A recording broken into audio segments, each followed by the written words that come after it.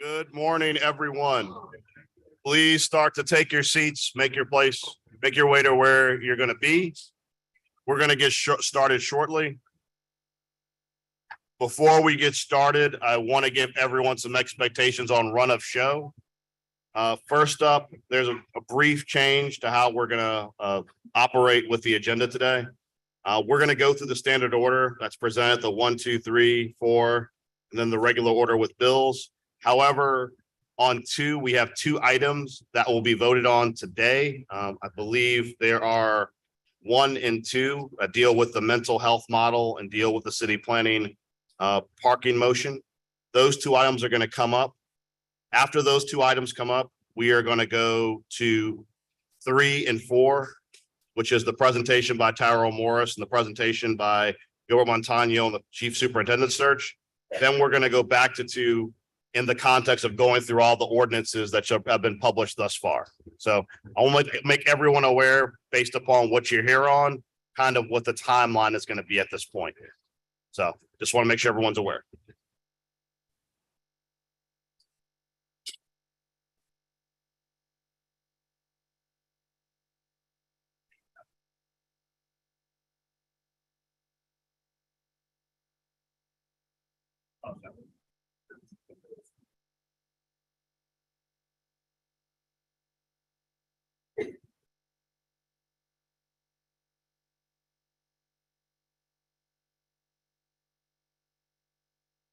All right, Madam Clerk, whenever you're ready.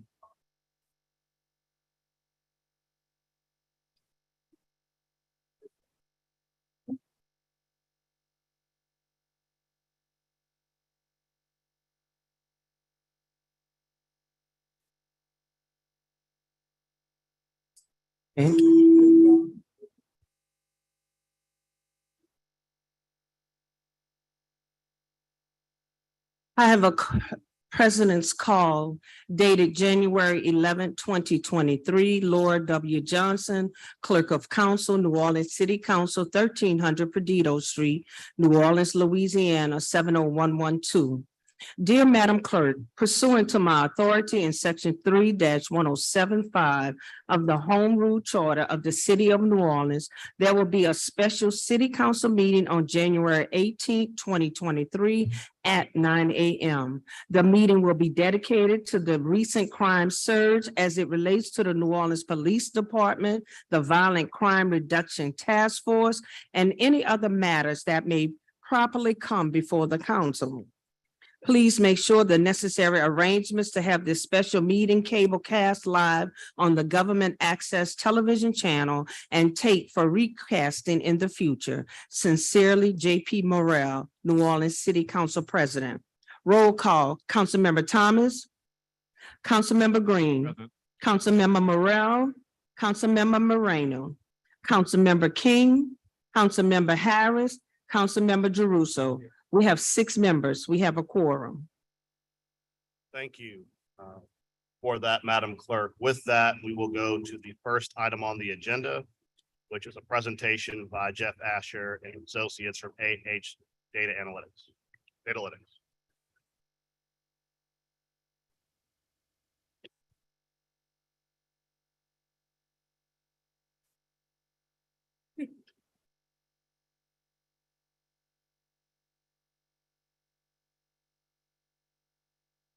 Good morning, council. Pleasure to be in front of you all again to be discussing the public safety overview for last year. It's exciting to see so many people here to hear about crime data and analysis. Don't normally get this many cameras just talking about the data, so this is fun. Some of the overall trends that we're going to talk about are that we've seen a persistently high level of gun violence and murder in New Orleans. Really in 2022, it reached levels that we haven't seen since Hurricane Katrina. NOPD's sworn personnel has fallen to, as of last Sunday's update, 929 officers and 11 recruits.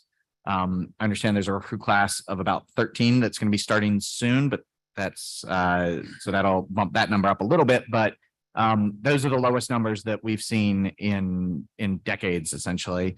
That's 145 fewer officers, sworn officers than the department had in December 2021, and 289 fewer officers than the department had in June 2019, when it kind of hit its post hiring freeze high. Response times came down a little bit in the third quarter of 2022, but they've since increased. And when I was here in July and we we're talking about how bad response times are, that's essentially the level of response times that we're seeing in November and December. And then really briefly, we're seeing significantly fewer arrests and lower incarceration than we've seen traditionally in New Orleans, which I think generally remains one of the few good news stories, in that we're at the level that we were at incarceration wise in 2019. We're still well below where we were in 2010 and thousands below where we were in before Katrina. In terms of crime, 266 murders in 2022, and we've had 18 in the first 17 days of 2023, including 2 yesterday. We calculate a roughly 3% drop in violent crime in 2022 and a 9% increase in property crime relative to 2021. One of the challenges that we're dealing with is that there was a change to CAD, the computer aided dispatch system that we use to help approximate our crime trends. This is largely an issue with our calculating rape, sexual assaults. It's a little more difficult, and we're still working on our methodology for doing that.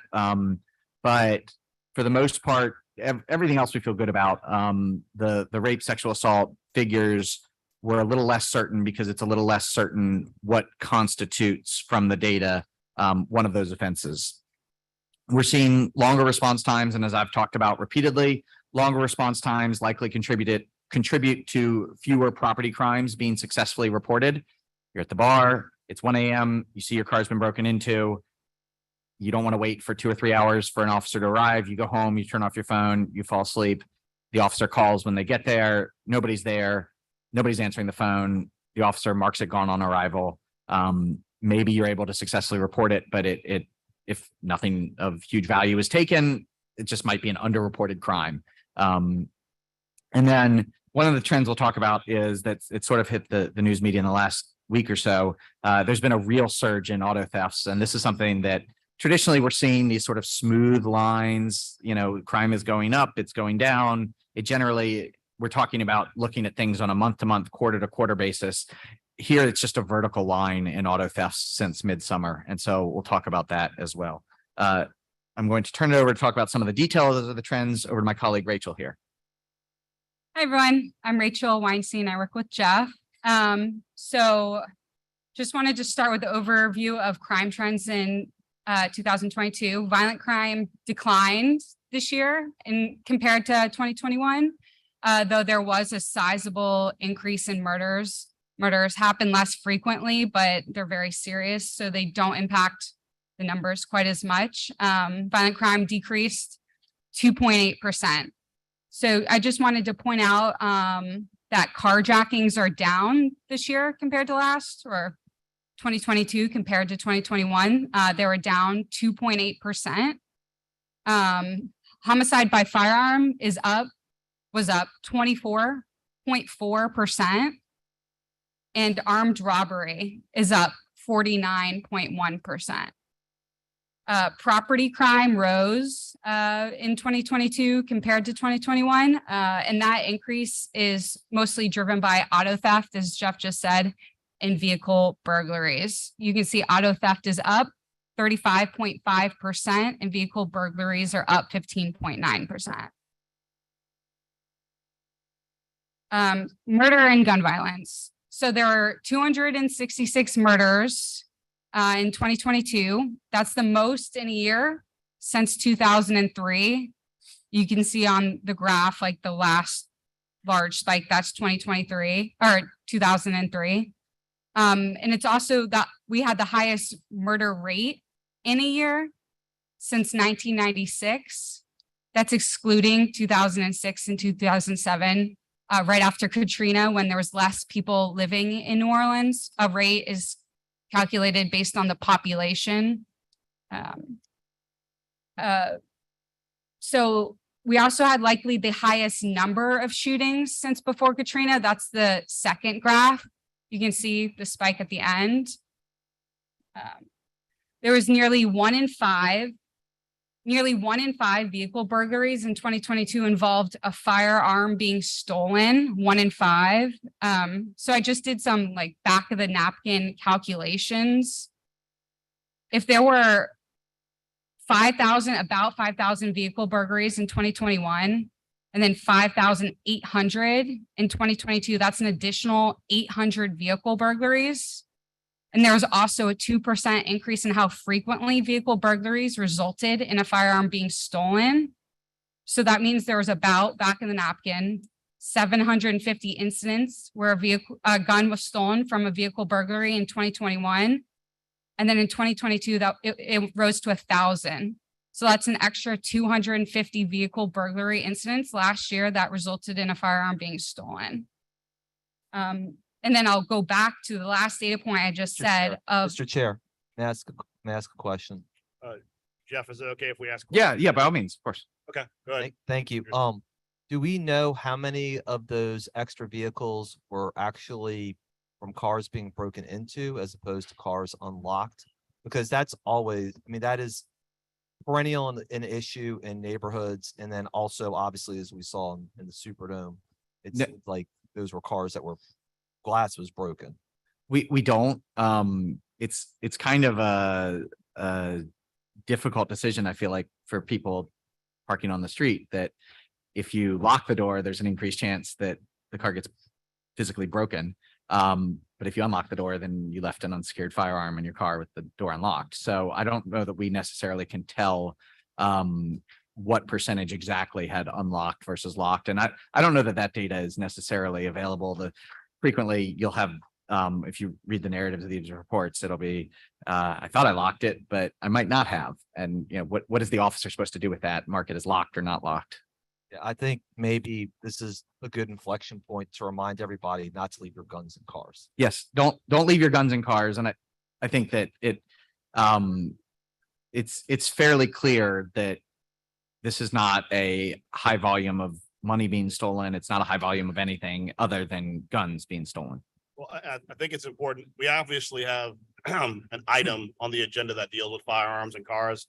And I think that there's a tremendous amount of data that we'll offer during that agenda item. But I think generally speaking, people underestimate how many firearms that are on the street are actually coming from the firearms stolen from vehicles. Yeah. So we'll come back to that in a bit, Mr. Russo. Okay, I just wanted to go back to the last data point. I said that last year we had likely the highest number of shootings since before Katrina. And then finally, there was 41 shooting incidents and 18 murders in this year so far since January 17th. I do want to point out, if you see this bottom graph is the shooting incidents rolling over 365 days over the last 12 years. A lot of cities had this increase in the summer of 2020. A lot of places, even similar sized increases relative to the before 2020 trend, but very few places, I think, are seeing the resolve and the difficulty in that trend coming down. I looked at, for another piece, I looked at 25 cities that had shooting data. I think 18 of them had a decrease in shootings from 2021 to 2022. Very few of them saw more shootings in 2022 than 2021. A lot of cities are seeing sizable declines. Cities like Chicago, New York, that were in the news for seeing this similar trend. We're just not seeing it in New Orleans yet. So obviously we're hopeful that it comes at some point, but this is obviously a very difficult and tragic trend that we're dealing with. So here's the auto thefts. We've seen really since summer, but also since December, a really dramatic increase. This is the top graph is auto theft incidents rolling over 7 days. So that's how many auto thefts were there in a week. Excuse me, that should be over 30 days. I apologize. So what you're seeing is we're going from averaging about 10 or so auto thefts a day to, since the start of December, averaging somewhere in the 20 to 30 auto thefts per day. It's been a steady increase since July when the TikTok challenge, Kia challenge, I don't know what it's called. I'm not on TikTok. I feel very old discussing TikTok, but so it was on social media. And it basically provided guidance on how to steal specifically Kias and Hyundais, specific models of Kias and Hyundais based on their ignition. And so nearly the entirety of the increase is due to Kias and Hyundais. You can see in the first half of the year, under 10% of the vehicles that were stolen were Kias and Hyundais, this bottom graph. In January, it's up around 60%. Last month, it was about 60%. If you chart them separately, basically Kias and Hyundais and everything else is flat. Kias and Hyundais are seeing this surge. So it's a really big issue, obviously. I know that the city has been handing out locks, like physical steering wheel locks, because there's not another way to solve it. So at this point, talking about it, I think, is just a public service announcement that people should be aware that these vehicles have become very easy to steal and that there's not an easy way, there's not an easy solve to this. We'll talk about arrest rates in a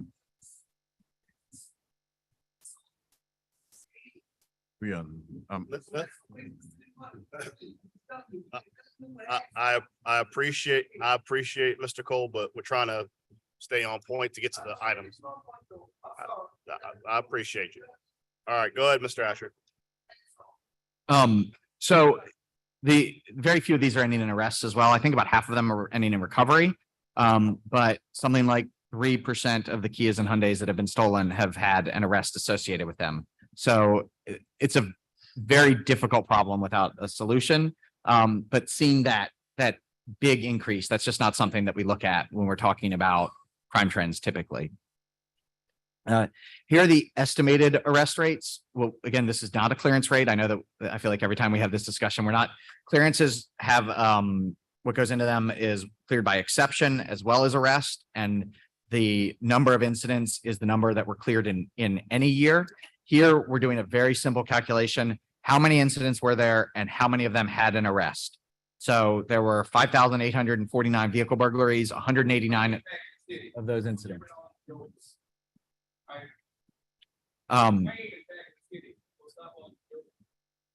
Sir, there's an order of business. If you'd like to speak, please fill out a card, and at the appropriate time, you'll have a chance to speak.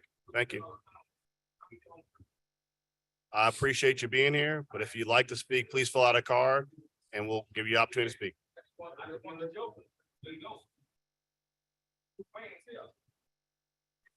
Thank you. All right, Ms. Asher. So we're talking about 189 incidents that have an arrest noted. Now, some of them you may make an arrest. You can't prove that another incident that the person did it. So the number is probably a little bit higher, but we're talking about tiny percentages of these incidents having an arrest. For the most part, all of the criminological research is clear that the likelihood of a swift and certain arrest is the greatest deterrence. So for many of these incidents, you see very low arrest rates, which speaks to, I think, the challenge of everything that we're talking about. Having fewer officers means higher detective workloads, means means a lot more difficulty in doing the things that would lead to greater deterrence. As far as the NOPD homicide detectives, there were 17 detectives last year that were assigned to 10 or more cases. The national best practice is typically somewhere in the 4 to 6 range per year per detective. So to have 17 officers, there were a total of 20 officers between 2010 and 2019 that had 10 or more cases. So you basically replicated that last year. It's just an incredible strain, I think, on the officers and, officers that may be trying to do their best, having a lot of trouble because the numbers are low and the incidents are high. Here's NOPD staffing as of Sunday. When they updated the data last, there were 929 officers. In January 2010, we had 1,526 officers and recruits. In June 2019, we had 1,229, and then December 2021, late December, so basically the start of last year, we had 1,085. One thing we did see is that there has been a decline in attrition since September, when the pay raises essentially came into public view. This became the attrition bonuses and things like that, or retention bonuses, I should say. There has been a slowdown from about 14% to about 9.6% if you were to annualize the rate of officers leaving. It's not really clear. I think one of our key questions is what's going to happen in March when the retention bonuses are paid, and officers that maybe were thinking about leaving before, then they don't have that retention bonus right in front of them anymore. But our assessment remains that the number of NOPD officers will likely decline further by a year from now. When I'm talking about the 2023 crime trends, I'll pull up this slide and see if I was correct, but most likely we'll see fewer officers at this point next year than we currently have. And then staffing, we've seen an increase slightly of applicants per day since the start of December, and especially since the middle of December. There were 25 new officers hired last year out of 2,590 applicants. And that really sounds like a lot of applicants, but we've talked about this before. You're looking at 1 to 1.5% of applicants being hired. So really anywhere short of 5,000 applicants means that you're not able to match what has traditionally been historically 9% attrition, which we can expect. So this graph shows the number of applicants that were hired rolling over 30 days. You can see since the budget's been passed at the end of November, early December, there has been an increase, but even at this increased level, if we were to sustain it for a full year, we likely would not match 7% attrition. And 7% attrition is about the best that the city has done in the last 30 years. So we're really talking about needing to match 9% attrition, which means that we're maybe a little over halfway towards where we need to be at the last 30 days with this surge. Can that continue? I don't know.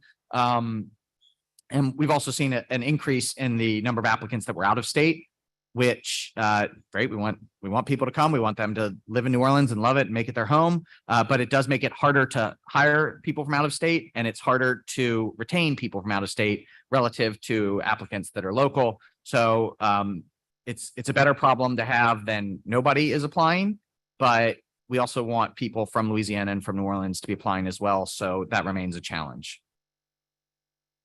All right, response times over time. So the average response time has increased from 51 minutes in 2019 to 147 minutes in 2022. And the median response time has increased from 11 minutes in 2019 to 37 minutes in 2022. So now moving to emergency response times. Emergency response times have increased from 15 minutes to 32 minutes on average from 2019 to 2022, with an 8-minute to 11-minute median. So I wanted to talk quickly about why this increase might be happening. So OPCD, who runs 911, they changed the way that emergency calls are being categorized, which might have resulted in some of the increase in the most recent months. So basically anything that's happening in progress at the time of the call, as of September 2022, is now being categorized as an emergency. So that also includes things that previously were not, such as like property crime. So between September and December of 2022, when that change was made, there was an increase in emergency response time by 15 minutes.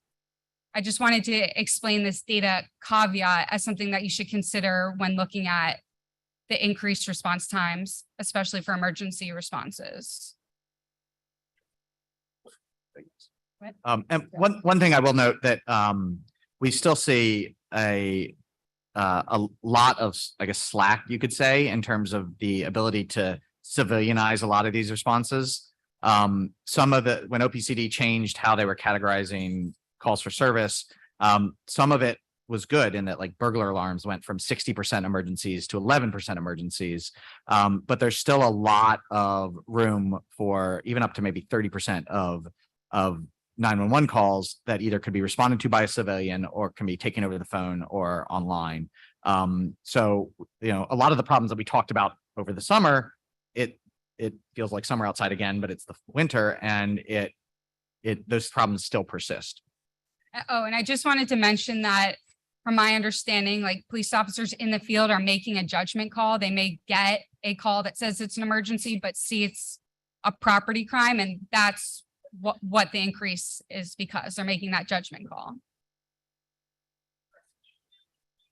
Okay, longer response times lead to crime being undercounted. So longer response times have led to a higher share of incidents being marked gone on arrival. So I'm going to explain this graph. The blue is instances where someone calls 911 because there was a vehicle burglary and they would like a response. So the blue is when someone responds, a police officer, and the person is still there. The person who called 911 is still there, and the officer can speak to them and write a report. And then that information goes to the data. That crime is reported. The red is all the times that someone called 911 because of a vehicle burglary, and either because of a long response time or just some people aren't there anymore. When the officer arrived, it was marked instead as gone on arrival. The person was no longer there. So there was no report made and the crime was never reported. So as you can see, over time, as we've seen response times increase, the red has gotten larger. That's more crime not being reported because no one is there when someone responds. So in 2019, it was 28% of property crimes were gone on arrival. In 2022, it was 42%. So we say, property crime rose by 9.3%, but gone on arrivals have also increased, which means that property crime probably rose more than that. Councilman Harris. Do you have any data on online reporting trends, online crime reporting trends? We don't have that included here, but we can certainly analyze that. Do you have any sense of if online reporting has increased, decreased, stayed the same? It's typically stayed the same, but I haven't analyzed it, I don't think, since the summer. So I don't want to say whether or not that trend has changed, but that's something that we can look at and get back to you on. Yeah, I think it's something that we should not only look at, but also promote, especially for these non-emergency crimes. Property crimes, for example, if there's a car break-in, you can report online and should report online so you can free up NOPD officers to attend to violent crime. And so I think that is something, Mr. Asher, that we should take a look at. Yeah, absolutely. And that's something I've talked to NOPD officers, and they would like us to be telling the public that if you don't need an officer physically present and you can do it online, then you should definitely do it. Thank you. I will say with this graph, it's important to note that we're talking about a couple thousand more vehicle burglaries. And given that we know that guns are being stolen in a lot of vehicle burglaries, it's very plausible that we're undercounting the number of guns stolen because they're just not getting reported in vehicle burglaries. All right, incarceration trends. So the number of people in OPSO custody hovered between 900 and 1,000 for most of 2022. New Orleans continues to incarcerate far fewer people than at any point in the last few decades. And arrests fell consistently from 2010 to 2019 before dropping more dramatically after the 2019 ransomware attack and because of COVID-19. And then just I'll close with a couple of our accomplishments since it's our public safety overview. We have a new website with council dashboards. We have 5 new dashboards that have been produced since it went online, including one that just went up yesterday, looking at historical murder trends. The crime dashboard has been refurbished, and we have in the past year written 18 reports and analyses to city council.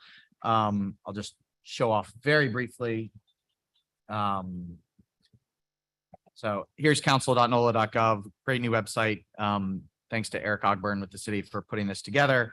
Has all of the different dashboards, introductions, tell you what they are, and then you can click on them. And the vast majority of the graphs that we're making and the analysis that we're doing now is basically available to the public to be able to see. So it remains a pleasure to be able to work with you all and to serve you all. And that's the end of our prepared remarks. I'll open up to questions. Does anyone on the council have questions based on that presentation? Councilmember Thomas.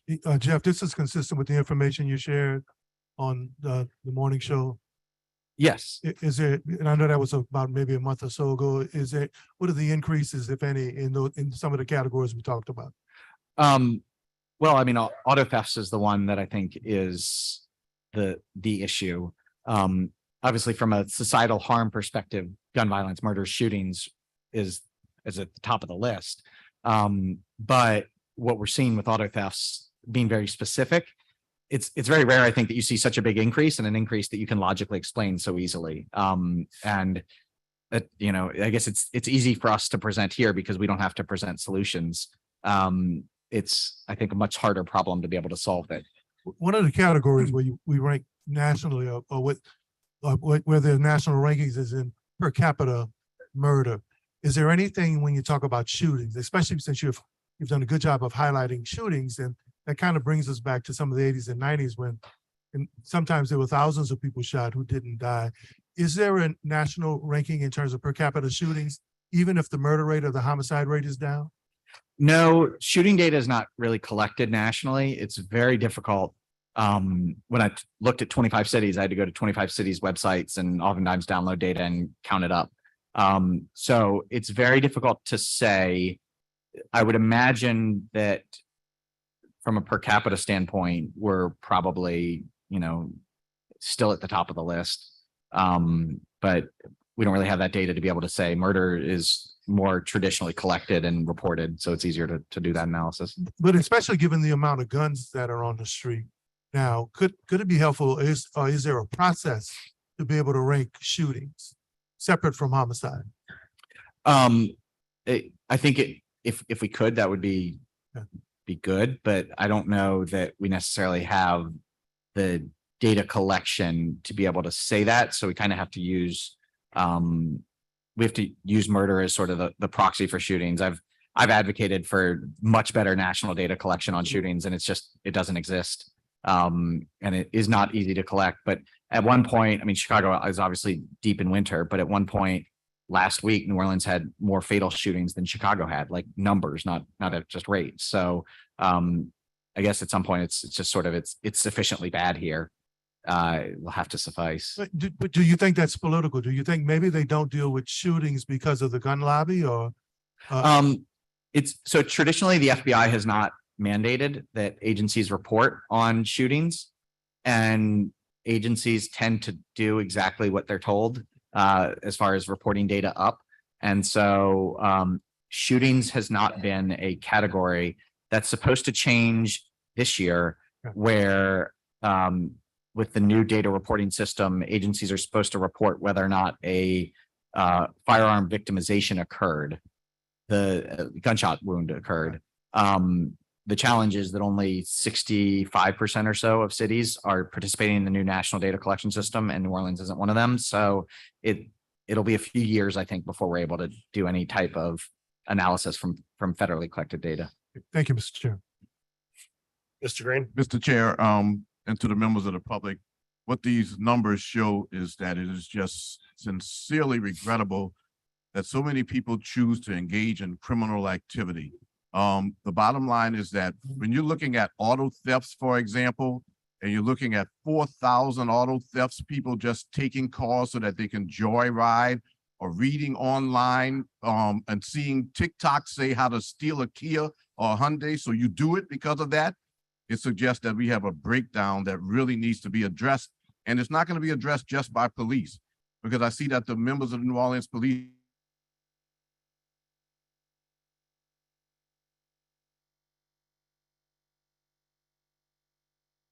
adults who are living with them are not engaged in the most productive things that they can be doing, including criminal activity. But also it involves us looking at the criminal justice system much more comprehensively than that just the police. It was said last week, and it's probably real, that it's going to be a while before we get to the point where we're increasing police officers in numbers. And I think that the police are doing a good job of what they have, and also in using the technology that's available to them. What we need to have is a comprehensive look and a comprehensive decision made throughout our communities, that we're going to do things differently, that we're going to report more, and that we're going to work to make sure that we provide the resources that are necessary when people ask, but we need people to ask also. But the bottom line is that I want to ask you a couple of questions about some of the specific data that you had. You can be fined, and I'm saying this to the public, you can be fined for not reporting a stolen weapon, Yes. and that fine is $250. It doesn't seem to be working, but I want to say to the public, the reason for the reporting is so that we can track the weapons if they're used in another crime, and also if somebody is arrested, we can know that the weapon is stolen. I want to encourage members of the public to recognize that it's always going to be difficult to tell people to not keep a vehicle, a gun in the car. And I'll give you an example. If you have a gun for protection and you leave your home and you go to an event where you can't bring the gun inside, it's going to be in your car. If you go to a Saints or Pelicans game, it's going to be in your car if your intent is to have it protect you as you leave the event. Man, look, can I please have us proceed according to this agenda? And it includes putting in cards if you have questions. When do you talk? You talk at the end when there's a time, when there's, well, this is, we turn in a card. Have you turned in a card? Mr. You can Green. speak on this matter Mr. Green, after the council Mr. member Green, speaks. Mr. Green, members of the audience, a clarification. When you fill out your yellow card, just make sure.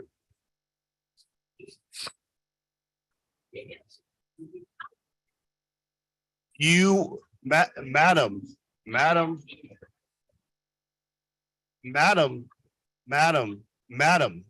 if you put on the agenda card, you'd like to speak on agenda item 1, this is agenda item 1. You will be able to speak after agenda item 1.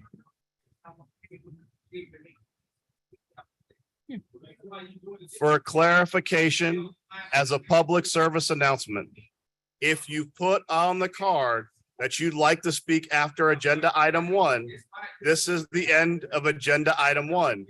Mr. Burnside has filled out a card to speak after agenda item 1. He will be speaking shortly.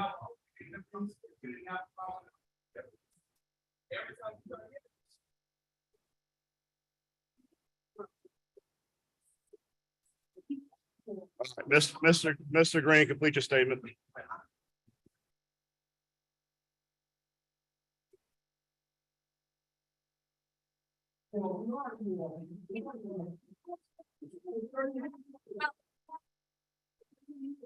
Mr. Green, you finished talking? There are 2 other people who'd like to speak. Are you finished talking? Mr. Green, you keep talking. How will they hear me? How will they hear me? Mr. At the Green, end of the day, you have made it clear that if someone wishes to speak on item number 1, they simply turn in a yellow card and identify item number 1. I don't see how that's excluding anyone from making a comment. But what I do see is that if you burst, could you please, do we have enough yellow cards? Could you please get a yellow card and turn it in? But at the end of the day, it's a crime. It's not a crime. It's a finable item if you don't turn in a report that your gun has been stolen. And I just want to say that that's an important consideration. That is your presentation today. And I'm saying to the public that if your gun is stolen, you need to report it to the NOPD so that the NOPD can have it if we are going to be able to address this problem of guns being stolen. I want to also encourage the public to recognize that there are lock boxes that you can use, because these criminals who are breaking into cars, if it's easy for them to simply pick up a weapon, that's what they do. But they're not going to take a lockbox that they have to open. So keep that in mind as you go to events, that you can put your guns in a lockbox to take care of at least that situation, to reduce the likelihood that your own weapon will be taken. I do have additional comments, but it comes at a different part of the agenda. I wanted to bring that particular item up because we do have a significant problem with 1 out of every 5 vehicle thefts resulting in a gun being stolen. We can address that issue, and maybe it will have an impact on reducing crime. Of course, I emphasize again that the reduction of crime is a very comprehensive issue.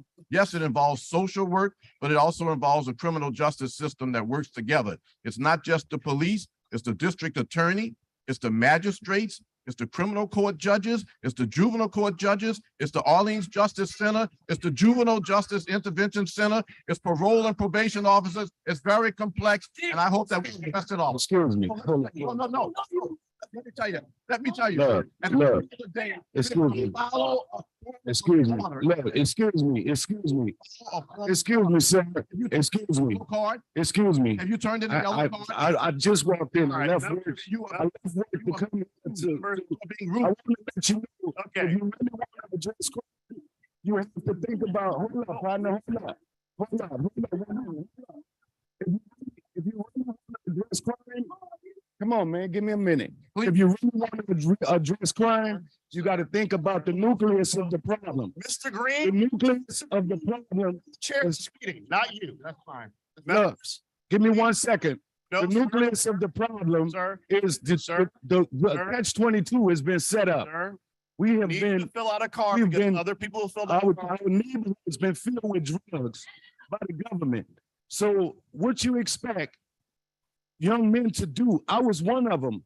I was arrested 36 times at age 14. I So appreciate you. I a appreciate mama you making- on heroin, no daddy around. The government did this. In the 60s, they laid heroin in the neighborhoods. In the 80s, they filled it with cocaine. So this is a catch-22. The children don't have no direction. We need trade schools, free trades. You're talking about lining up or blocking them up. There's no good apples in our family. We need real programs and tangible situations to open up doors for young men that's having problems. And y'all sitting up there thinking about how to address the problem. If you really want to address the problem, you have to create real opportunities. When y'all know what happened when Ronald Reagan, look at Netflix, they got a show called Crack, where they got an older white gentleman saying it wasn't a war on drugs, it was a war on black folks. So you know what the deal was. If you create chaos in the house, the children gonna be effed up. So think about it. You know what the problem is. Everybody knows the government flooded the neighborhood. What about Lynn Davis with the CIA dishing out cocaine? My cousin got his brains knocked out. He was getting cocaine from Lynn Davis. This was a police officer. So think about it. Just imagine how many other people. They killed the girl Kim Groves. Think about it. The government did this. So now we need the government to come together, or the Sir, people you to are- come together and create some real opportunities. Overtime. That's locking up people and locking up this and that. That's a bunch of BS. Y'all gotta think about it, man.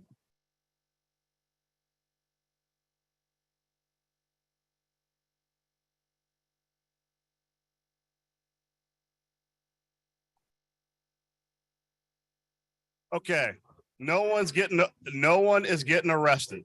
Ladies and gentlemen, wait, let me speak for a sec, Nooney. Well, let me be very.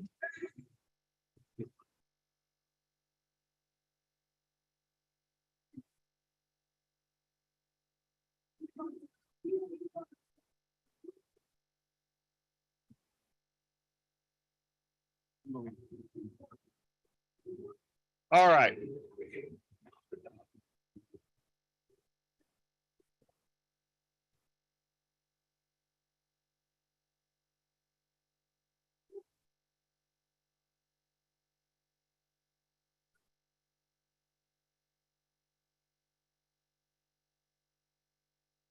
All right, everybody, listen up for a second. Listen up for a second.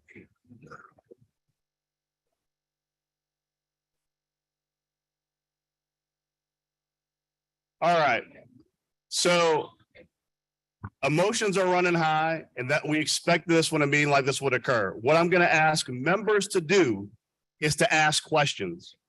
The problem we're having right now, and I appreciate the frustration of the audience, is we need to ask questions and not make statements. And I'm saying that right now, I'm being all respectful to everybody. Everyone, we have to be respectful of everyone's time. I appreciate people in the audience are waiting to ask questions. If we have questions for people who have made presentations, then ask questions. What I'm going to tell members right now, as chair of this meeting, is ask a question. Because if you're here to make a statement, and it's going to be a 15-minute statement, that makes it hard for people to ask their questions. So what we're going to do is be respectful of everyone's time. If you have a question for the people at the dais and follow-up questions, that is appropriate. We don't need to have, this meeting has a lot of items on the agenda that people in the audience are waiting to comment on, many items. I have cards. We're going to get to those in a few minutes. But if members on the dais want to ask questions about the item that is before us, ask a question, because it's not fair for the people in the audience who are waiting to speak to have to wait to speak through our speeches. Ask a question so that we can get through the meeting.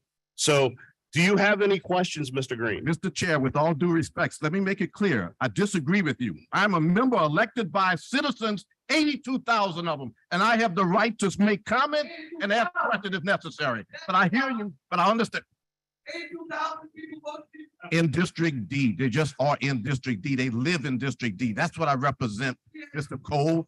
At the end of the day, I will do what I can to respect the fact that we have people who have other places to go. I understand that. This is an extremely important issue. It is also a public forum. Sometimes information can be shared with the public. For example, I only simply brought up the fact that there is a fine for not reporting missing weapons. All right, Don't members, have those- members, please listen for a second. I, as the chair of this meeting, am invoking the 3-minute rule per comment Fine. from members on the dais as well as out in the audience. Is there any objection to a 3-minute rule?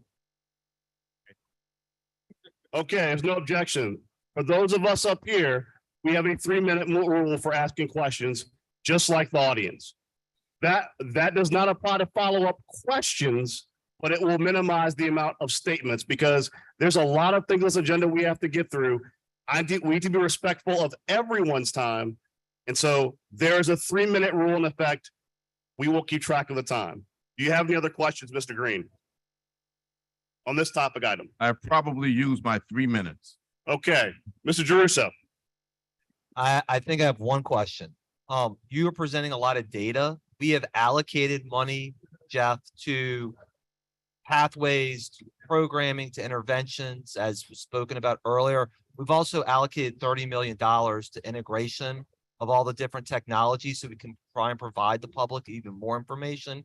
Have you heard anything about where we stand so far on all of that integration between the DA's office, the police, all the different criminal justice agencies? I don't have any specific insight. I know that Mr. Weaver is going to be helping to handle that, or that's my understanding.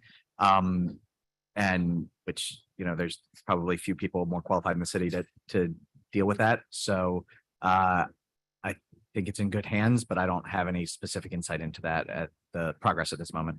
Thank you. Thank you, Mr. Chair. Thank you, Councilmember Harris. I also have two questions, one on data. Using the data that you presented today, can you plot geographically where these crimes are occurring? Yes, when the data is provided to the public, it's anonymized to the block level. So I could see that it's, 13XX Perdido, which we can figure out where on that block, but we can't figure out the exact location. But for the most part, yes. So NOPD can use the data that you provided or that they have to target hotspots, for example, to patrol areas where we know there's a high incidence of armed robbery or carjackings. Yes, I mean, they have it non-anonymized and can certainly do that on their own. I think you get into the challenge of, do they have enough officers to be able to do these things that you would expect? Right, but they could deploy, for example, in these hotspots where there is a high incident of crime. Yeah, in theory, yes. Okay. On armed robbery versus carjacking, can you explain the difference of categorization? Yeah, a carjacking is basically a type of armed robbery where your car is stolen. My understanding is that it's very specific. You're basically in the car when it's taken from you. Armed robbery is when you're present, and in theory, you could be robbed of your keys and then your car stolen, but that would be considered an armed robbery. And then an auto theft is when you're not present. The car is there and you're not.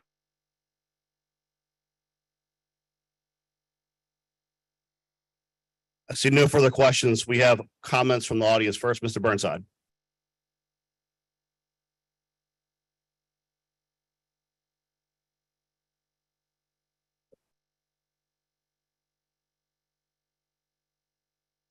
My name is Michael Eric Burnside. I live at 2215 Felicity Street. I'm as addicted to statements as anybody else, but I'll try to phrase things as questions. The problem with phrasing things as questions that are really statements tend to be rhetorical, and I'd rather not do that. So I'll try to make them real. I was an electrical engineer and I was a physicist at one time. Why, or does anybody know why Kia and Hyundai cannot fix their actual ignition system? The next question, in regards to the shooting data not being collectible, we have crime cameras scattered throughout the city. Auditory capability is possible for crime cameras. Why does the city not have auditory capability with its crime cameras to determine whether shootings have or have not occurred? The next thing is, you spoke of the change in 28% to 22% for persons gone on arrival. Unfortunately, I would suggest to you that such a thing as fake 911 calls exist, particularly if they come from the same phones. Have you done any kind of analysis to determine and separate the non-response for people who left versus people who should never have called in the first place? The next question I would like to bring to your attention is that car thefts can be solved by means other than a police officer. There are the physical ability to provide electronic tracking to new vehicles in particular because of all the computers on board. Have you done any work to try to determine other methods of solving car thefts than using police officers' time? Particularly, have you looked into electronic methods? Into a long discussion about 17 detective officers having more than 10 cases.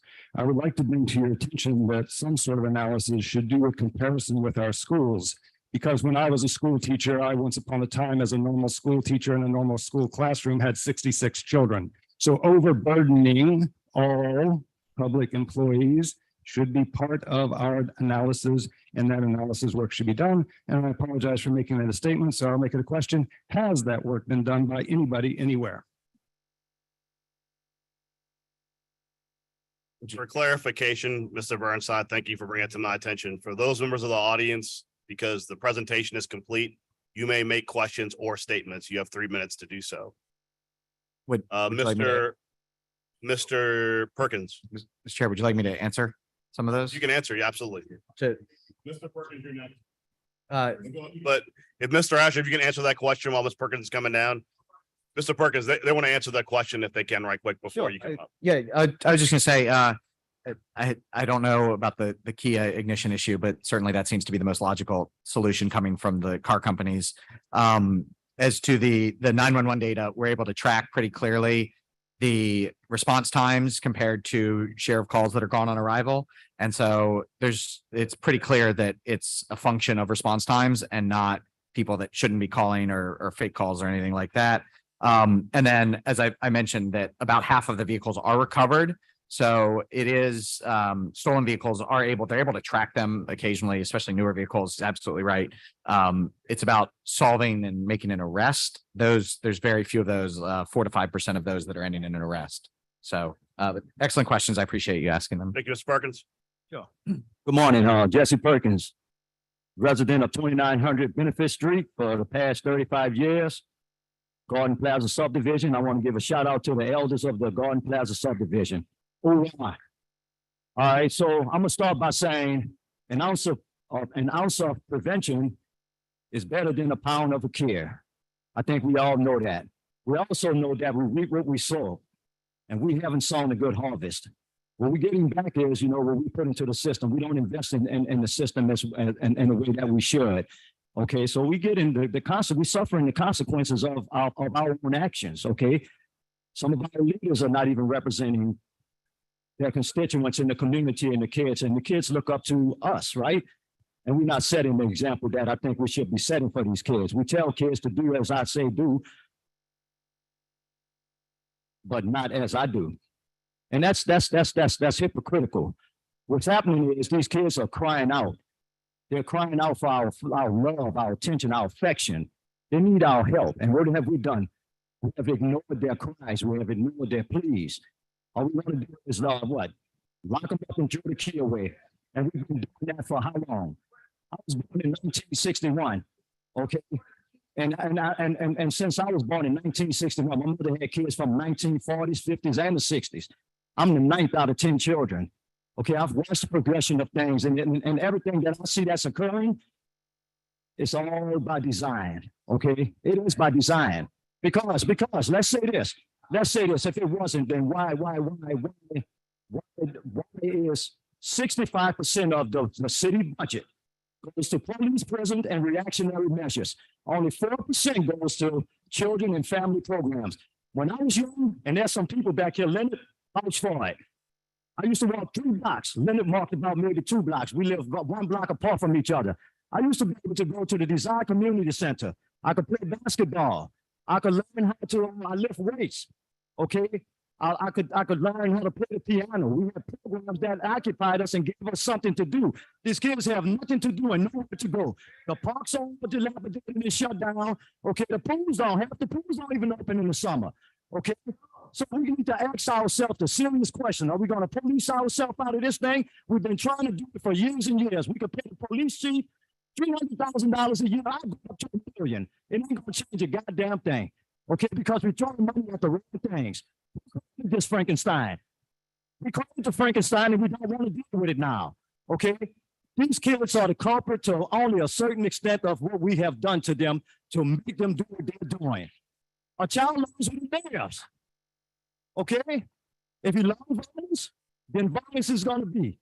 But who are the most violent ones? Our leaders are the most violent ones because they inflicted all this violence on us and our kids. So what do we expect for these kids to do? What do we expect for kids to do? Just can you wrap it up a little? I'm gonna wrap it up real quick. All I'm saying is, we need to really think about this. We keep talking about finding people for this, locking them up when they need our help. These kids need our help. These young black kids, yes, I said black kids, they need our help. Stop talking about throwing and locking the kids, and my people. Stop talking about if I catch them breaking in my car, I'm gonna shoot them. It doesn't matter if kids do whatever they do to their cars. The system has caused this, and the system needs to fix it. But the system is not going to fix this by continuing to lock these people up and throw the key away. That's not the answer. All my friends went to Angola. Some died in Angola. Some never left Angola. Okay, once Angola came out, resulted to the same things over and over. Why? Because there's no reforming no people in no system. This is the biggest industry that's next to the chemical company. Let me say what I got to say. Please, man, let me finish. Well, I'm a victim of the Golden Plaza subdivision people have been poisoned over the last 40 years. Okay, the biggest industry in this state is the chemical company. They're poisoning us and killing us. What is the biggest industry in this state? The prison system in this country. We've been locking people up forever. Mr. Perkins. We have gun control. We have this, we have that. Mr. Perkins. And we're doing the same little crazy, insane things over and over and over again. I'm tired. I waited for this moment. I made a special. I could have been in a million different places. I came here because I want my voice to be heard. Okay, if y'all want to talk about really fixing this thing, stop talking about what the damn kid didn't do to the cars. That's a smoke and mirrors. It's smoke and mirrors, people. And I'm tired as a young black man who donned a uniform to protect the safeties of these people in this country. Mr. Perkins, I appreciate your comments, your overtime. Everyone has to have an opportunity to speak. I got it. Thank you. Mr. Montgomery.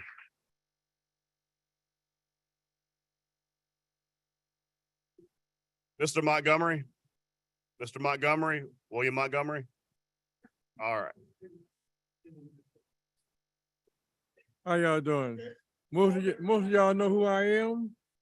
Excuse me one second, Mr. Montgomery. What's your name, sir? Your card is not up here.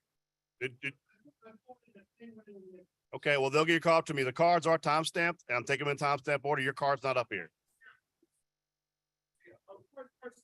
Well, I said I'll let him come. One second. I settled it just quick. I know. I said I'll let him come. But did you There wasn't no specify problem. which agenda item you want to speak on? Well, the reason why your card might not be up here is because they take it by the item number in the yellow box. So it might have been your card didn't have an item number and they didn't know which place to put your name in. So I'm saying that might be the confusion. Look, Y'all can go find it. They're going to look for your card, sir. Come on, man. Okay, they have your card. Mr. So come on up. We have your card now.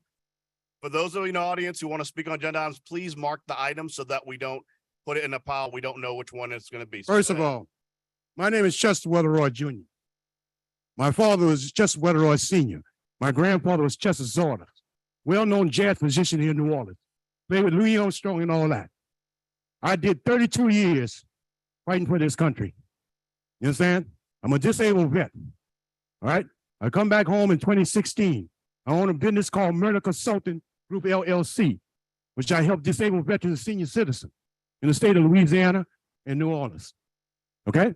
As far as the crime situation, look at our infrastructure. Look at our infrastructure. I am so mad. Every time I turn around, look at the Charity Hospital where I was born and raised at. You understand? They need to do something about that. I'm in the night ward. I live in the east. Mr. Oliver, you're doing a good job. Okay? In the night ward, okay, they're starting to do stuff up there. Okay? Quit talking about the wards. Quit talking about all this. You understand? Give these kids something to have hope like we did in my generation. And quit talking about this crime. If you can get rid of the mafia in New Orleans, who control New Orleans and Louisiana, and you can't help these little kids, you understand? You can't stop the crime with them. Something is wrong with our country. Something is wrong with our city, the great state of Louisiana and the great city of New Orleans. And I love this city and I love this state. Okay?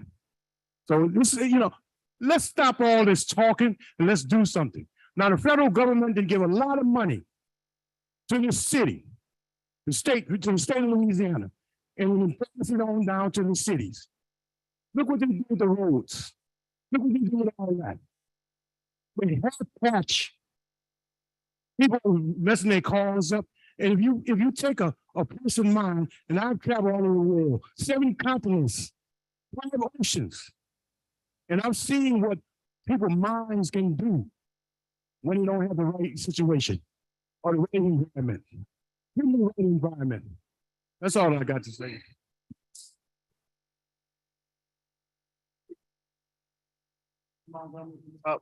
Sorry, Mrs. Montgomery, please come up. I have a card just came in from Miss Monet Williams. Please write in the box what agenda item you want to speak on. Well, we are still on number 1. Okay, so it's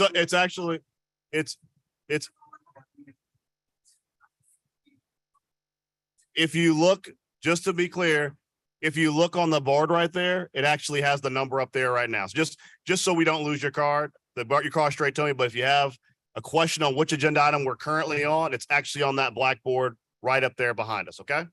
But I have your card, Miss Williams. Go ahead, Mr. Montgomery. All right, how y'all doing this tomorrow?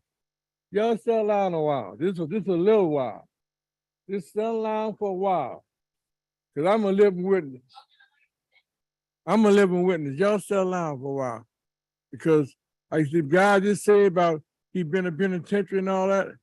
Look at me, I've been in penitentiary. I'm 75 years old.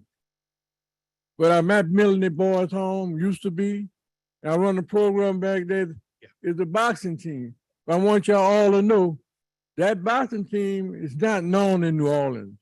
It's known nationwide, USA Boxing from New Orleans. When we step up, everybody knew. But we still had that red flag on us about against the place when it shouldn't be there. I have programs back there at Millionaire. All y'all get it out to your children and they come see me. I ain't saying I can save them all, but if I save one of y'all child, I did a lot. But you see, the problem is right now is the gun patrol. The gun patrol starts at home because you let the child do what they want to do at home. The policemen, they'll arrest them and bring them back to town, lock them up, and free them. But the thing is, they say, New Orleans, you should want to live in New Orleans to try to help New Orleans. You should try to help New Orleans because all children is not bad, man. All children is not bad. I ran across a whole bunch of them come to Millen. They be terrible at home, but when they come around me, it's yes, sir, no, sir, because I put my foot down. And if we don't put our foot down on these kids and do what's right for them and put in a whole lot of different organizations, we're going to have a big old problem. We're going to be like in Vietnam without a gun. We're going to be in Vietnam, New Orleans without a gun because you know why? We're not taking care of the children. And if they say we need policemen. Yeah, we need policemen to make sure everything goes right. But we shouldn't have to just police our children because they got some of y'all grown-ups. Some of y'all grown-ups doing wrong too. And I want y'all to know, I know y'all, because why I've been to penitentiary. I got to keep doing well on me, 25 years flat. So you just can't put everything on the child. You got to put things on you and the children, and the children come from where? From y'all. But the thing is, the councilman up here, y'all got to set up some type of programs to get things right. I got a program now. I got to beg people to come in when they come to say, oh, we ain't paying this here. You ain't got to pay. You just got to come. Just be there. Mr. Oliver, I tried to talk to you back there when one time you was at that, when you was in a rush to go to the Ninth Ward. Man, I appreciate you and the guys sitting inside you too. But y'all should know, some of these people out here have never even been in the, I'm going to say it like I said, in my gym, because that's my gym. I run it. I run it with an iron hand. I want y'all to know that. And if y'all don't like the way I do it, remove me out of there. But I'll run it with an iron hand. I don't let anybody come there and do what they want. Because if you do what you want there, you're going to go home and do what you want, and somebody's going to end up dead or in penitentiary. So just tell the people what they want to hear is good, but do what you want them to do. So further on, Oliver, I'm just using your name, but I'm being honest with you. Y'all got to stop babying them children. Because they don't start when they're 18, 19, 20 years old. It starts when they're 4 or 5 years old. Children catching guns, why? Because my mama got a gun right there, gonna play with it. And turn on TV, the first thing you see on TV is a child 6 years old with a gun. That's impossible, man. A 6-year-old child going to school with a gun? Come on, that mother or that daddy, they should have been in penitentiary because they didn't protect the child. Mr. Montgomery, can you wrap up, please? I'm gonna wrap it up right now, man. Like you said, wrap it up. Don't wrap Montgomery up, because I'm for the kids, I'm being honest with y'all. I'm for the kids. So if y'all got any kids y'all need some help with, 5420 Franklin Avenue is where I'm at. And I promise you, I'm gonna help them. Thank you, Mr. Montgomery.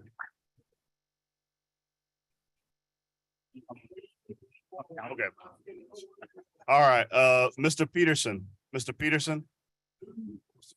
thank you. After Mr. Peterson, we have Mr. Morgan. Mr. Morgan, you're after Mr. Peterson. Go ahead, Mr. Peterson. Good morning. My name is Ricky Peterson, and I'm a member of District E, Alva Thomas. And Mr. Thomas, I do believe you are doing a good job. So I appreciate that. Mr. Green, I believe your heart is in the right place, and I appreciate that. Thank you. Helena Moreno, you haven't made it official yet by having on good authority by your chief of staff. You are planning on running for mayor of this city. And I want to say this, first and foremost, everything to everybody, to every voter, pay very close attention to every move she make, because everything she do and say is calculated. She wants to appear to be tough. She wants to appear to be tough on crime. She wants our current mayor to be reputation to be totally tainted to where you don't trust her. I believe the current mayor of this city, Mayor LaToya Cantrell, has a good heart. In her opinion, in her authority, she is doing the best job. And this is coming from someone who posted today to his Facebook page on October 10th, 2017, that I predicted scandal in her future. And I predicted that because, one, she was the first female black mayor elected to the city. And two, they're gonna watch her like a hog. And that hasn't been proven. That hasn't been proven. That hasn't been proven. Mr. Cole, Until I hear a Mr. Cole. speech. Mr. Peterson, please keep talking. Mr. Cole, you gotta let him speak. And the eyes and the eyes of the public, she has been put on trial in the eyes of the public. And in the eyes of the public, she is guilty of the thing that she has been alleged to doing. But in the court of law, you need actual proof, you need evidence. And until I see that, I will stand by her. I will say the hell with that ridiculous recall effort, because in my opinion, it's not going to go anywhere. I should have, and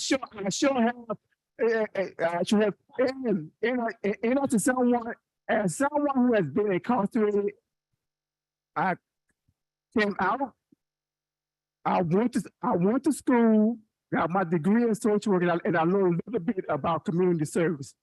And when the mayor showed up in court, just to support a juvenile, was those the type of juveniles that need our support, that needs to know that we believe in them. When she showed up to do that, the media, some of you on the council said that she was on the side of the offender.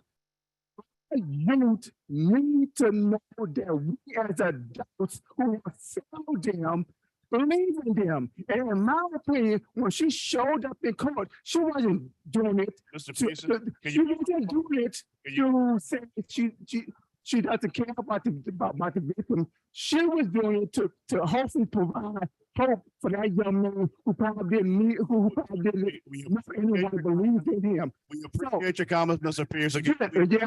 Yeah, right. Yeah. And as far as this national search, officers like the county interim superintendent Woodford, they should be insulted by your insistence for a national search. She has dedicated over 30 years to this city. She placed her life on the line for this city, something that none of you have done. But you want to, and it's very disrespectful. And when you talk about 1994, consider the comments. We appreciate was inherently corrupt in 1994. But men at that time had no choice but to seek a national defense.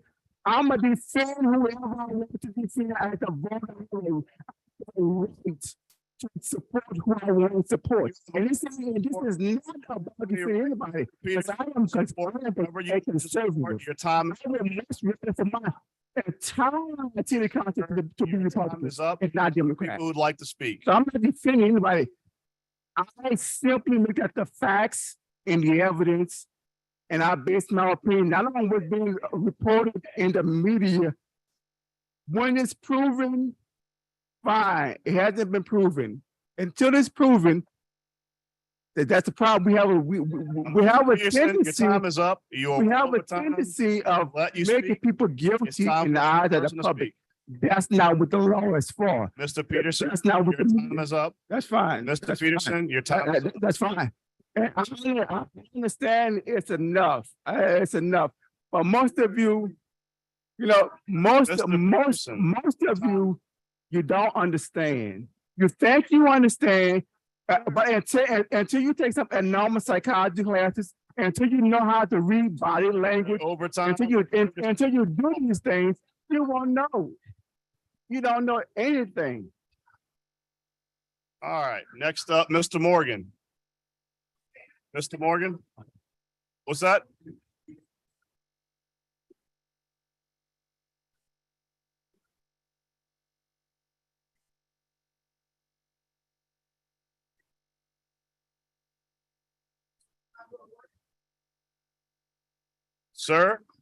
Sir, all of the cards are time stamped. We're going in the order of the timestamps. Mr. Morgan, go right ahead.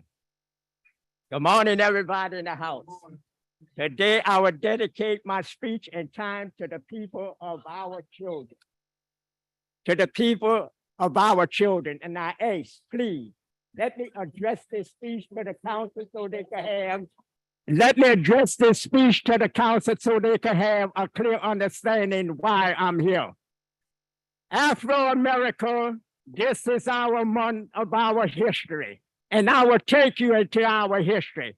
We are the only nationality that came to this country in shackles and chains. None of that, please, now, give me respect. In shackles and chains, our children in the slave field was killed, murdered, raped, and everything else. But this is the point.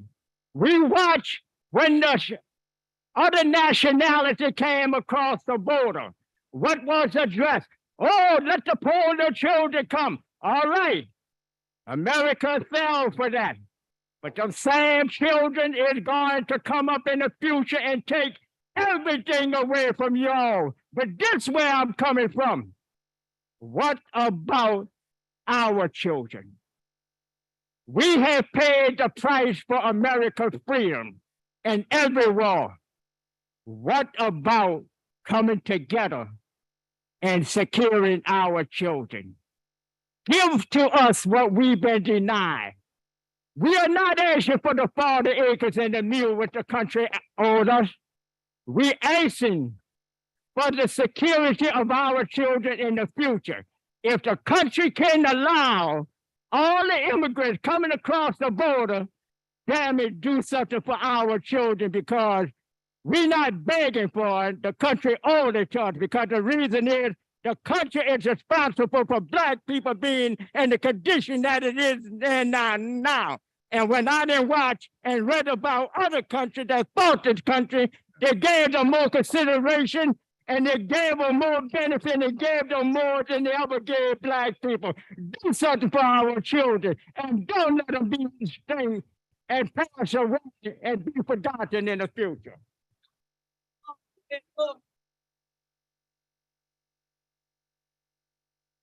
I'm trying to clear up some issues. We have some people who clocked in early, but they didn't put an item on their agenda, so I'm trying to weave them in. That was the issue.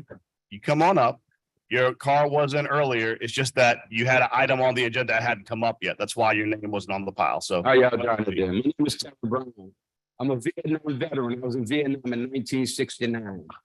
Y'all need to be honest with the people of America and the people of New Orleans. This is a nationwide epidemic. This is not just New Orleans. This is the whole United States. But yeah, y'all don't tell the people of America that they're living in a war zone. I was in Vietnam. I know what a war zone is. When you gotta go to a gas station with your gun in your head, when you gotta go to a grocery store with your gun in your pocket, that's a war zone. Warn the citizens. Let them know they're living in a war zone. Warn them. You know, these people don't care about your numbers. They care about the children. You're trying to give the children more time for the crime. You had a 16-year-old did a carjack and they gave him 65 years. 65 years. The kid's gonna be 80 when they get out of jail. You don't give a shit about the children. You worried about the crime. Change your mind and you stop the crime. You arrest 3, you're gonna get 9 more. You're gonna get 18 more. They're waiting to take their place. Y'all not trying to solve a problem. Y'all trying to get reelected. Change your mindset. It's not about your election and your political power. It's about what you do with it. Thank you. I'm a Vietnam vet and I'm fighting for my kids. I'm a 72-year-old rapper. My music is going crazy. I love this dude. This dude inspires me. Use cannabis, chief. Let's build plants in the East and let's let these kids grow marijuana and learn how to profit, make money off of marijuana. They're doing it over the whole nation.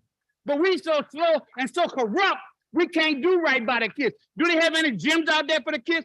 Hold up, I ain't got no money, Neff. Where the coach at? Where the man with the gym? You. I ain't got no money, but I'm gonna give this man $100 right now that I can't afford because he's doing something for my kids.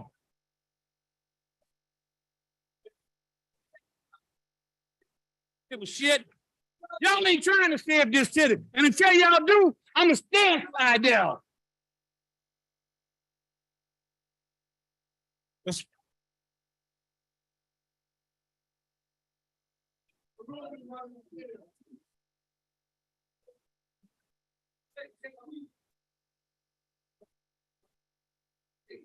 okay. For a lot of people, it's your first time coming here. It's a learning curve. We're gonna work with you. My name is Monet Williams, Miss- and this is definitely my first time coming here, so I don't know the protocol of filling out paperwork, but I do have a voice for the people.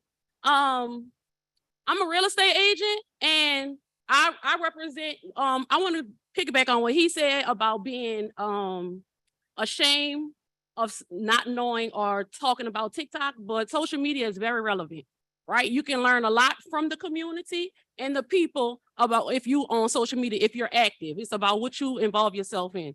What's going on in the city with the crime, it does start at home. I agree with that, but it does take a village. It starts at home, it continues in the education system, and it ends in the system. And the system does not assist the parents. So I can have a child that's being rebellious. They can act out as a minor, they go to jail. Who has to come get them? 30 minutes later, the parent. If my child is doing something wrong and I call the police on them, send them to jail, who has to come get them 30 minutes later? The parent. The parent does not have any help from the system. The system is designed for the parents to fail. Let me talk. So I think everybody in the community agrees that we all need to be accountable for our actions. The parents need to be accountable. The children have to be accountable for their actions as well. These minors are committing these crimes and they're getting right out of jail because they're minors. But their identity is being hidden because they are minor. Y'all protect the identity of a minor. I think the identity shouldn't be hidden because of the simple fact they're committing felony crimes. They're committing adult crimes. Now, if a child is doing something miscellaneous, of course, protect their identity. But one of my friends' kid was a carjacker. And I said, what you gonna do with him? She was like, I don't know. You need to come talk to him. I was like, he might curse me out. She was like, he gonna listen to you. But when you leave, he gonna say, why are you telling people my business? And that's the problem. If we don't know who's doing it, because the city is close knit, everybody know everybody. So if I know such and such child is doing this and it's aware, then now the child is embarrassed. Now everybody know that you're that child. But if you just gonna pick up a child, the police gonna catch the carjackers, put them in jail, they get sent home, nothing happens. There's no consequences. They have to have consequences to their actions. They do not have nothing for these children to do. What happened to truancy? What happened to on the weekends if you go to jail and you gotta go clean up on weekends? There's no consequences to their actions, so they're gonna continue to keep on doing the action. Like that's just, it don't make sense. What's not true? Man, I'm just keeping. I also agree with some people, like we are searching for a police chief we need the people who know the people. I said, we need to get this lady a chance, see what she can do. We doing all these statistics and analyzing this and that. Okay, if crime was down in this year and it changed, what was these people doing to keep it down? Like we need to put our foot down with these kids and let them know. One thing the kids know, JP don't play. So we need to be able to not play. She The meant police, the parish, not me. huh? She meant the parish, not me. I can't hear you. My name's JP. You meant the Jefferson I'm Parish. talking about Jefferson Jefferson Parish. That's the Well, thing. let's JP get don't play. We need people. We need That's all. officials that's gonna put their foot down and know that there's gonna be consequences to actions. We don't have no consequences. Like Okay, we don't have. finish up, miss. Finish. I'm up. about to finish up. Thank you. I'm about to finish up. They saying New Orleans East is so bad to live in. Well, when I did my research, Mizzou was a rural area.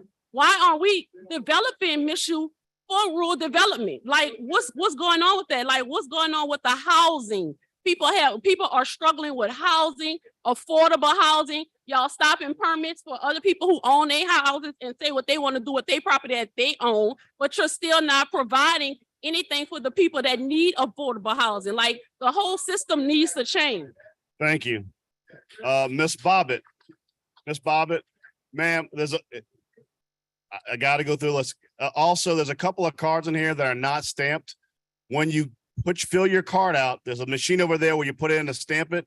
That lets me know what time you put the card in so I can put it in the proper order.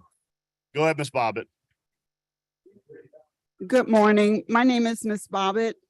My question is pertaining to carjacking.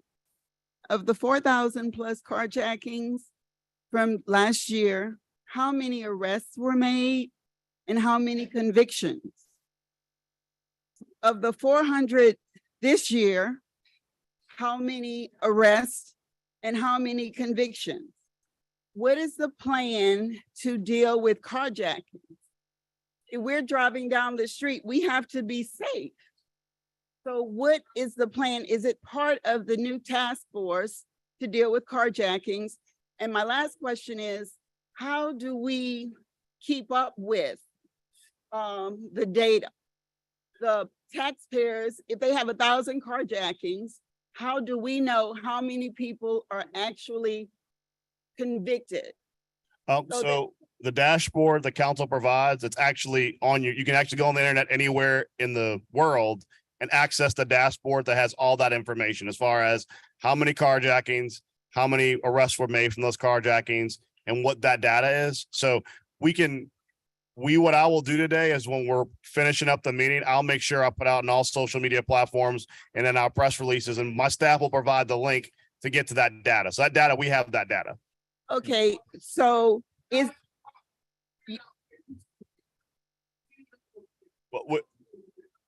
We do put it out there. Sir, the dashboard is out there for the people in the city to access and look at. The council created a dashboard so that the public can have access to all the information. It's all out there. Anybody can look at it. So we hear you and we're doing that.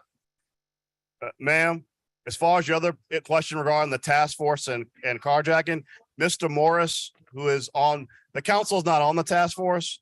Mr. Morris, who's on task force, is going to present shortly. And I can't hear you. I'm sorry. As far as your task force question, the council is not on the task force. Mr. Morris will be presenting shortly, updating on the task force as far as what their plans are. But as far as your questions about data, statistics, and information, that's all available publicly. So Sir, Ms. Bobbitt speaking. Can we let her finish her time? She's on a clock right now to speak. Go ahead, Ms. Bobbitt. Go ahead, Ms. Bobbitt. Okay, so what are the ideas to deal with the carjackings? Because basically what's going on, they had 4,000 basically carjackings and thefts. So what are the ideas I understand everybody has to work together, like the police. Do we need more police presence? I guess my question is, what are the ideas to directly address that? I think when Mr. Morris comes up, he can tell you what the task force plans are on that particular item. And I think just to also answer your question, there's a breakdown between the car thefts, the armed robberies, and carjackings. And I think the number 4,000 number kind of merges them all into one. The amount, Jeff, what's the amount of carjackings from last year? 273 on our 273. So I mean, the amount of carjackings isn't 4,000, it's 273 as far as the data provided to us. But I think that when it comes to all auto theft, the number gets much higher. But ma'am, when Mr. Morris comes up, he can answer those questions for you. And I looked it up under the commission. It's showing that, and I may be wrong, there were 0 convictions for the carjackings. So it's our hope to be able to show the entire criminal justice process. At this point, it's difficult for us to associate events throughout. So we can see when the crime occurred and we can see whether an arrest was made, but being able to associate that instance once it gets to the DA's office has been technically challenging. So it's our hope to be able to show that entire process. There were X number of events, Y number of arrests, Z number of prosecutions, or cases dismissed. So we're not there yet, though. This year's carjackings, there were more than 0 convictions for carjackers, right? Almost certainly. I don't have that number though. Okay, because if it's just 0, that's why. I don't believe it would be 0. It So can I get guess- really Not to cut you off, my point is, we have to track. Somebody has to track, and I understand the numbers so that we as the taxpayers know.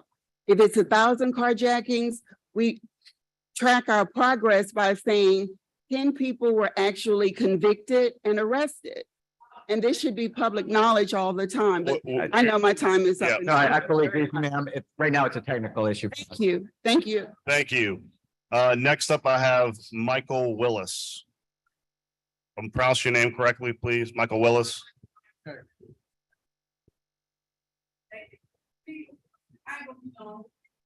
Mr. Willis, you okay letting her go in front of you? Let me go. Okay. What's your Hello, name? hello, everybody. Hey. Thank you, Mike. Thank you so much. Ma'am, what's your name so I can pull your, My name is Latanya Grinstead. you were like third after that, so I got you. Okay. We already, go ahead, Mr. Grimstead. First of all, I want to thank God for deliverance. Because that little girl that's out there wilding, fighting, shooting, smoking, drugging in the 90s, that was me. I'm being transparent with y'all. Because these children don't have an outlet. Speaking from a parent's perspective, yeah, it is on the parents. But when you reach out for help, where's the help? I have a daughter who's in the criminal system right now, fighting for her life.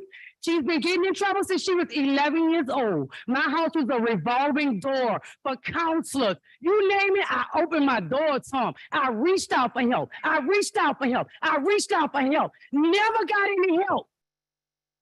Called the police on her. You think when the police came, it's your child. Yeah, it is my child. I'm gonna try my best to deal with her. When she made 21, I couldn't deal with her no more, so I put her out. That's what I did. I gave her to the streets. I didn't even know the choice. I couldn't deal with it. I was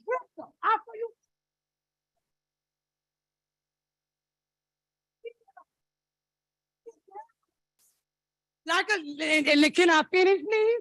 And to continue, like I said, now my child is fighting for her life because every time she went to jail, she got a slap on her wrist. She got a slap on her wrist. She got a slap on her wrist. So she did it big, and now she can't. She fighting for her life. One more thing before I sit down. Like I said, I'm gonna be transparent. That was me in the 90s, wilding out, losing my mind. The mind frame that I have now, I have to thank God for it. But you know what changed me what was a pivoting point in my life? Ernestine Gray in New Orleans Adolescent Hospital. Where is the facilities? Where is NOR? We need facilities like NOR. NOR changed my life as a child. New Orleans Adolescent Hospital. That building is still sitting there. Let's do something with it. You got people who will volunteer their time to come help these children. Talk to them. Because just like the lady said, just because my child not gonna listen to me, she might listen to her. I'm willing to talk to other people's children. Mine might not listen to me, just like other people's children might listen to me. They're gonna feel my pain. They're gonna see where I come from. They're gonna see that I'm real. Where's the facilities? These children need facilities like New Orleans Adolescent Hospital to help lead them and guide them. They had people in New Orleans Adolescent Hospital for 2-3 years before they got their mind right. But my point is they need facilities like mental health facilities, not just jail. Miss Sylvester. Thank you, Miss Sylvester. Mr. Willis, your turn. After Mr. Willis, we have Mr. Powell. Get the rest of the minutes, huh? I get the rest of all right, y'all. All right, listen, y'all. Thank y'all for everything. Glory be to God. Listen, I think what everybody's really trying to accomplish, we have different tactics about it. We're gonna agree to disagree. We just celebrated Martin Luther King Monday. You know what I'm saying? And I'm gonna say this to make you understand. A spectacle versus trying to get infrastructure is two different things. Every time one of y'all got up here trying to speak y'all mind, because this is now your time. Somebody else was taking up your time.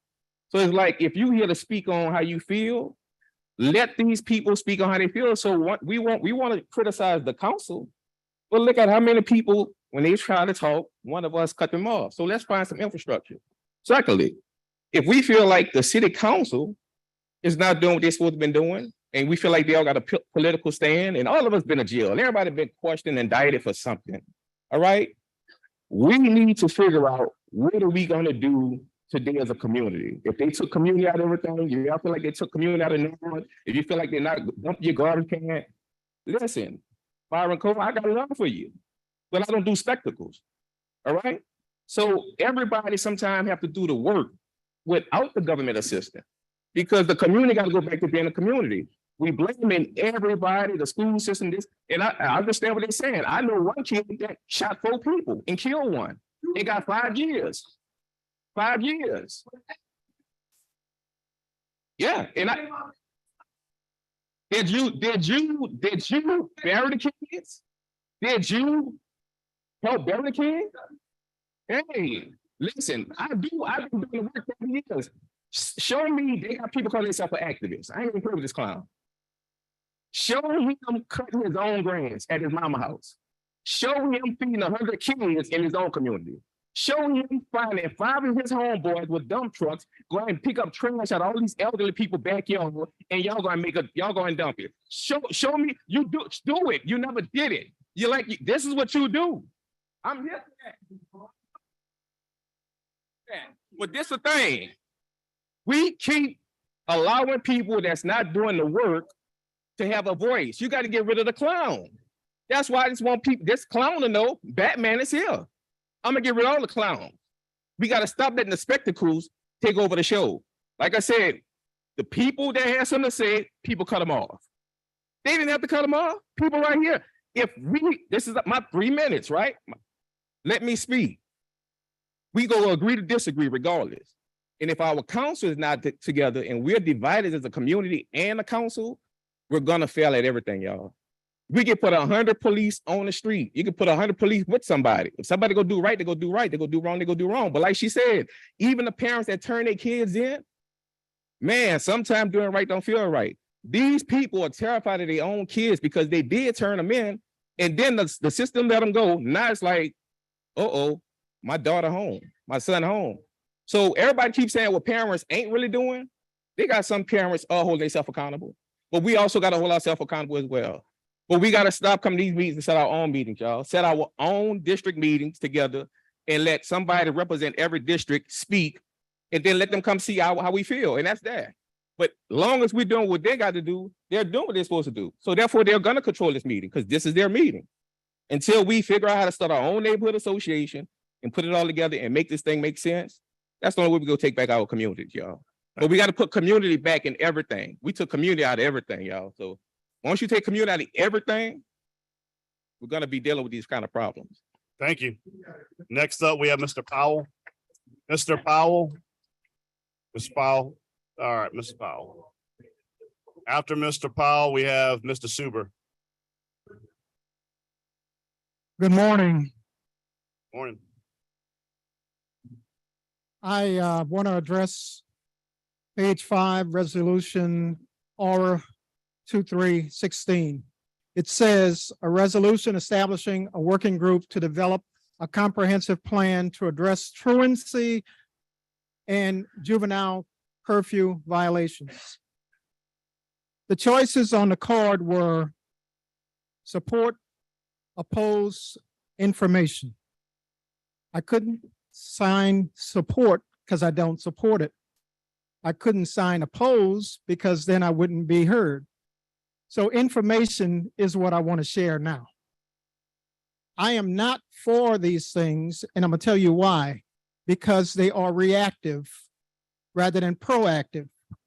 I think what is needed is for this council and people that have the wherewithal, the knowledge, and the commitment to work with youth. Such a group, the New Orleans Association of Black Social Workers. That's who I'm here. I'm not the president. I'm a member. Our president would have liked to have been here, but I got a text from her about half an hour ago, said that she's dealing with an issue right now. And the issue was that her mother's car was stolen.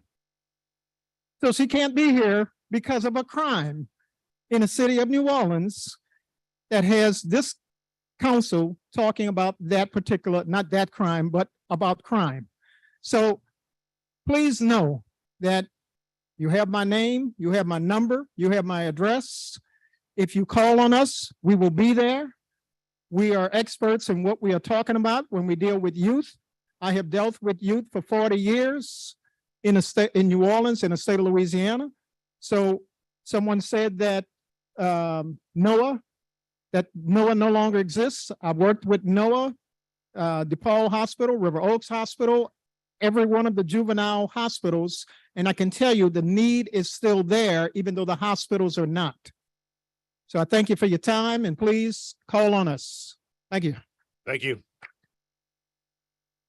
Next up, Mr. Suber, you are up next.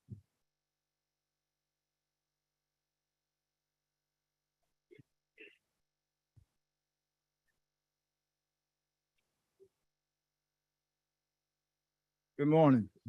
My name is Malcolm Suber. I'm a longtime revolutionary organizer here in the city, fighting against the oppression of our people, but especially by the New Orleans Police Department. The question that we have before us today should be about what are the root causes? What are the root causes of why our kids are wilding out? They're wilding out because we don't have the community supports that they need. We're barking up the wrong tree. We shouldn't be talking about the police department because the police department is doing what it was organized to do. That is to police poor people and to support the continuation of the rich people having access to protection. We know that the police don't serve and protect the poor people. They serve and protect the rich people who run this city. And so we've got to understand that what we should be addressing is how do we improve the education opportunities for our kids, working class kids getting access to good jobs, jobs that pay more than the minimum wage. And so the question I have for you all is what are you going to do about the real conditions that create so-called criminals? Children are not born understanding that they should commit crimes. What are we going to do to make sure that we have the conditions which allow our kids to exist and to become a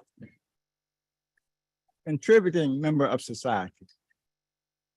Listen, it's important.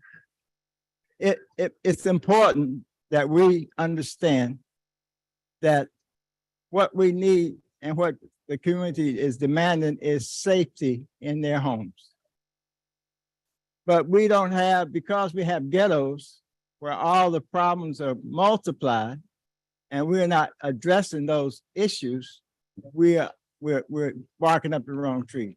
So I'm asking you today to talk about what are the actual conditions which create the children who are running around without supervision.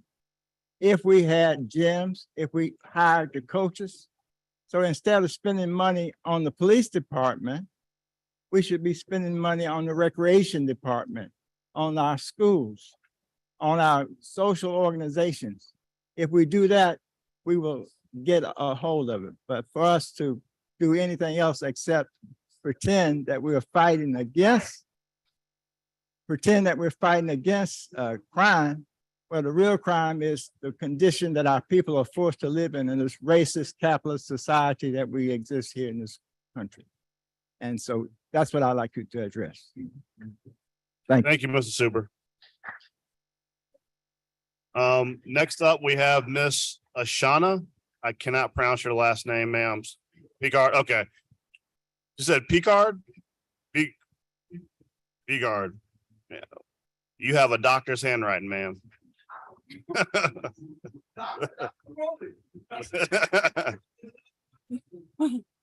So, yeah, good morning. So like I was struggling with what to say when I got up here because we keep talking about crime and punishment. Louisiana has off and on been the incarceration capital of the planet for more than 50, 60 years.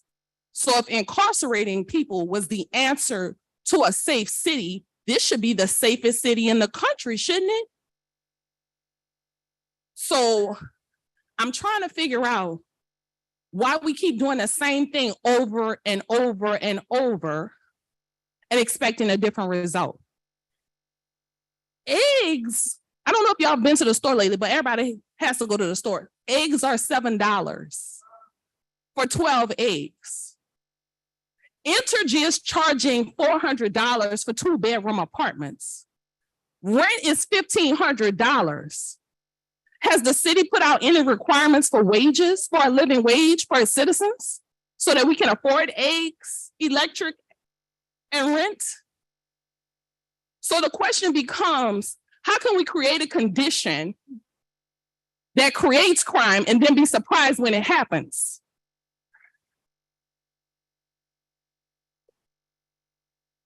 Last I checked, children need to eat. People need electricity and roofs over their heads. I mean, don't get me wrong, we have a lot of people who don't have roofs over their heads. And I'm sure we have a lot of children who go to bed hungry. But the ones who are smart and slick are going to do whatever they have to do to put food in their bellies. So we cannot come from this deficit mindset of like, lock up the hungry children, because that's going to fix it. We had $72 billion come to this city after Katrina. Where did it go? This city should look like Emerald City. We erased the board email every last one of you. And with the exception of Oliver Thomas, we talked about an education committee because we know our children are suffering with trauma and mental health issues. Oliver was the only one who answered us. So the children are committing crime. We can reach your children in the schools, but we don't need an education committee. We need to talk about how to incarcerate them. I'm confused. I'm confused. I do educational advocacy, been doing it for more than 20 years. I work in the community, I work with parents. Yes, everybody is in need right now. If I got to work 3 jobs, I cannot be home with my child. And most of those 3 jobs are underpaying and overworking people, not giving people vacation or sick leave. This is allowed to happen in our city to our citizens. So I need us to come together and put together a plan that actually takes care of our people. Once they're taken care of, then we can talk about why there's crime.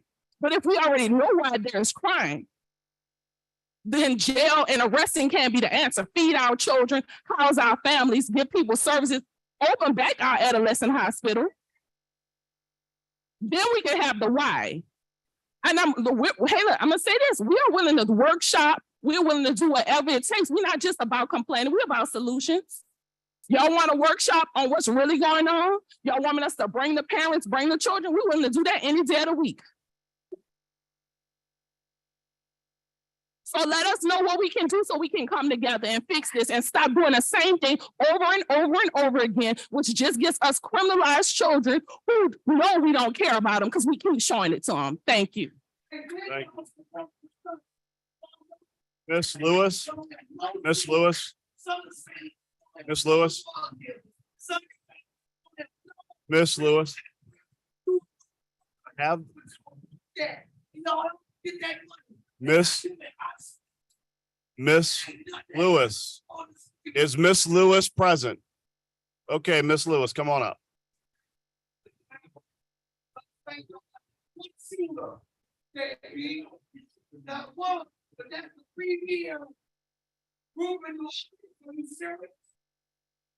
Go ahead, Miss Lewis. Let's see. July 15th, 2022 at 11:10 a.m. This email was sent to the council president and members by myself. Please allow this communication to serve as a direct request that the New Orleans City Council reinstate the Education Committee as a standalone committee. In regards to the current conversations surrounding crime prevention in our city, we realize that although we respect our local law enforcement agencies and understand their role in the community, we understand that police are responders to crime. They don't prevent crime.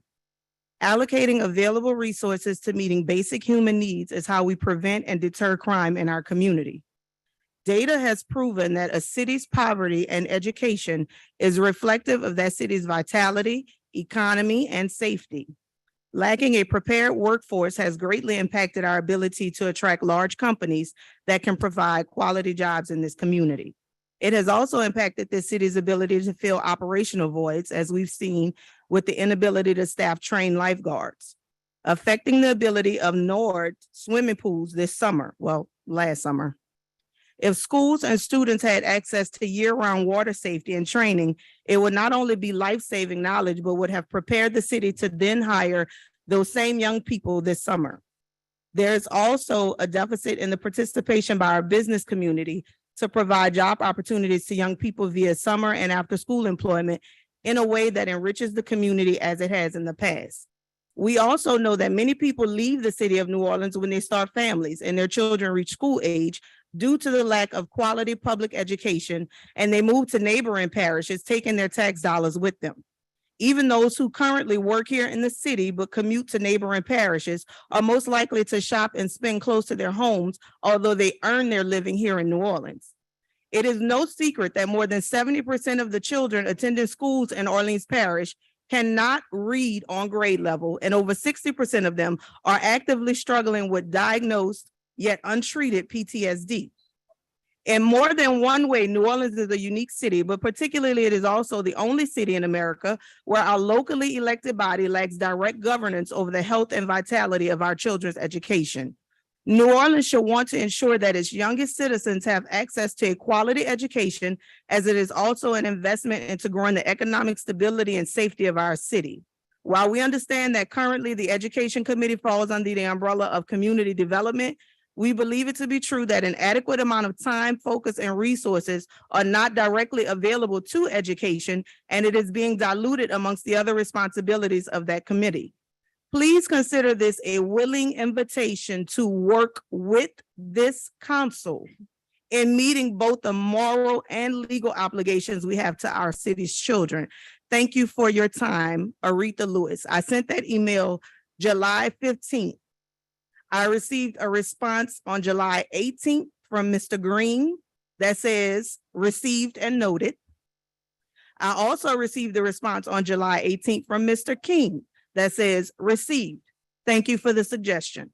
This is the email that Ms. Bigar was just referring to, and Mr. Thomas is the only council member who decided that this was an important enough issue to address. So we cannot come here today or any other day and say that it's important for us to solve the crisis that we see happening in our city. But then when the citizens show up, or when they send you a communication that says, I'm willing to work with you, nobody responds.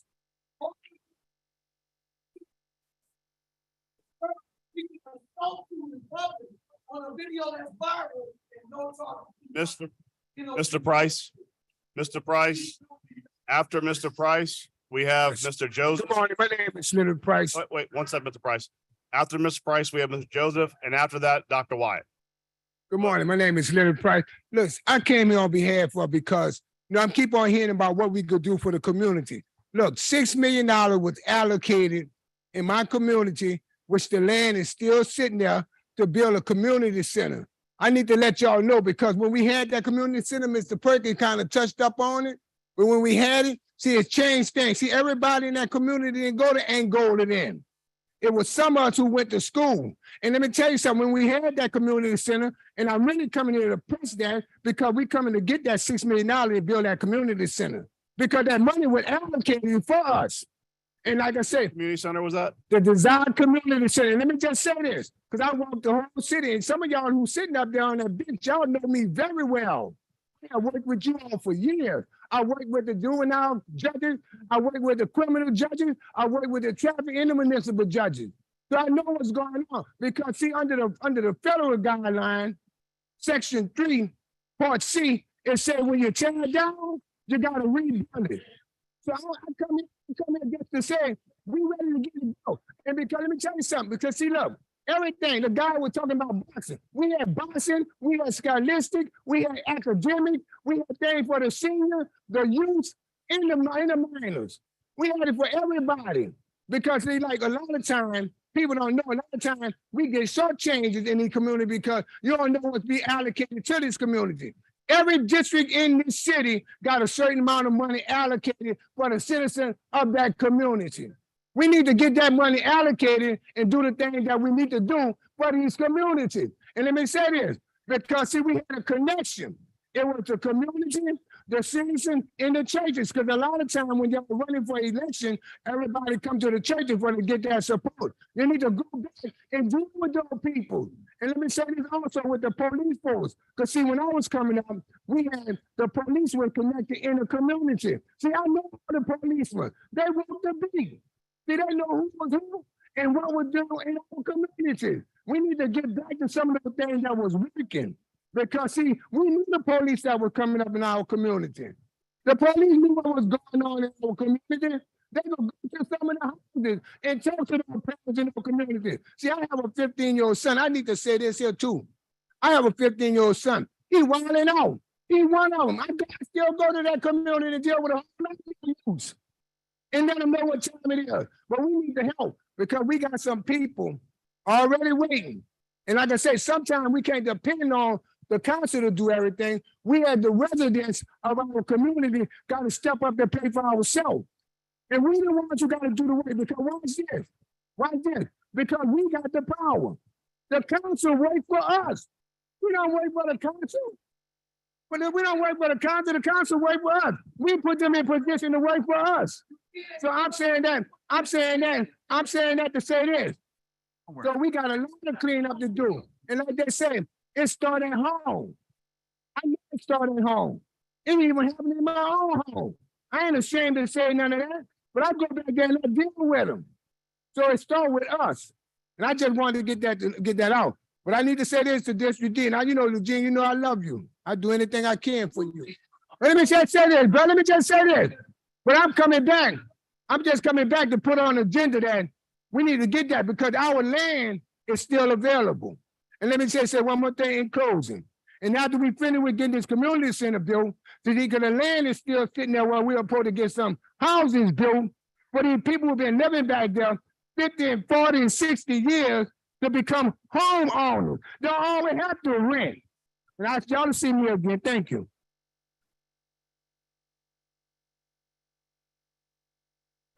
Mr. Joseph, before you start speaking, Mr. Green wants to make a response really quickly.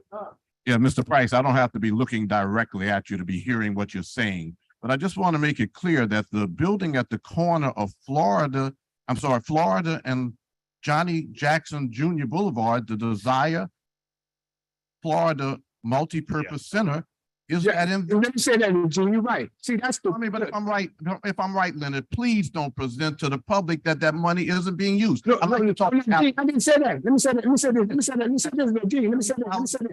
The multi-purpose. I know what you're saying. The multi-purpose building. Let me just say, hold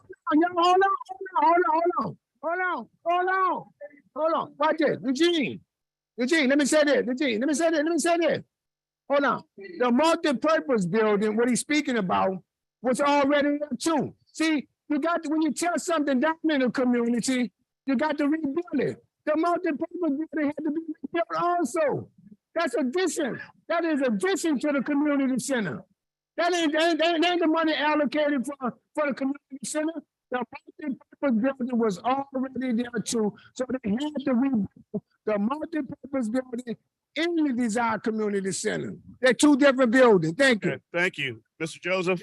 Mr. Joseph, come on up. I know.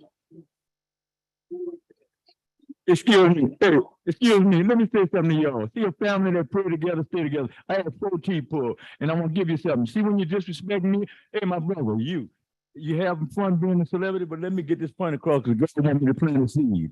I did 32 years of my life in incarceration. Mr. Oliver Thomas, you met me. I was the dude beating the ball for you at the second line. You know how you help these children?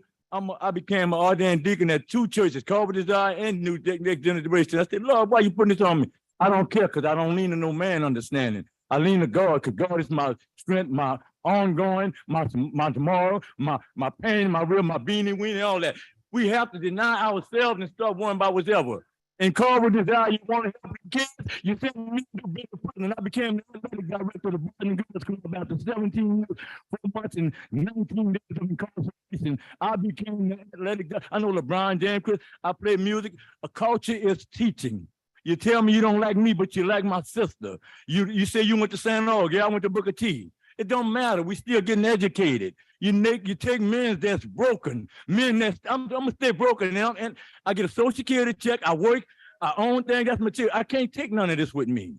But I can take somebody kid. My son is 38 years old, man. I saw Quet. He was 3 when I left, 20 when I seen him at my mama's funeral when I did the eulogy, 36 when I went spend a night by his house. I have a 19-year-old daughter, is a lead singer, graduated from Frederick Douglass. She dropped an album. God took care of my siblings. Why shouldn't I help these kids? I don't want nothing from you councilmen. I go to work, I get on the back of the garbage truck right now.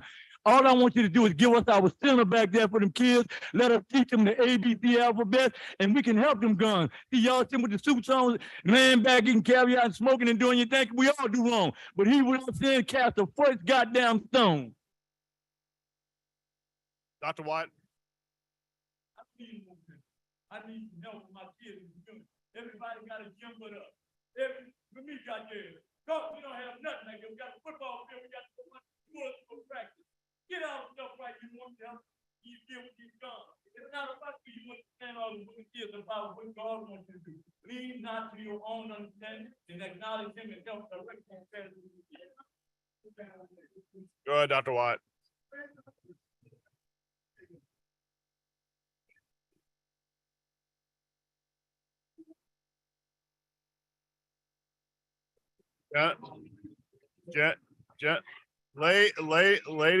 Ladies and gentlemen,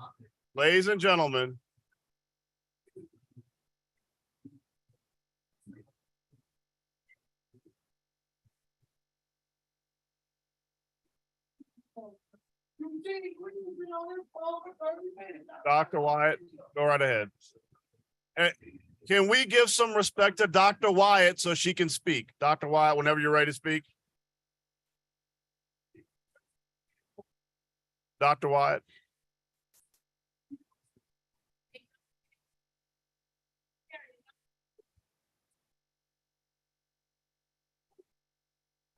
Is Councilmember Moreno, has COVID.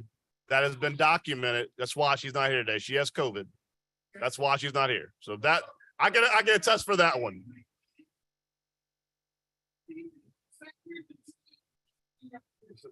Dr. Wyatt, go right.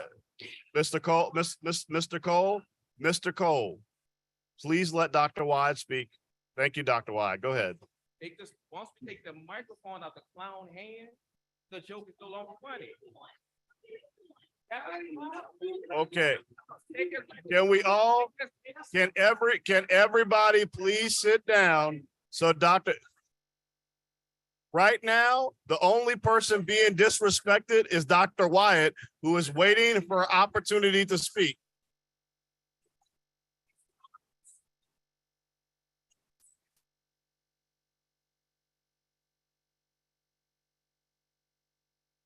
All right.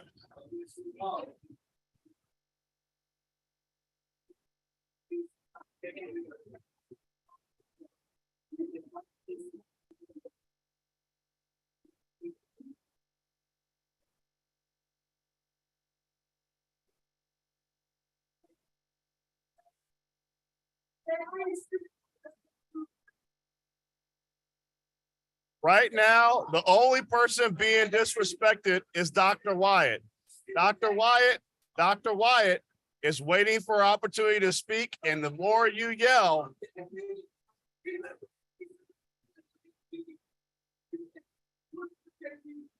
what's up is you are yelling while Dr. Wyatt cannot speak.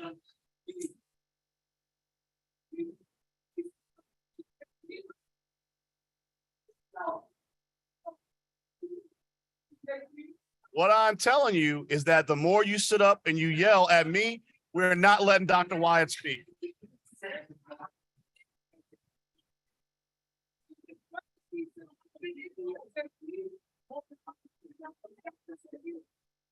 Why don't you calm down? No, take a second, calm down, because you're yelling at me, you're not calming down. Dr. Wyatt. Everybody. Excuse me. Hello. Everybody. All right, go. This is what we're talking about. We don't understand Why can't they both be told to sit down? Why aren't they both told to sit down? They both should be told to sit down. Why are you taking out one?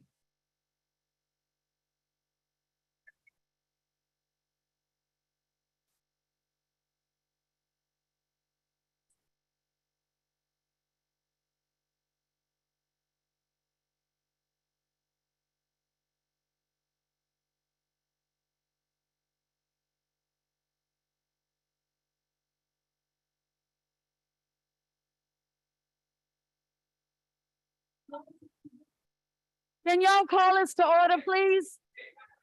Yes. All right. All right.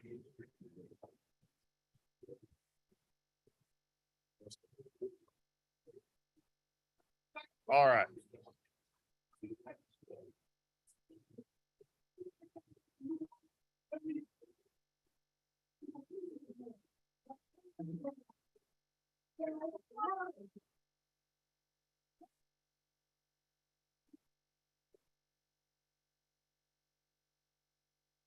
The problem is deeply rooted.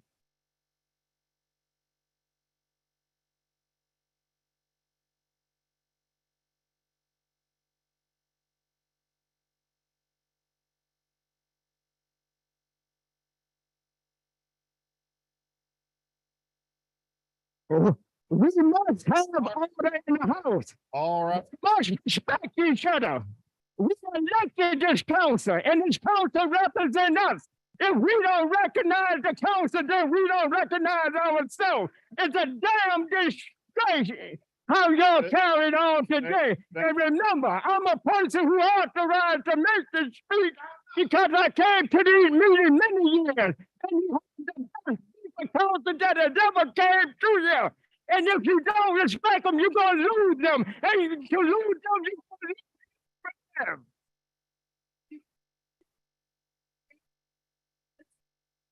Dr. Wyatt, Dr. Wyatt. Dr. Wyatt, you can speak whenever you're comfortable speaking.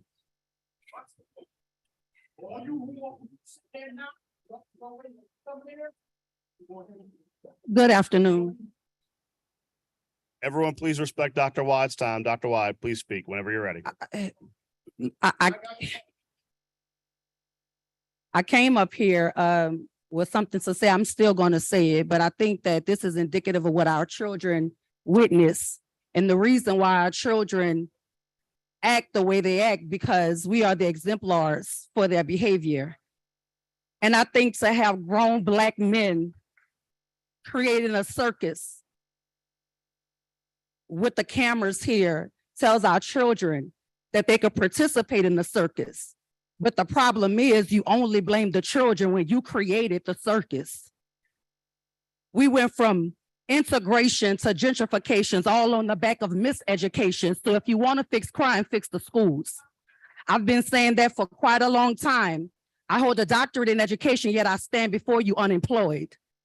I'm not unemployed because of white supremacy. I'm unemployed because of Black elitism in these New Orleans.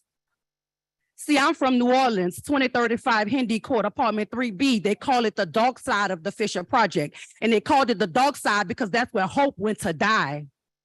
But I stand before you, the product of a formerly crack addicted mother. My mother has been clean for 30 years, but I tell everybody she was on drugs because her story is my story. I'm the product of an absent father. So when you talk about it starts at home, I didn't have the foundation at home. My foundation came from school. So if you want to fix the crime problem, fix the schools. Let's talk about how I've applied for job after job, even at the places where nobody wants to work. The bridge cities and the JGICs in Bridge City told me I was overqualified. But you have children breaking out and committing crimes every single day. I'm asking you to give me the children that you don't want. Let me have them. I'm asking you to get out of my way. White folk didn't do this to me. People who look just like me did this to me. When we talk about going looking for the pastor's votes, when it's election time, a pastor did this to me. Some of y'all call him friend, and that's why y'all help him block me from jobs. Let's talk about the truth. You can't fix the children when you're hurting the children. I'm somebody's child too. When you talk about raising broken children, all they do is grow up into be broken men. I was a broken child who went to school, got educated, got my degrees, and I was re-broken by Black people in my city. I'm not from NOLA, I'm from New Orleans. You know, the place that y'all trying to make disappear because we are no longer desirable. You want our culture, but you don't want its people. Everybody want to talk about how to fix the crime, love the children. Love the children. Somebody loved me. Somebody told me that I mattered. Even with your crackhead mama and your missing daddy, you matter. Somebody told me that. But y'all playing because y'all perpetuate this foolishness because you benefit from this foolishness. You have council people fighting the mayor. You have the mayor trying to fight against the council, but yet you want to tell the children don't fight. What is happening to Chief Woodfork happened to me. She's qualified, but yet y'all got to go nationally to look for somebody, and I'm right here. And I'm asking you, give me the children that you don't want. Don't send them to jail, send them to me, because I love them already. You know why I love them? Because I was them. I used to fight with my fists until somebody told me I matter. The children fighting with guns because y'all ain't let them know they matter. That's the problem. I'm begging you for a job in my city where I was born, where I was educated, and I'm begging you to work and people can move here from the Oklahomas and the Ohios and their children can get the best schools and they can move into the best communities. And I gotta beg you to work. The people came to seize my house. The house that I worked so hard to pay for because I don't have a job to pay the mortgage. And you want to sit here and talk bullshit? Give the children to me. You want to talk about crime? What is happening to me is criminal. What is happening to me is criminal. And they have children out there who love me. There's a community who love me. And I have people who pretend to respect me, blocking me from the ability to feed my son. It's criminal. Stop playing with the children's lives. You want the chaos because you benefit from the chaos. There's no reason why people have to beg for affordable housing and y'all throwing up Airbnbs like Oprah gave away cars. Stop playing with us. I'm sick and tired of being sick and tired because everything I do for free because you don't want me to work. My voice is respected. Why don't you want to use it? You know why? Because then you got to look your friend in his face and tell him you wrong for what you did, that young lady. But you can't do that because you benefit from the chaos. You want the children to stop fighting? You better stop fighting first. You want the children to do better? You have to do better. Everybody wants to be somebody's someone. The children want somebody to love them, to see them, to value them, to encourage them, to treat them like they're human beings. If you treat them like animals, they will act like animals. You back a lion in the corner and I guarantee you it's gonna come out swinging.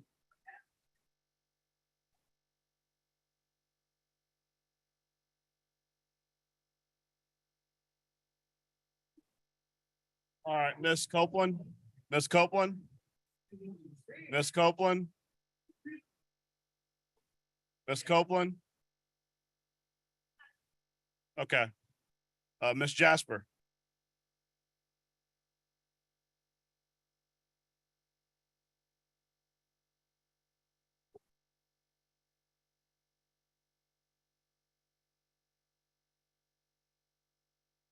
Good morning. Ms. Jasper, you gotta pull that mic real close to you so we can hear you.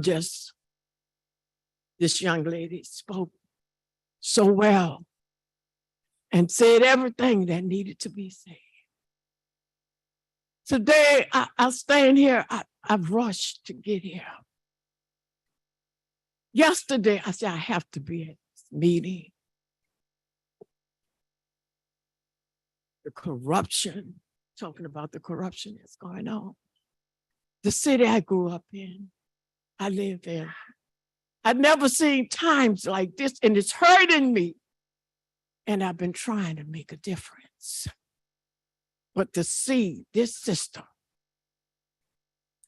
it's so messed up, so corrupt.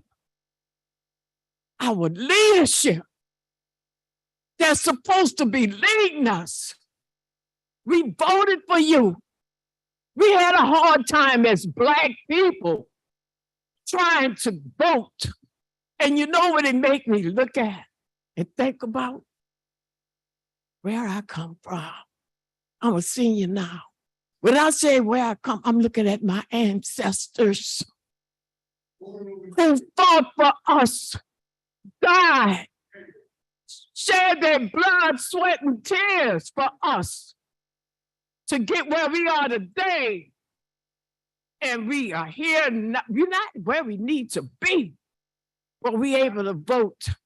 And we listen to you time after time when it's time for election, come into our communities and talk about what you're gonna do, what we need, but we struggling. And we want to change because our people paved the way. Look at Martin Luther King, Rosa Parks, Harriet Tubman, they was tired and they stood up to make a difference and a change. We couldn't read, we couldn't write, we couldn't go to school, but we there now. But what are we doing? You make all these false promises about what you're gonna do when you get there. But where are you? Where are you? We need you. You said this, you said that, but nothing happened. Look at the corruption. Where is in our leadership? That's the difference. So how you expect our people, families to be different when our leadership is corrupt?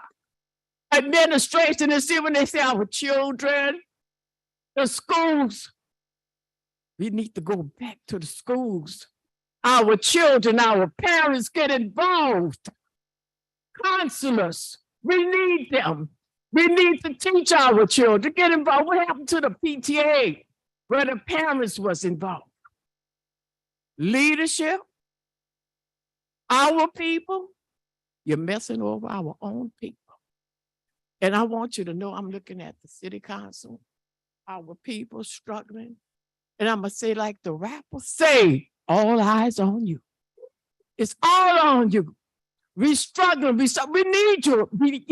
Don't make the promises if you're not gonna keep them. Because we're watching you. We know the ones who doing it, we know the ones that's not doing. But stop trying to tear us down. Bring back our residents that's been gone since Katrina. Our children, you're locking them up. They're committing crimes because the system is messed up and there's nothing here for them anymore. And this is why they're acting out. No activities, no programs, nothing. Show them love and respect. Where is the love? Where is the respect? Where is the peace in this city? What are we doing? What are y'all doing? Can't you see? You have to make the change, come together with the people in general. You start with the parents, all of the people. They know what we need. We need affordable housing. They got people don't have housing. They got people don't have jobs. No activities, no after-school program, nothing going on in the system. What is there for the young people? What are we showing now? It's time for a change. And this coming from you, stop promising us what you're gonna do. You know, I'm hurt, I'm disgusted because we being disrespected. As people, we are all human beings created equal. None of us is no better than the other. You're going to school, you're getting your education.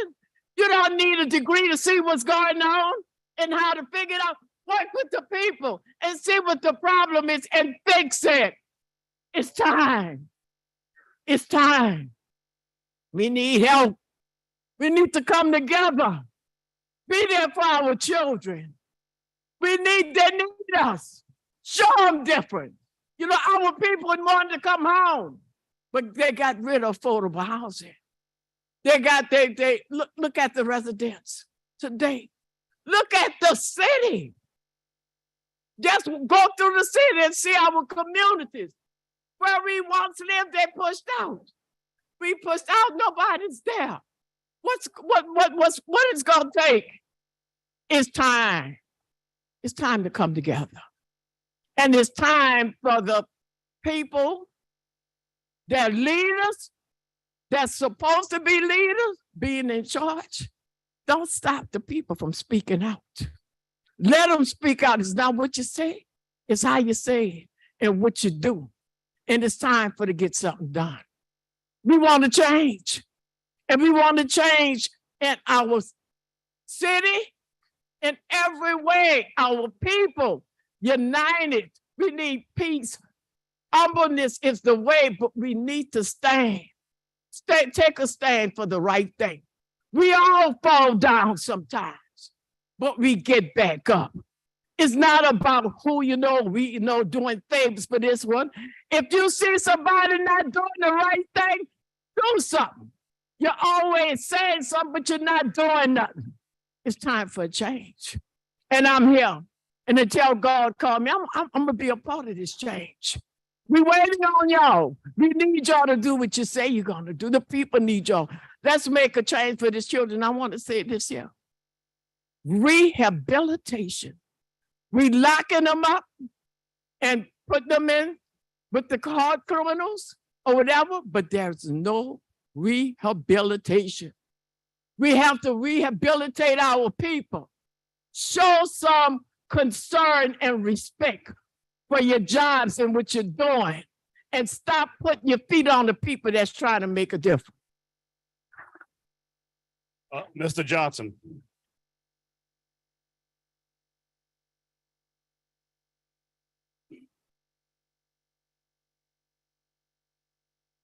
W.C. Johnson with New Orleans United Front. I want to bring to your attention something that I think the majority of us have really either overlooked or forgotten. We have problems with crime and we have problems in this city. But the biggest problem we have is us. We are not embracing, we are not accepting responsibility for the problems that we face every day. And until we embrace and accept responsibility for what is going on, nothing is going to change. Now, we talk about the children and the crime, but I can remember when the law went out, especially to arrest parents because their parents were spanking their children. So now we're living with the outcome of that action. We have people who don't know how to express themselves without getting emotional. We have to understand why, and then we can nip it in the bud. 7 of you basically control this city. 1 other believes that they control and run this city. After that report last night by Lee Zurik, everyone in this city should be ashamed. You take 2 hardworking men who have done all of the right things to get a contract, and you have 1 person that decides they don't want to honor that contract. And it has caused trouble for everyone in this city when it comes to garbage pickup.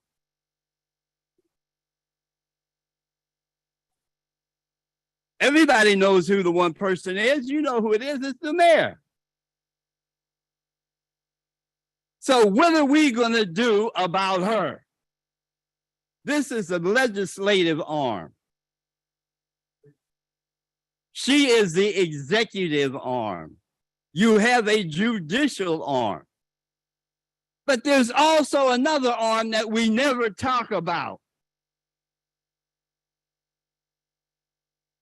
And that's the media. They have a responsibility in all of this that they refuse to accept and do anything about. They show us crime, they show us all kinds of things all day long, and then they wonder why children are running out doing what they're doing. We have positive things going on in the community, and I have a hard time on TV looking to find those positive things that are going on in our city. Everyone, the press, the papers are included, everyone who is putting out news needs to rethink what they're doing and how they're doing it, because they are part of the problem as well. We all need to look inside ourselves, determine what we're doing that is wrong, and correct it today. Thank you, Mr. Johnson. Mr. Cole? First of all, I'd like to say that every elder and everyone that in here that spoke that had wisdom said that you guys have had no conversation about conditions, just stats. I also want to say that my wife is not a felon, never been arrested, never been to jail. And I got 5 people in here all my life saying that they saw him bump her and knock her phone out her hand. And now she's going to go to jail, JP. And you could have stopped all that. Because let me tell you what I also can prove on my video and that everybody in here saw. That Mike Willis started threatening me the minute I walked in here. And I just was being cordial. I was doing what you would have wanted me to do. Okay? Then when he got to accentuate it, he addressed me instead of the council. So I'm asking you right now to go in and stop them from arresting my wife, who has no record. And multiple people in here saw him bump her and knock the phone out of her hand. And that's what she responded to. She weighs 100 pounds. She could have never have been any kind of threat in that manner. I'm gonna leave y'all with this. I asked all you attorneys to read the Kansas City experiment. Did you do it, Joe? I'm gonna ask some questions, so don't lie. Raise your hand if you read the Kansas City experiment. I asked you last time I was here, it's public record. It's the last federal experiment done by the government in the 70s, where they milled over all of these issues over and over and over and over again until they came to the drastic conclusion that you have to affect conditions. So we're going to have to admit that there's a second-class citizenry in New Orleans, where when now the Hispanic maid, because of Sanctuary City mandate, can get the $15 an hour at the hotel that my TD was the manager of housekeeping with, and she never made $15 an hour in 20 years. Please have them release my wife, JP. I'm telling you, I got witnesses of everything she's asserting. And we're not talking about no felon. And we can't have selective policing, because y'all also saw, because everyone saw the video, I put it in slow motion. Troy assaulted me and used NOPD security to back that.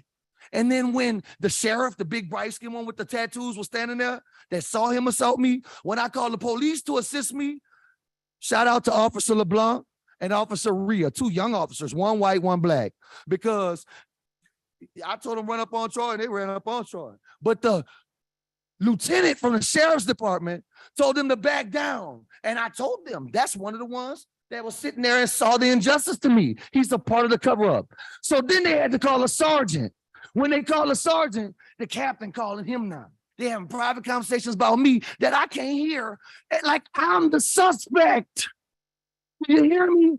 So when one of the second tell me, fuck you, nigga, I'm gonna get away from me if I'm gonna call the police. I got all this on video. Police treating me, a licensed, bonded investigator that works for an attorney in the city that's not a felon, that the whole city know me as an activist, and I still get treated this way. Mr. Cole, the incident that occurred outside is why. They said it's because she responded to the dude here. That is when you knocked the phone. Yeah, that's what they just told me, JP. First off, I'm responding to your question. I sent someone out there to figure out what's going on. It involves an incident with a water bottle and somebody being hit with a water bottle. And I'm telling you, people are commenting on the live. He walked up and bumped her to stop my live, so he grabbed her hand. That's what really happened, and she responded to that. That's what happened, and people here are they're saying that on this live. I appreciate that. There's nothing I can do right now to affect that. There's nothing you can do. There's nothing. So I listen. can do. So let me be clear. I was removed for disrupting a meeting. But a man walked up and down his son saw me in the meeting in front of everybody. Mr. Cole, you overtime. You overtime. I know. So we gonna no, how we gonna handle this? Y'all ain't gonna run around on this and do that. I'm done. Thank you. Fuck it, I'll pay the bill. All right.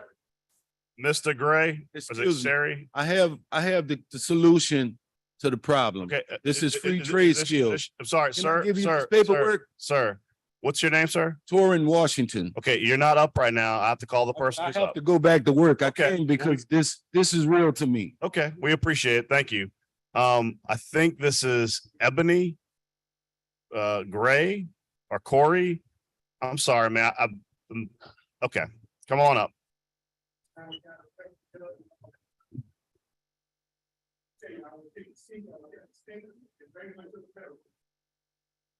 Good Go morning. ahead, ma'am. Frederick Douglass said, "It is easier to repair a broken child than a broken man." It is easier to repair a broken child than to repair a broken man. I am a parent of a 15-year-old son and a 13-year-old son. I reside in New Orleans East and Bunker Hill. I have a child who goes to school at McMain High School, which is part of the Inspire Charter Network. My son is a child that scored top 5% in the state in science, technology, engineering, and mathematics. He has been taking AP classes since his 9th grade year. I have an issue. My issue is that one, my son has some exceptionalities. My son does have ADHD. My son is suffering from trauma that is caused through issues in his life. And he's a young Black man. I have been fighting for my son since last year because McMain has decided they want to put my child on virtual. There is something called the Louisiana State School of the Louisiana Contemplation of School Discipline and Laws that states nowhere that virtual is an option. It's not an option. So to tell me you're going to put my child on virtual because you can't handle him or you don't want to give him the services, wraparound services, BIPS, counseling. These are services that are supposed to be provided to my child because number one, he has an IEP. But when you make education a business, because that's what it is, it's a business. Because I'm 37 years old and I never heard of my school having a CEO. I heard of a school board, a superintendent, and a principal. Never heard of a CEO being in a school. Never heard that I can't get my mother can't get in contact with the principal, or that my mother can't get in contact with my school board member or my Bessie member, or that my parent advocate is not enough to challenge what the school is doing. Never seen that the school has so much power in doing what they want to do with our children. You are talking about our children creating crimes. Well, what about how the children are being treated in school? Children see things that we as adults think they don't see. Now, my son has been out of school for 30 days. 30. He's a sophomore. 30 days is going to land him in the dangerous position of being kept back when that's not what should be. But because you have people like, and I'm going to call their names, don't care who don't like it, Mr. Green, because I'm trying to figure out how as a principal, also the director of operations in Inspired NOLA Charter School, that's a conflict of interest in and of itself. That's what I want to know. I want to know how Mr. Marcus Smith can tell me there's a safety issue regarding my child, but can't tell me what the safety issue is. I want to see how come Mr. Darren Riley, who's a dean at McMain, all these people go to McMain, is unplugging the vending machine so that he can divert the money to his pockets. He don't no coach on no football team. That's not in their policy. And I'm trying to understand why nobody up here cares about the children. Why parents who are speaking out against things like this, we get blackballed. We get said, oh, we're a bad parent, or our children, we're problematic. Yeah, I'm problematic. I'm gonna cause a big old problem behind mine.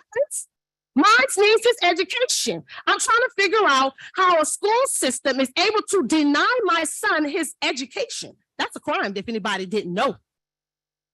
All children have the right to have a education. To put my son, give my son a laptop and tell him, do your work, and in 2 or 3 days, listen, do your schoolwork, in 2 to 3 days, a teacher will get back to you and tell you if it's correct. How he's supposed to learn? Where is his instructional time? He needs instructional time. That is what school is for. We're talking about crime. We're talking about the children, but nobody is talking about all of the corruption that is inside of charters. And the question that I have is this: charter was supposed to be temporary after Katrina. My daughter is getting ready to graduate. Her birthday is April 29, 2005.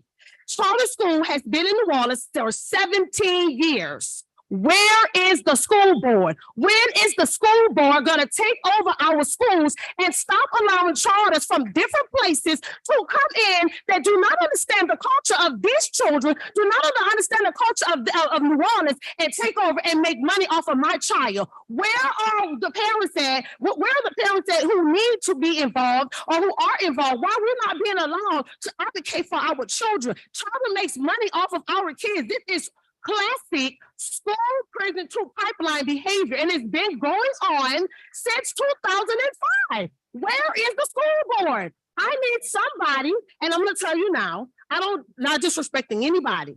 I respect all of you and all of your positions, but I want you to understand this. My son matters. Children who are going through this, they matter.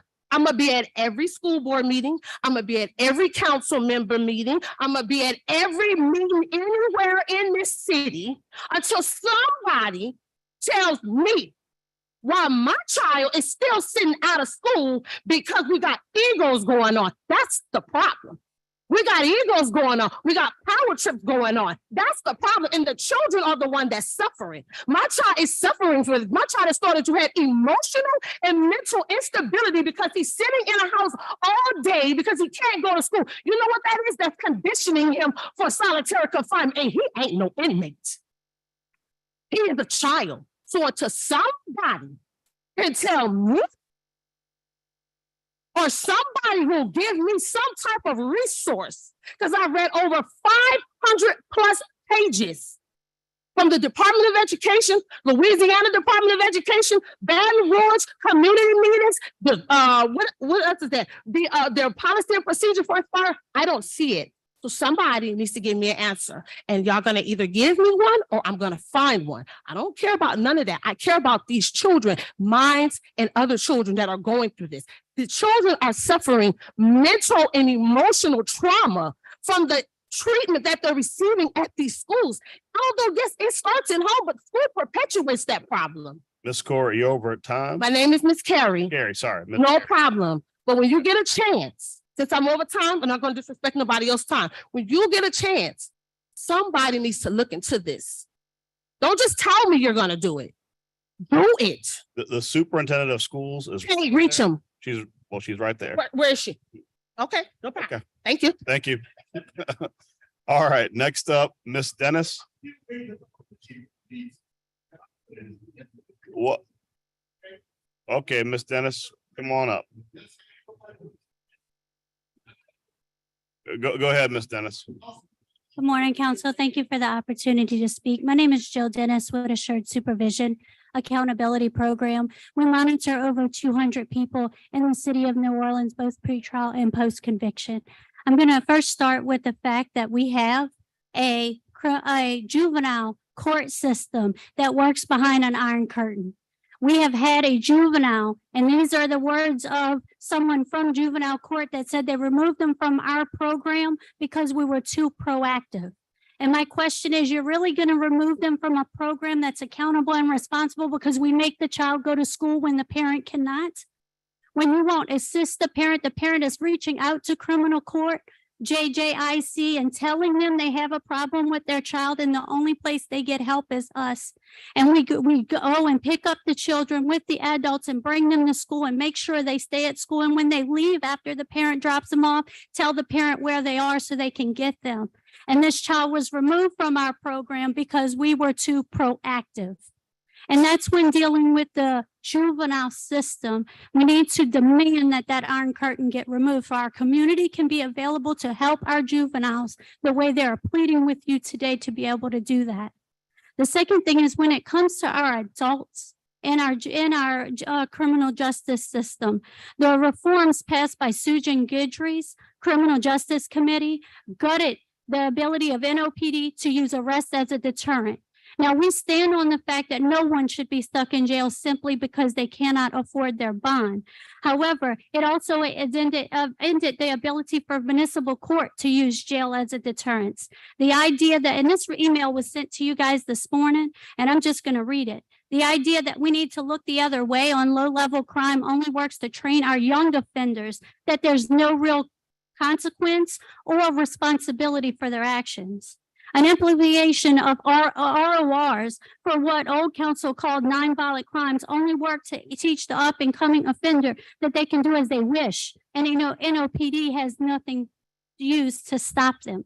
Municipal court has ground it to a halt, and those who are stopped may be suspected of graded crimes cannot be held on misdemeanor charges to even get to the bottom of that issue. We must repeal the bail ordinance passed by Guidry's criminal justice system. We must reinstate the ability and demand personal responsibility. The city has a terrific digital jail. It works to assist in the efforts to ensure that people are not in jail simply because they can't afford their bond in their home with their families, while our criminal justice system does what they need to do. We must come together, put personal responsibility back on the table, and continue to do our part to protect our city. And we can't forget about the victims. If you look at the article at NOLA.com this morning, Baton Rouge is commending the city on the way they protect victims. We were able to protect the victim's life and the child's life due to a program that is New Orleans based.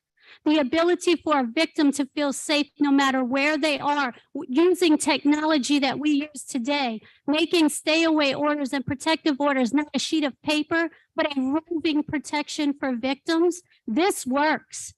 And we are able to, our reoffense rate is very low. Our ability, we have standards. You can't have people monitoring offenders that aren't from New Orleans. Ms. Dennis, you're over time. That aren't from New Orleans, that aren't accountable to the courts, and that do not have the ability to defend the things set by the court, the conditions set by the court, all the way to the point of arrest. Thank you. Thank you very much. Next, I believe this says Bradisha.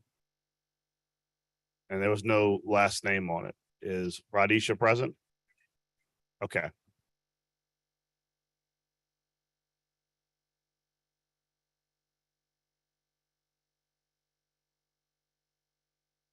This yours too?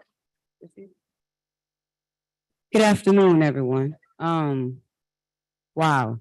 I can't believe today turned out like this. I definitely understand a lot of the residents' frustration and pain and passion behind the work that y'all have put in.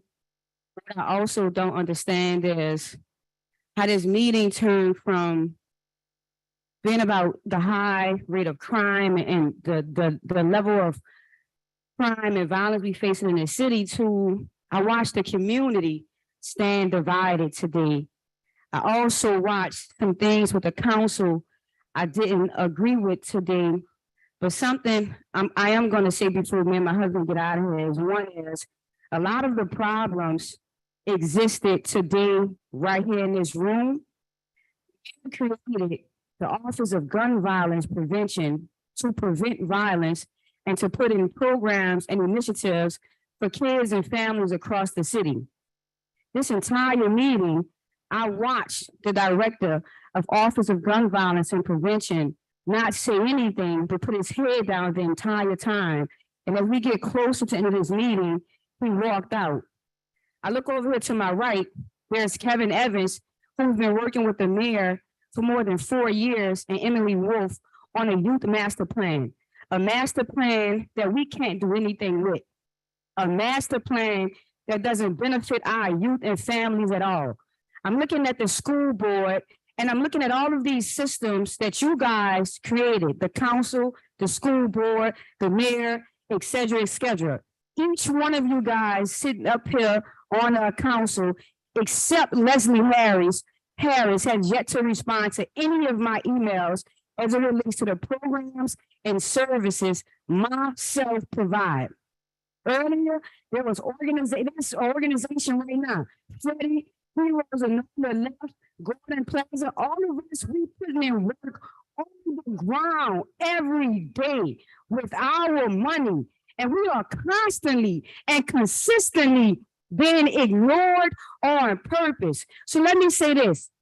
I watch folks tear the council down, but Leslie Harris, I put this on everything. I appreciate you from day one. And you know, we've been doing this from behind the scenes with Central City. Freddie King, you responded to my email, you're saying receive. Deidre Kelly, Oliver Thomas, you're saying receive. JP Morrell, Eugenia Green, y'all saying receive. So y'all got my emails, y'all got my messages. Karen Evans, y'all know who I am. The school board, y'all know who I am. And if I look around this room, y'all know who I am. So stop playing. We are losing too many kids to poverty, crime, and a whole lot of corruption. I'm tired of coming up here, whooping and hollering every council meeting. You can check your watch all day. I'm not leaving till I'm done. The police chief, I have nothing against you. I appreciate you stepping up saying, hey, I'm going to step in and I'm going to try to change this. That's why my organization or myself have never come out and said nothing about you. As a community, we have to hold ourselves accountable. They got organizations in there right now beefing with me and can't tell you why. Blackballing me and can't tell you why. Emily Wolf, Patrick Young, and the list get longer. Have blackballed me for 4 years. But what am I doing? I have saved over 6,000 kids, just myself. I've interviewed with WDSU, Mike Goldstein, Emily Levy, Fox 8. I've interviewed with every news channel in the city. I've been on an advocate, the news, any news media you can think of. Stop ignoring us. We know what our children need. We know what our community needs. We need to not stand divided. We need to put the unity back in community. These fights, I'm tired of this. What did Dr. King say? You can't drive out hate with hate. You can only drive it out with love. And I understand that politicians are only here to be politicians. But y'all got children that live here too. Y'all got family that live here too. Don't wait till it touch you for y'all to come to the community and say, we need y'all help. Since Jay Banks been sitting in that seat for District B, we've tried to get the Keller Center open for the Central City. All of y'all know us. Why y'all? So my question that I want somebody to answer before I go sit down and get up out of here, why y'all keep ignoring us? Specifically, why y'all keep ignoring me? Y'all stalk my Instagram pages. Y'all in my stories. Y'all know who I am. When I'm in the public, y'all just stare at me. Y'all act like y'all don't know what I'm doing. Why are y'all continuing to ignore us? And JP, before you say, I never got an email from you. I don't know who you is. Don't say nothing. But Deidre Keller responded and said received. Freddie King offers responded and said received. So if you don't know nothing, I ain't expecting you to say nothing. I've tried not to comment on a lot of people, and I'm going to respond to you because I want to say a couple of things. First, I think if you followed me, I agree with everything you're saying. I never seen you do. About the Office of Youth and Family and also gun violence prevention. Sorry. I think you've seen myself, Leslie, and Mr. King trying to create additional avenues for people to get funding, because you're right. When you look at the list of who FTNO funded, who those different groups funded, certain groups get money and other groups don't. And there's no defensible rationale why groups like you who are doing work didn't get money and why other groups did. So the whole reason why we spent last budget season trying to carve out a council process to give direct money to programs like Heroes of Algiers, like all the other organizations in the cities, because you're right. If we're going to provide resources to people, and it needs to be in a public and transparent way that we are held accountable for funded and not funded organizations. So you will get no disagreement from me on a lot of what you're saying. I apologize. I actually was going to send James over there. People often send my email to jpmorrell@nola.gov. I am jp.morrell@nola.gov. I don't ever respond to an email received. I respond. So if I didn't get your email, I apologize and we'll follow up. But like I said, I don't typically comment, but you said two groups that I have been, I think, members since I got into office. The fact that we have these piles of money that are set aside for programming, and there's no accountability as to whether the programming works or not. Because I mean, like you said, you could talk about every kid you've reached. You could point to that kid and say, I saved that kid. Some of these organizations that are getting money, it's not being tracked, it's not being reported, and they're not even required to produce a metric to show they were successful. And so we are working.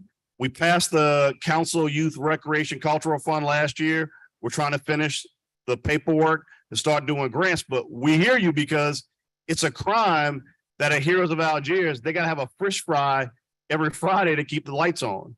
We have mold in our walls. Some of our kids don't have nowhere to go. It's sad because a lot of the problems exist within this current mayor administration. Like I said, Karen Evans, Rashida Govan, Emily Wolf, they've been working on the youth master plan for more than 4 years. A plan not one organization can use and say, this is a blueprint we can use to save our kids. I have 10 families right now that won't be relocated, that want to get out the city because they know that's a solution to their problems. We have so many different solutions, but that stuff take money. And it's a shame. Like you said, like Greg, that's my partner. We can't get funded. This man, Freddie Marshall, I hooked him up with Emily Wolf years ago. We can't get funded. That's really weird to me. I know why I can't get funded, because I stand for what's right. And I done heard voice records of them, doing what they do to me.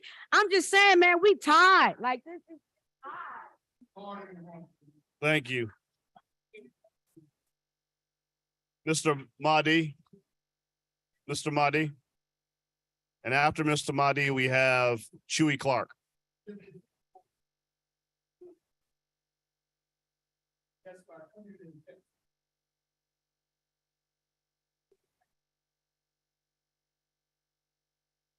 Yeah, George Mahdi, Neighborhood Unity and Merge. We talk about crime. And where does it start? At the cradle or the grave? This is what we're arguing about today.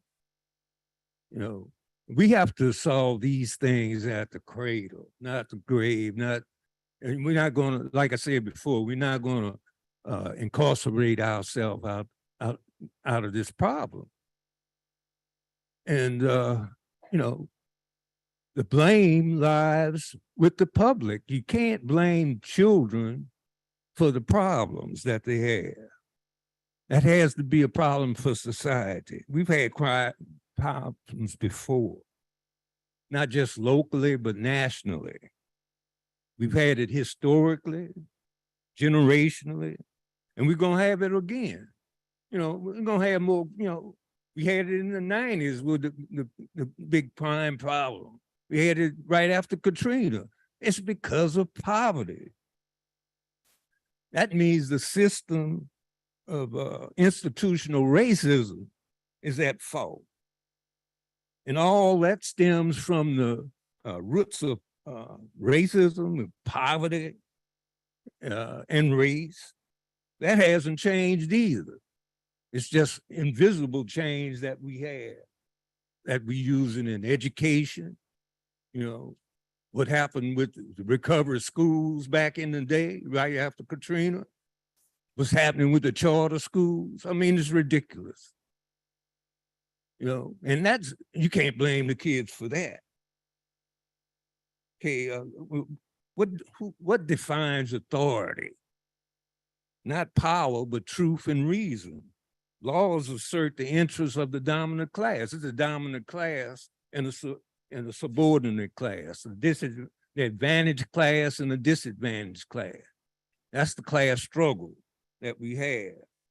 Race and class values still exist. You know, but we have to replace that with social services. We have to replace that with you know, services of education, recreation, and put these kids, you know, and that starts at the cradle. That starts, you know, with childhood education, reading. That starts with, you know, having neighborhood schools. You don't have that. That's why you have another problem. You know, we have Reaganomics. We have war on drugs, recovery schools. We have gentrification, the school to prison pipeline. We even have lawmakers trying to shoot people. You know, it's a national event the other day. The lawmakers are trying to, you know, was trying to shoot Democratic nominees. Nothing done about that. There's no outrage about that. So how you gonna have outrage about what some 15 and 16-year-olds who you're not serving? Because when you talk about serving kids of that age, you have to have something tangible for them. You have to have job training. You have to have job development, summer programs. That's who's that's on? That's on y'all. That's on society. So if you're not doing that, you're not being genuine in the efforts to change. And if you're not being genuine in the effort to change, we're going to still have the problem. And that's a problem that we deserve. You can't be blame the kids and the poor for the crime problem. You know, they're just the victims. We're the victims.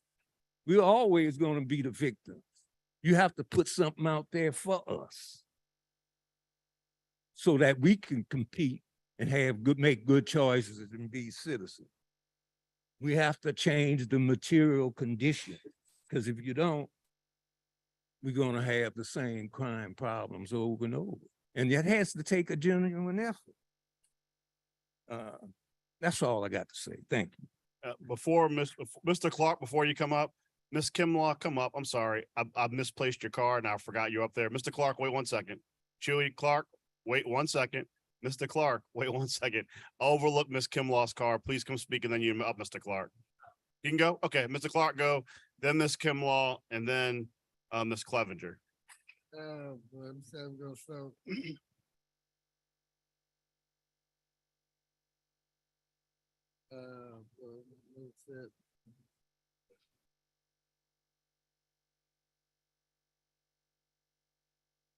As always, my name is Albert Chewy Clark. We always here represent three groups. One of them is Neighborhood Unity. One of them is MERS Mobilization, Racism, and Government Everywhere.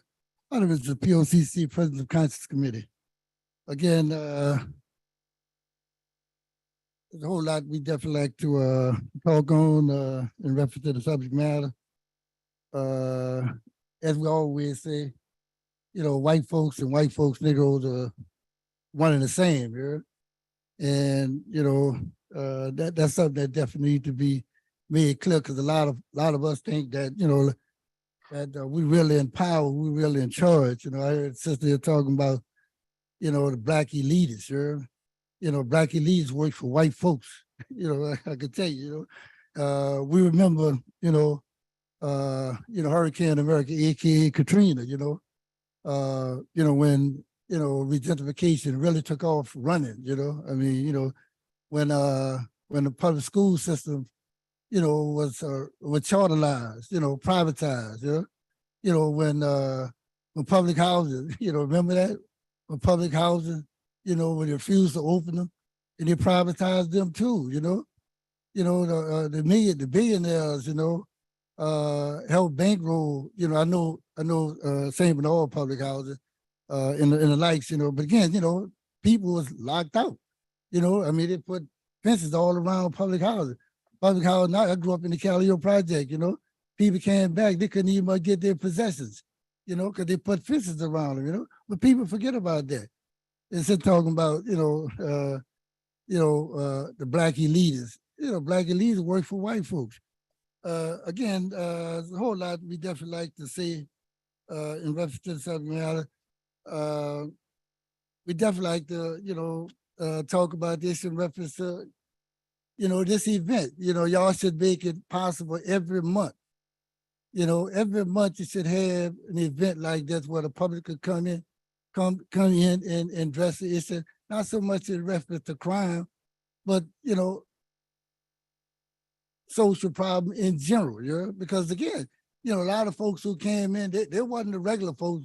You see us every month, sometimes 3-4 times a month, we come in, whether or not you have us on the agenda or not, we here batting for our community. A lot of folks, they just came here, a lot of them looking for something for y'all. They hustling, we call them poverty pimps, that's what they do. They use poverty in order, in a sense, raise up on our community. We come here, we don't care whether or not you give us, we ain't looking for nothing for y'all. We looking for y'all in a sense to deliver to the community. But a lot of folks, they ain't ready for that. They're talking about the problem. The problem in reference to us is about getting free. We talk about national liberation against national oppression. We say that we're something from neo-colonial oppression. A lot of folks that come in here today, they don't know nothing about that because they think about, that you can actually, in a sense, deliver them from oppression, from the injustice that we're going through. That's a pipe dream. Y'all here doing business for established, ruling class. That's right. About, those individuals who own the means of production. Y'all work for them. Like everybody in this arena, they're working for the establishment. Again, we definitely like to say some few other things in reference to. I passed some notes. Mr. Clark, can you wrap it up for me? I know. There you can see it. Now, when we come in here, you always do that with us. Give us 2-3 minutes, I know, but I gave you over the 3 minutes. I'm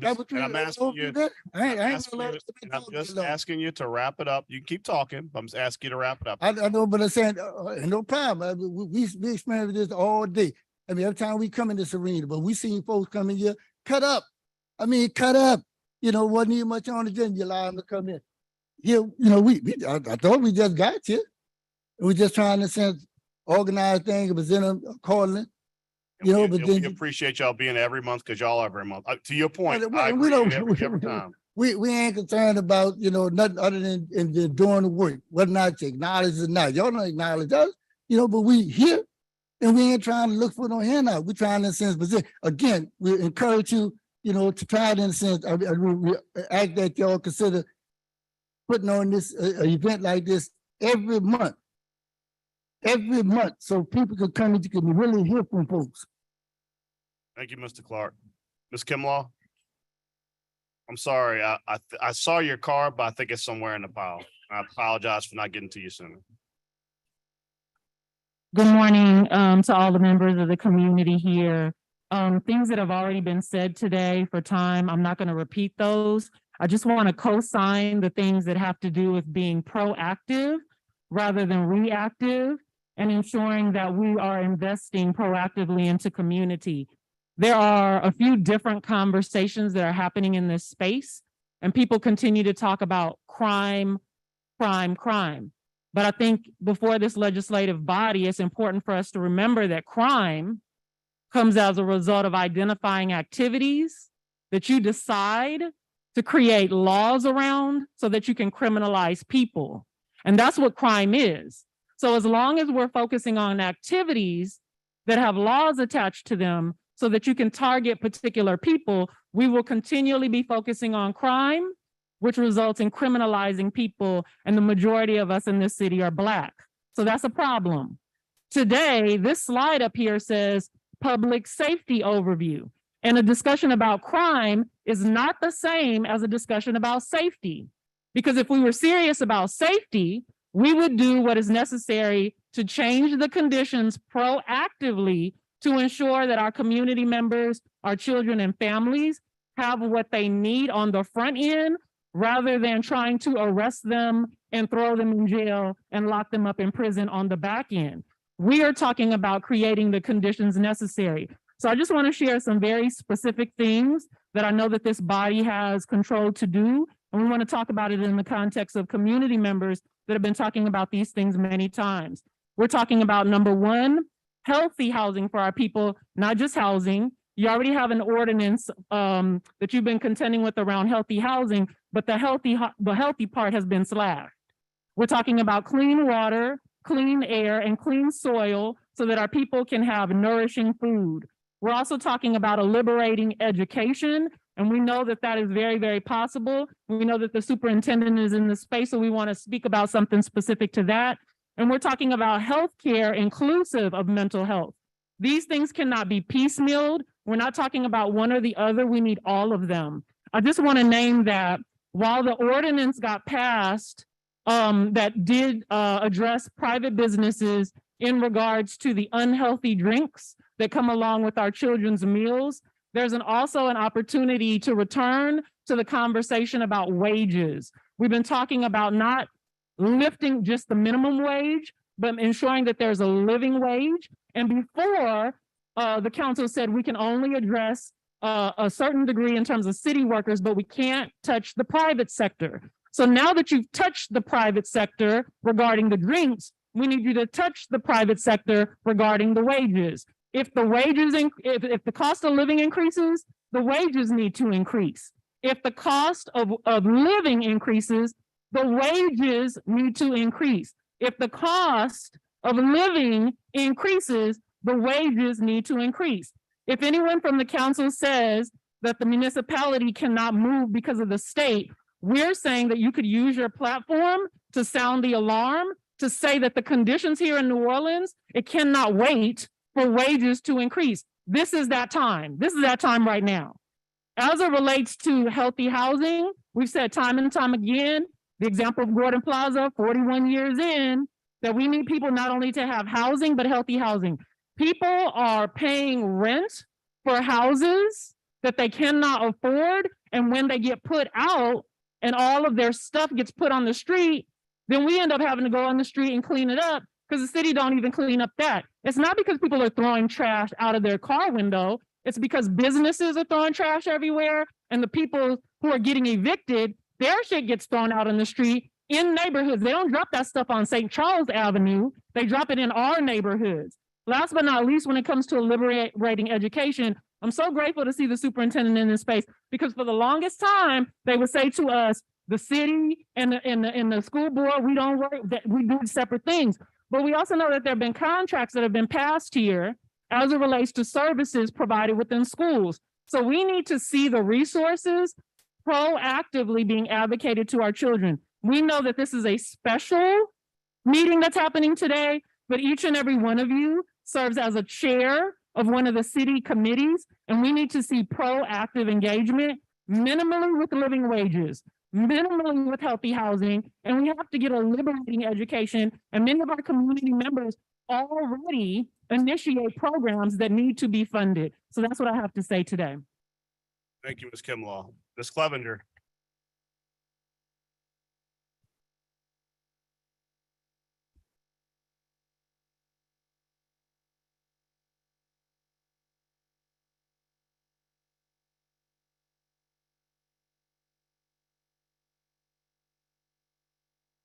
Good afternoon, council.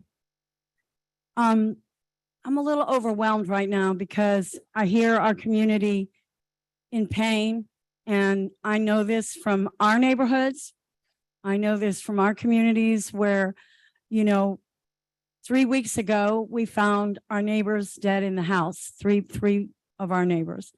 And once again, I didn't see anybody from this council or the mayor's office come to the scene. And that has been repeated over and over. I'm going to give a shout out. I'll just confirm with you that I was at the scene. Sir, I didn't see you. Yeah, we do have to see you. The point is, we need y'all in community. The day after that happened, I was on the radio with WWL, and I said, it's more than crime. It's beyond crime. It's a public health crisis. Now I see that on your agenda today. That's awesome. But I also said, we can't do this in compartments. We have to do it together. So if I said that, I would have loved to hear from one of y'all. Y'all know I said it. People listen to this. Why didn't anybody call me in our community and say, hey, what can we work on together? Okay, so the next thing is, I serve on the Police Community Advisory Board. Now, this was formed under the consent decree to create better communication between communities and the NOPD. We are having a very difficult time bringing community to these meetings. And there's a lot of historical reasons for that. And we know what a lot of them are. But at the same time, we need to move forward as well. One of the things we hear from community constantly is where are the guns coming from? Because we don't hear about that. So a few months ago, in one of our PCAB meetings, I pitched the idea of doing a gun safety program, because what we learned from the NOPD was the constant car break-ins are often in the search of weapons to be used in other crimes. So what we were asking is, hey, let's do a public service campaign for responsible gun ownership, so you're not just leaving an unsecured, unattended gun in a car. Well, I'm really glad to see that on this agenda with JP and Helena's name on it. That's awesome. But guess what? We had a district-wide PCAB meeting 3 days before our former chief resigned, where everybody bought into this program. So what I'm saying is, if you're going to do these things, where's the community in this? We brought it to you guys. The PCAB people need to be a part of the process, right? We are in the community. We are trying to get community to work with our NOPD. So include us, right? So I support this idea, but we also reached out to the business community, the tourism community, because this city is always sold to the highest bidder. And we are hollowing out our neighborhoods, our communities, the schools. I've never seen the city look this bad. And you've heard everyone here today talk about our kids. And our kids feel like, if y'all don't care, we don't care. You don't love us, you don't show us that. So why should we? We have to change that. And it starts with us working together. And as we heard other organizations say, why do you guys, we're out there working on the ground. We're doing this work on our own time, our own dime. Why can't we come together on these things? So I applaud this, but let's do it together. Yeah. Go ahead. Just real quick. Yeah. I just want to name, when people are talking about PCAB, the part that's missing is it clearly says PCAB. The Police Community Advisory Board is a district-based participation structure that creates one 7-member PCAB per NOPD district. It goes on to say the group does not have any decision-making authority. That's not what we were told. It's not what we were told, but that's what it says. And that's what it says, which is why we get the results we have. It's not community driven. It's not. And it says the group does not have any decision-making authority. So I just want to name that. Thank you, Ms. Kinlaw, because as I served years ago on what was then called the NORD Community Advisory Teams that were set up all over the city, that were not funded, that nobody from NORD ever showed up, that we were sitting in NORD facilities with the community, trying to get things to happen. All of these directives have no power. We have no power. So please, if we're going to really solve the problem as the public health crisis it is, then we've got to work together meaningfully and not just, talk at us. And we're here talking today, so I appreciate a response. Thank you. Thank you. There are no further, are there online comments on agenda item 1? Okay.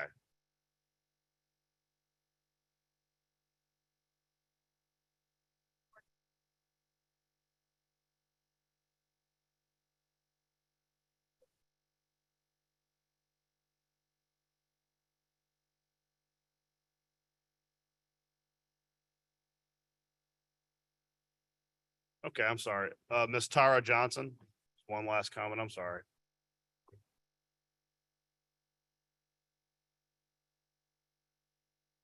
Good afternoon, everyone. I am the interim CEO of the Einstein Charter Schools, which encompasses 4 schools in New Orleans East, Village de l'Est, Sherwood Forest, Sarah T. Reed Middle School, and Sarah T. Reed High School. The interim CEO is not something that you need to be concerned about, because on a normal day, I'm Tara from the Lower 9th Ward. I was born and raised on Desert between Robinson and Claiborne. That's my legacy. At this time, I come to you to provide an awareness, just an awareness, and to and ask for support. Councilmember Thomas, you are there whenever we need you. There are a lot of incidents that are going on randomly, and as I paid attention to the data, and I'm an active listener, the random acts of shooting throughout the day, throughout the instructional day, those acts are jarring. I'm asking because I am at work every day. I'm at all 4 campuses every day. I am accessible, I am approachable, and I am accountable. I am the bulletproof vest along with a team of educators that protect the children in those New Orleans East schools. I can't speak for everybody, but I can surely speak for mine. We operate in an educational realm, of course, the academic, social, and emotional well-being of our children is always at the forefront. We have to protect the scholars that attend our schools. The random acts of shootings that just took place no later than this past Thursday, when we had our younger scholars in the after-school care program getting into the cars in the carpool line, and over 20 shots rang out. We had to take the children and get them back at the school like herd. They don't deserve that. Chaos. A large police presence. Everybody's always there when we need. If I call the superintendent of Orleans Parish Schools, she answers. I don't need an appointment for the chief of police. I don't need any appointments for her. I have that. What I am asking, OT, and the rest of the members of the council, please assist me in protecting our children. We have had to move from dismissing from our actual school building to dismissing from the actual street. I know this because I'm always there. And I want to make the council aware of something. I do not have a pet. But I have plenty of children that I can call my own. So it's serious business for me. I'm a 31-year educator. So at this point, all I can do is provide the shield for the children, because I have nothing else left to do. I am asking because I have also taught many of the people that are here, I've taught their children as well. I'm a traditional educator from New Orleans. So this has been in existence for me. But I am asking, see, I didn't send an email. I like to be up close and personal. I like for you to see me. I love that. But I am asking members of the community, along with members of the council, to please assist, because we have to first, before we get to the academics, we're going to move the scores and do everything that we're supposed to do that the rest of us were doing when we were in school. But we have to protect them first. And under my tutelage, it's a boots on the ground initiative. We do it by any means necessary. I have successfully, in our high school, placed deans and administrators who are educated, but from every housing development or hood in this city. Because I need gangsters. I need people who understand what's going on and who are willing and ready and able to stand in front of the children whenever anything is going on. And I know you all know where I'm coming from. I am asking, making you all aware of the random acts of shooting that go on at any time of the day that may not be featured in the data. I just want you to know, I didn't send an email because that's not what I do. I move a lot to all 4 campuses every day because that's what it takes. You cannot hide at the top and look down at everybody. My roots are never, ever, OT, that far away from me. I don't have my own children, but when it comes to messing with my children, you will know what ward I'm from. Have a blessed day. Thank you. We have one more card. Okay, ladies and gentlemen, if you would like to speak on item number 1, I have these 2 cards in my hand. Speak now, forever hold your peace, because we have to go to other items on the agenda. Mr. Chris Ambrosio, and then after Mr. Ambrosio, we have Jonathan Ruffin, and after that, we're concluding item 1 to go to the next item on the agenda. My name's Chris Ambrosio. I'm a resident of 8316 Sycamore Place. Please might want to lift the mic up and bring it closer to your face just so we can all hear you. My name's Chris Ambrosio. I'm a resident of 8316 Sycamore Place. I was born in New Orleans. I work in New Orleans. My family's lived here for over 200 years. And the item on the agenda today is very near and dear to me. In August of last year, my girlfriend of 3.5 years was shot dead in the head in the middle of broad daylight, 12:30 in the afternoon. And,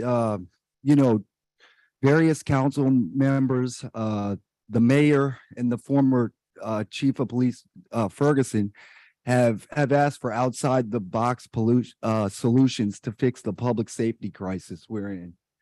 So I don't know. I know it's obvious we have a police staffing issue that's not isolated to New Orleans, but we need to focus on retaining and recruiting. If we focus on retention, that saves us money. It costs less to retain an officer than it does to recruit a new one. And, I commend y'all on some of the positive things y'all have done with the American Rescue Plan money we got, like raising the benefits and the salaries. But, the salary is not the problem. They looked at exit interviews for officers that are leaving, and they're leaving primarily because of promotional opportunities that they don't see, and overly harsh discipline measures from the consent decree and outdated equipment. So we have to address that. We can get rid of the subjective evaluation process and update the equipment. As far as recruitment goes, we need some more innovative. We need to meet them where they're at. I mean, our target is youth. Primarily, the new recruits are going to be younger officers, so meet them where they're at. We need digital recruiting. Other police office departments are putting QR codes on the vehicles and allowing them to access through that. They're even offering free tuition like the military does, giving them, with a 3-year commitment. Another thing is the consent decree. Obviously, that's causing a lot of problems, and the sooner we get out of that, the better. It's costing our city like $8 million a year. And if you look at the reasons that kept us from advancing, what the federal judge says was, you know, why don't we just address those so we can get out of it? Like they said, we didn't have timely public reports. Well, and Cantrell has mentioned an overburden of paperwork with the officers, but you know, we could do what Baltimore's doing. They have a compliance dashboard. They're utilizing technology that allows them to fill out these reports simply in the field, which keeps the police officers there. It offers use of force statements, training, and other consent decree requirements. The sooner we get out of that, the sooner we save money. Also, a significant reduction in violent crime is not without precedent. We did it in the 90s under the Pennington Plan. There's also the Operation Ceasefire, also known as the Boston Miracle in the 90s, where they reduced youth homicides from 70 a year to 0 within 3 years. And how did they do it? It was done with data-driven, evidence-based technologies like hot spotting. And we're in the best position now to do these things effectively because we have this one-time federal funds available and we have the data and the technology. So why don't we use the technology to maximize our capabilities with the staff we have? And it's force multiplying technology.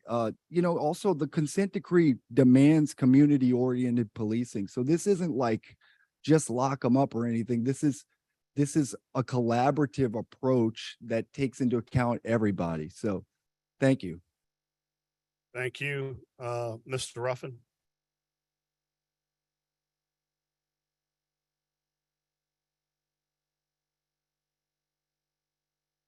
First of all, I want to say good afternoon, family, to all of y'all. My name is Dr. Jonathan Ruffin. I am from the Desire Project. Today has been a day that the God has given all of us. I want to thank all of y'all, the people that we have elected and the people that have raised their voice today, and y'all hurting, y'all pain. We feel it, you know, the council feel it. I want to speak not for the council, but I feel y'all pain. You know, I feel your frustration. I feel that you said you were there. We don't have to see you for you to be there, sir. And I don't mean no disrespect to no one, but these people are people that we hired to do a job. So we don't need you at every breaking news to be at a TV screen when your job is behind the scenes. At the same time, I don't disrespect no one's families. I thank all of y'all for showing up today at this special council meeting to give your concerns, your pain, to let people know that the city need help. And it ain't gonna take your vote, neither these people that we vote for to get it. It's gonna take all of us as Black people, white people, as the community of the Who Dat Nation to stop this crime. Thank y'all. I'm gonna do a prayer and I wanna leave y'all with, please show more energy, show more aggression, show more that y'all gonna do some fighting, because we're gonna do some fighting. That's what they wanna see. They wanna see us fight. We're gonna fight, y'all. Thank y'all. I thank all y'all. Ain't nobody do nothing wrong today.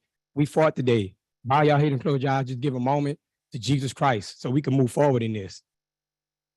Dear Heavenly Father, we come to you right now, humble heads, humble hearts, eyes closed, begging you, Heavenly Father, begging you for public safety, begging you to show us favoritism in our offices and in our homes, begging you, Heavenly Father, to give New Orleans a break.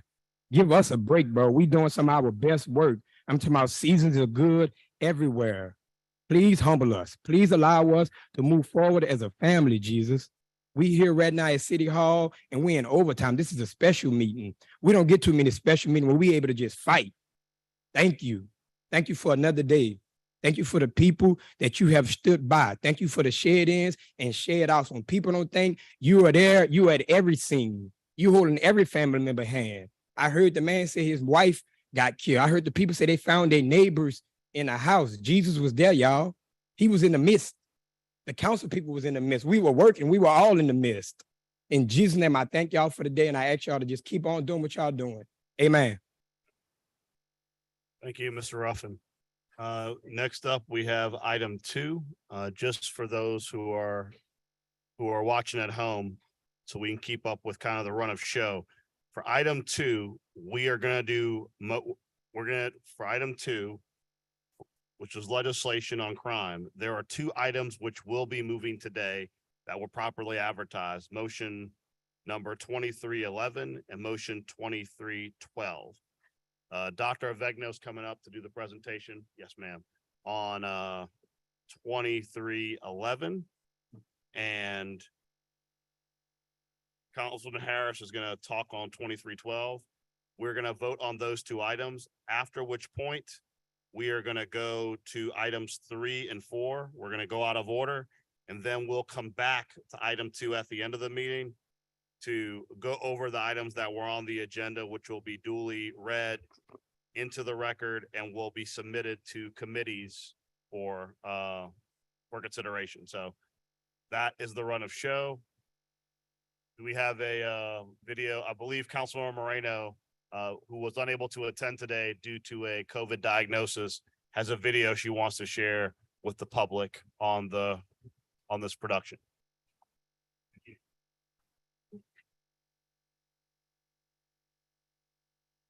Good morning to all of you, and I'm so sorry that I can't be with you in person today because unfortunately I tested positive for COVID. But I really do want to thank Council President Morrell for allowing me the opportunity to be able to discuss some of my crime reduction proposals with the public and of course my colleagues on the City Council as well. I have just 5 proposals that I would like to briefly discuss with you. 1, the importance of creating a robust violence intervention program. 2, increasing safe gun storage. 3, addressing businesses harboring crime. 4, boosting the traditional summer jobs program from 365 to 1,000 slots. And 5, initiatives to support our families. I'll start with item 1. Today, the council will consider a motion directing the health department to develop a robust violence intervention model. Cities across the country are boosting or revamping their community violence intervention programs to curb gun violence. Our program must be a substantial investment with a coordinated public health approach to assisting and therefore changing the course for individuals identified at the highest risk of being a victim or perpetrator of violence. As described by DOJ's Bureau of Justice Assistance, that the strategies must disrupt cycles of violence and retaliation and establish relationships between individuals and community assets to deliver services that save lives, address trauma, provide opportunity, and improve the physical, social, and economic conditions that drive violence, end quote. Now, we have had, of course, iterations of these types of programs in the past, but it is clear that a revamp with much increased planning and investment is necessary. I've asked Datalytics to provide a report next week to the City Council and also to the Health Department on programming being implemented in other cities, along with funding levels to assist in the development of the New Orleans programming. It is incredibly important that we as council members stay engaged in this because a program like this, in my opinion, is key in breaking the cycle. And we must, of course, assist and allocate the necessary resources to the Health Department to put a robust program like this in place. For item number 2, as we work to tackle gun violence, we must promote safe storage of firearms. NOPD reports that roughly 1,600 firearms were stolen in 2022. Those firearms can now be used on our streets. Cities and organizations across the country are providing free gun locks to their communities in an attempt to secure as many personal firearms as possible to decrease the number of accessible weapons to commit crimes. The ordinance that I have today on first read would provide $100,000 toward purchasing gun locks to provide to the community. I'm also aware that there is significant work being done to attract private businesses to also donate toward this cause. Item number 3 deals with addressing businesses that are harboring crime. I'm proposing an ordinance similar to one that is in Baltimore. In Baltimore, there is an ordinance called the Padlock Law, where the police chief actually has the authority to shut down businesses found to be engaged in drug dealing or other criminal activity. The ordinance I'm proposing is similar in that our chief could take this action, but it also provides an avenue for emergency due process for the business owners through required actions by the city attorney at civil district court. I know that our district council members in particular are constantly dealing with significant concerns from a few problematic businesses. We will have, of course, a much more robust discussion on this particular ordinance as it goes before committee. Now to item number 4. It is so important that we create more opportunities for our young people in New Orleans. And that is why I think it is so important to boost the traditional summer jobs program from 365 slots to 1,000 slots. Working closely with the Office of Workforce Development, I've filed a $1.9 million funding ordinance to increase the number of seats within our summer jobs program. A robust and well-funded summer jobs program can help to suppress crime, and it also provides significant opportunities for our young people, along with providing access to income. And finally, item number 5, supporting our families. The council recently allocated $3 million for maternal and childhood health programs to provide in-home visits for screenings of mothers and babies, for clinical, behavioral, and health-related social needs, along with direct referrals for additional services as necessary. Now, in partnership with the health department, the council should be focusing on expanding Healthy Starts Fatherhood program. The program works to increase resources and tools for fathers, including training on the importance of father involvement, men's health, and overall well-being. Every community can benefit from increased father involvement, and the aim is to increase parenting time for children overall, lower crime rates, improve school behavior, improve academic success, and ultimately increase family self-sufficiency as well. So overall, the solutions for dealing with crime are both short-term and long-term. Yes, we all know that part of the solution does deal with policing and justice, but that's not the full solution. So what are the other issues that need to be addressed? And that is also a piece that I believe that we must so urgently work on. I have constantly been calling that the crime crisis that we're in should be dealt with as an emergency with daily urgency, just like we deal with hurricanes, where every single morning we are all at the table, all dealing with the emergency. Unfortunately, I have not seen that type of response happen yet, but that doesn't mean that the council won't continue to push for it and continue to push to find and implement solutions. So once again, I want to thank the council president for allowing me to participate via video in this manner today, and I will be watching the rest of the meeting online. Thank you. All right, thank you. Dr. Avegno, come on up. And I believe Councilor Moreno said you'll be presenting on 2311, correct? Okay.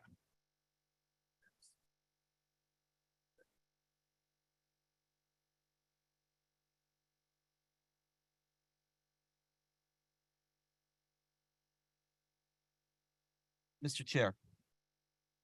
Mr. Chair. Yes, While sir. Paul's doing that, Paul, I see you have the blight map up. Can you pull that up really quickly? You saw the blight map and got excited, right? Yeah, Okay. I did.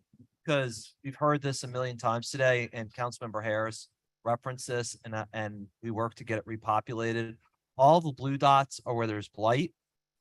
Yellow dots are violent crime, and the red dots are property crime. I think I have that right. And so, or maybe, yeah, or maybe the other way around. Red is violent crime and yellow is property crimes. So you can see kind of between like Central City through and up through the 9th Ward and into New Orleans East and in Algiers how much blight exists.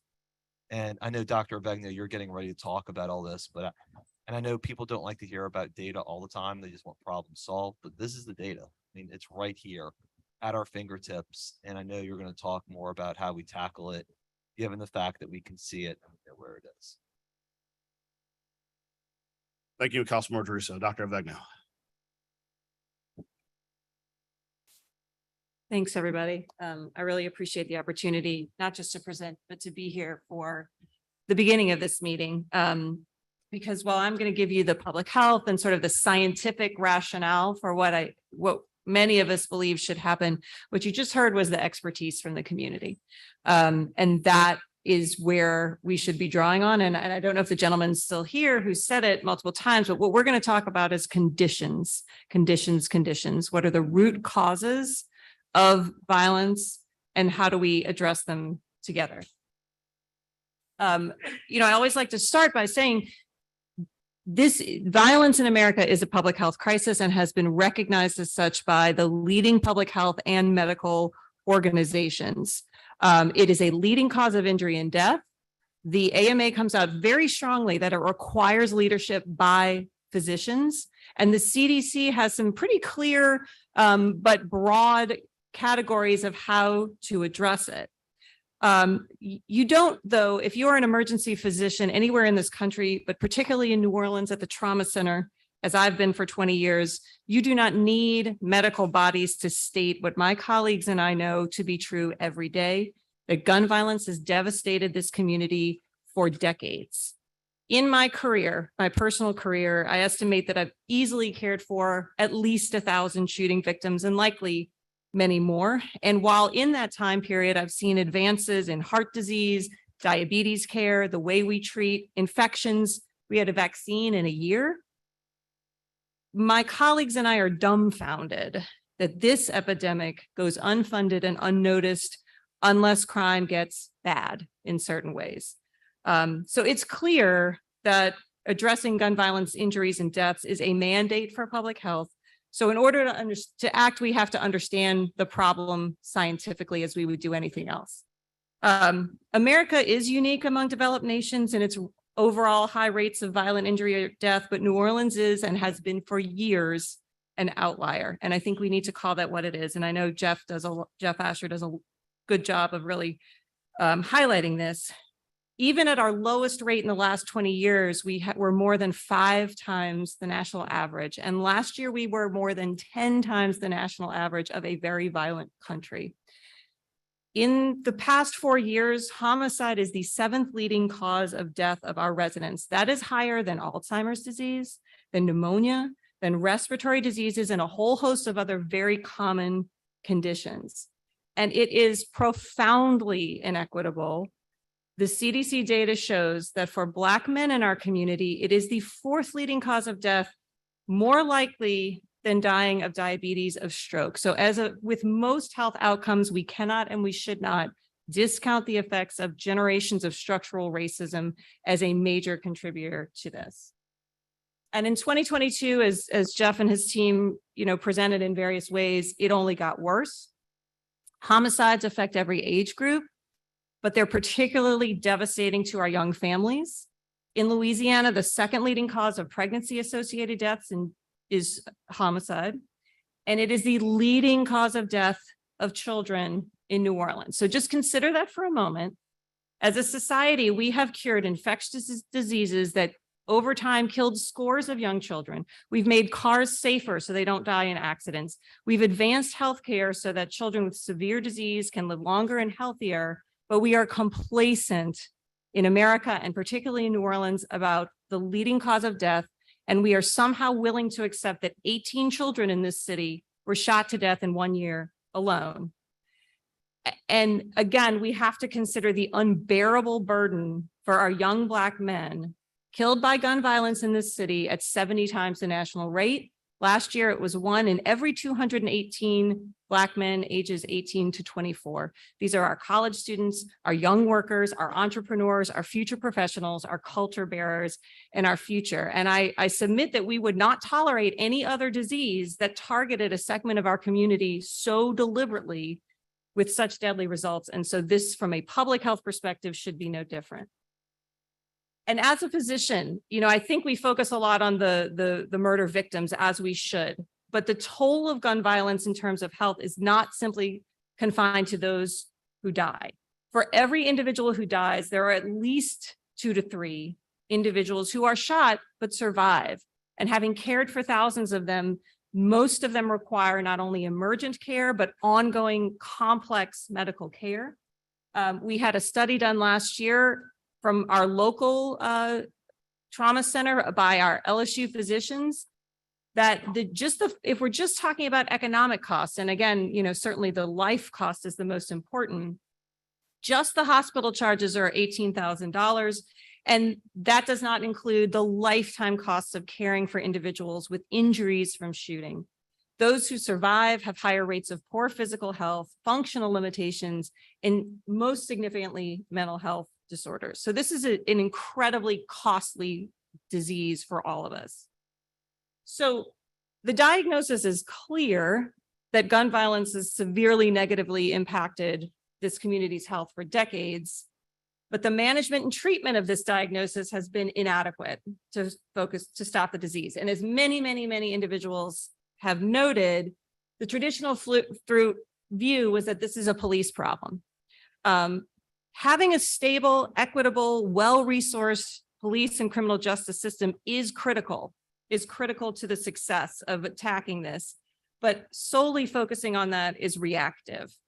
This system generally only intervenes after an individual is injured and killed. And from a health perspective, that's not a very effective treatment. It's as if we were saying that once a patient goes into cardiac arrest, then that's all we can do is try to do some CPR and revive them. We're not going to address all of the conditions that allowed someone to have heart disease to go into that. Any comprehensive long-term approach to reducing shooting and killings must have a fully resourced public safety system and prevention and intervention strategies. So we have been tasked at the health department with developing this, and we appreciate that that trust and responsibility and take it incredibly seriously. And we should be honest about a strategy. There's been a real prohibition on violence research for a very long time, thanks to some federal roadblocks. So we don't know a lot about what really works and what doesn't, but we know enough. Again, this is not an either or. This is not funding the police or social programs, funding youth or adults, funding economic programs or mental health. This is an all hands on deck, all of the above, and it's going to require significant layered and sustainable investments. When you look at thriving communities nationwide, they are ones that can meet their citizens' economic needs, provide robust social services, and have access to a variety of programs to support families through the life cycle. We have a lot of expertise in terms of figuring out what the best practices are in our hometown. We have experts like Jeff Asher and our academics who do a lot of work in this. We have connections with experts nationally. We have the capacity to quickly identify promising programs, interventions, collaborations, but we need to scale them up significantly. So we've been having a lot of conversations with local and national experts, most importantly with community members, folks with lived experience, those who do this hard work every day, like many folks in this room, the business community, and within our own shop. And so for any strategy to work, we believe there must be strong internal coordination and external partnerships and a true framework. Director Morris is going to spend time talking about the task force. So I'm not going to go into that, but it's really designed to be a war room, like an incident command, like a hurricane activation, with an exclusive focus on real-time violent crime incidents through a multi-agency lens, and streamlining our internal city connectivity to support NOPD and the criminal justice system to make it run as best as it can. But in order to be truly successful, and you've heard it said, there must be a community-wide, public-private, collaborative with real infrastructure and capacity that works solely on a violence reduction strategy and can implement it quickly. This group should survive political administrations. It should be highly resourced. It should draw from all segments of the economic and business climate, as well as especially those who are doing this work. And when cities do this, they are able to not only harness funding sources that exist, but they're able to draw down really large investments from federal funds, philanthropy, and private sources. So if we're going to resource this right, we have to do it together.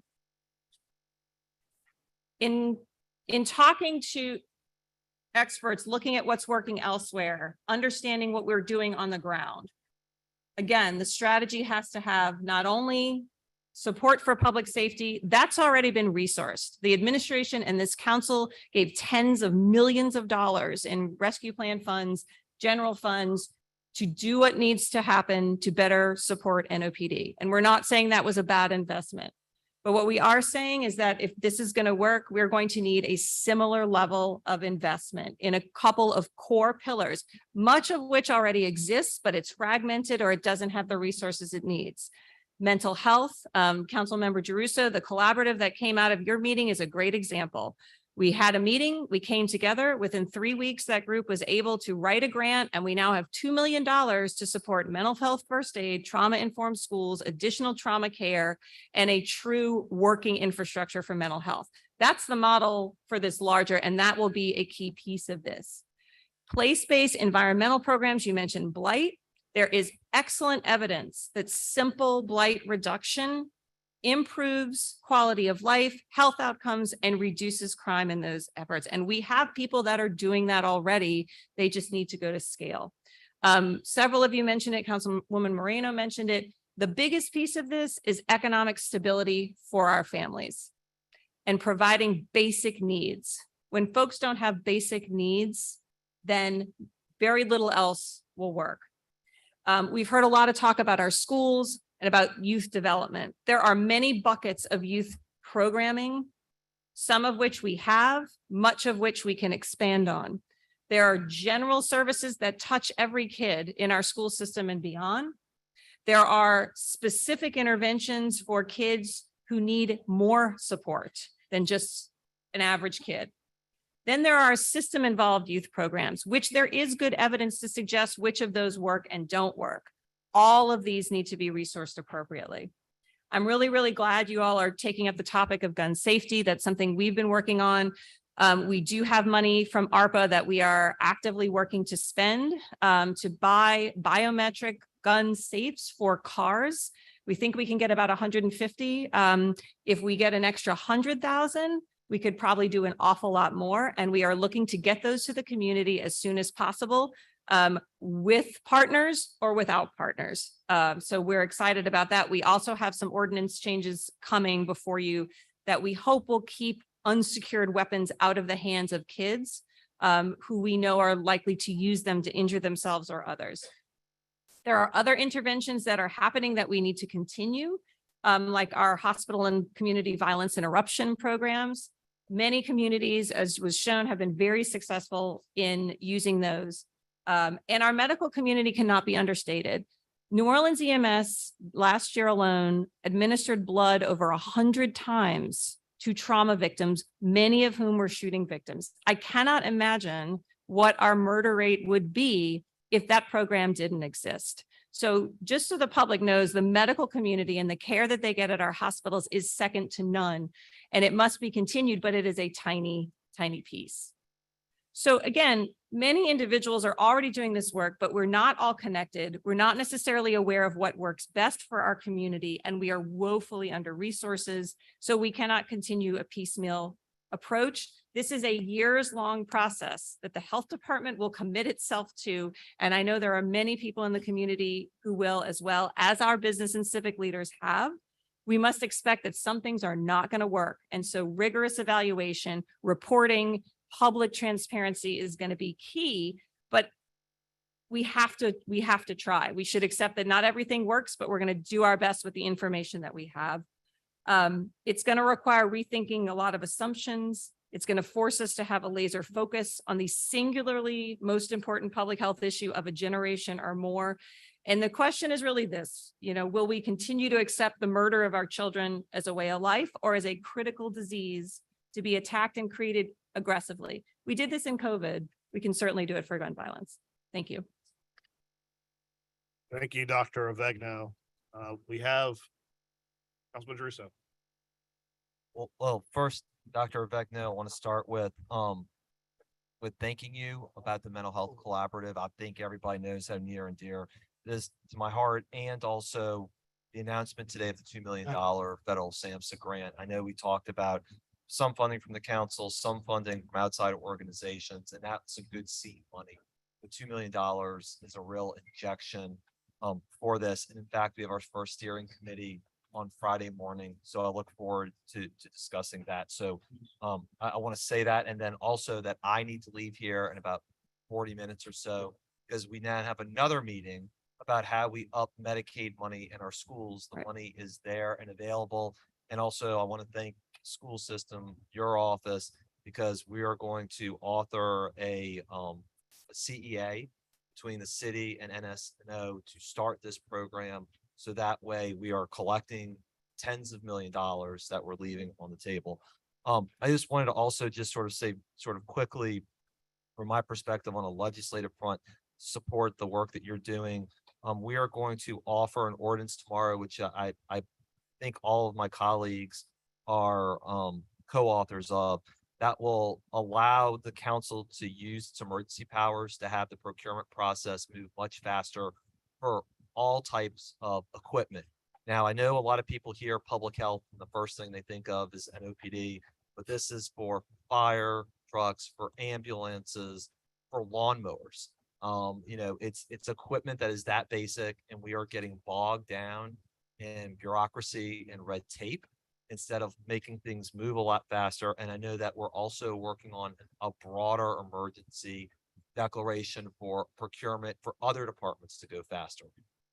I feel very strongly about the blight issue. I think you mentioned it already as one that is important. If we're talking about healthy homes, as Ms. Kinlaw said earlier, if we're looking for places to be safe, if we want people to feel good about where we are, if we want to send messages to people that you should be happy, healthy, and proud of where you live, then making sure that the way it looks is incredibly important.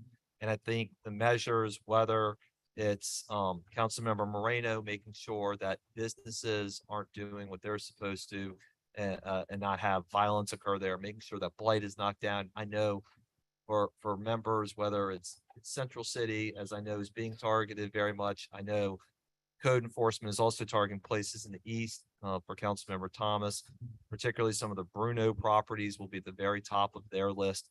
I think is incredibly important. Along the same lines, to help with those efforts, I want to say this out loud.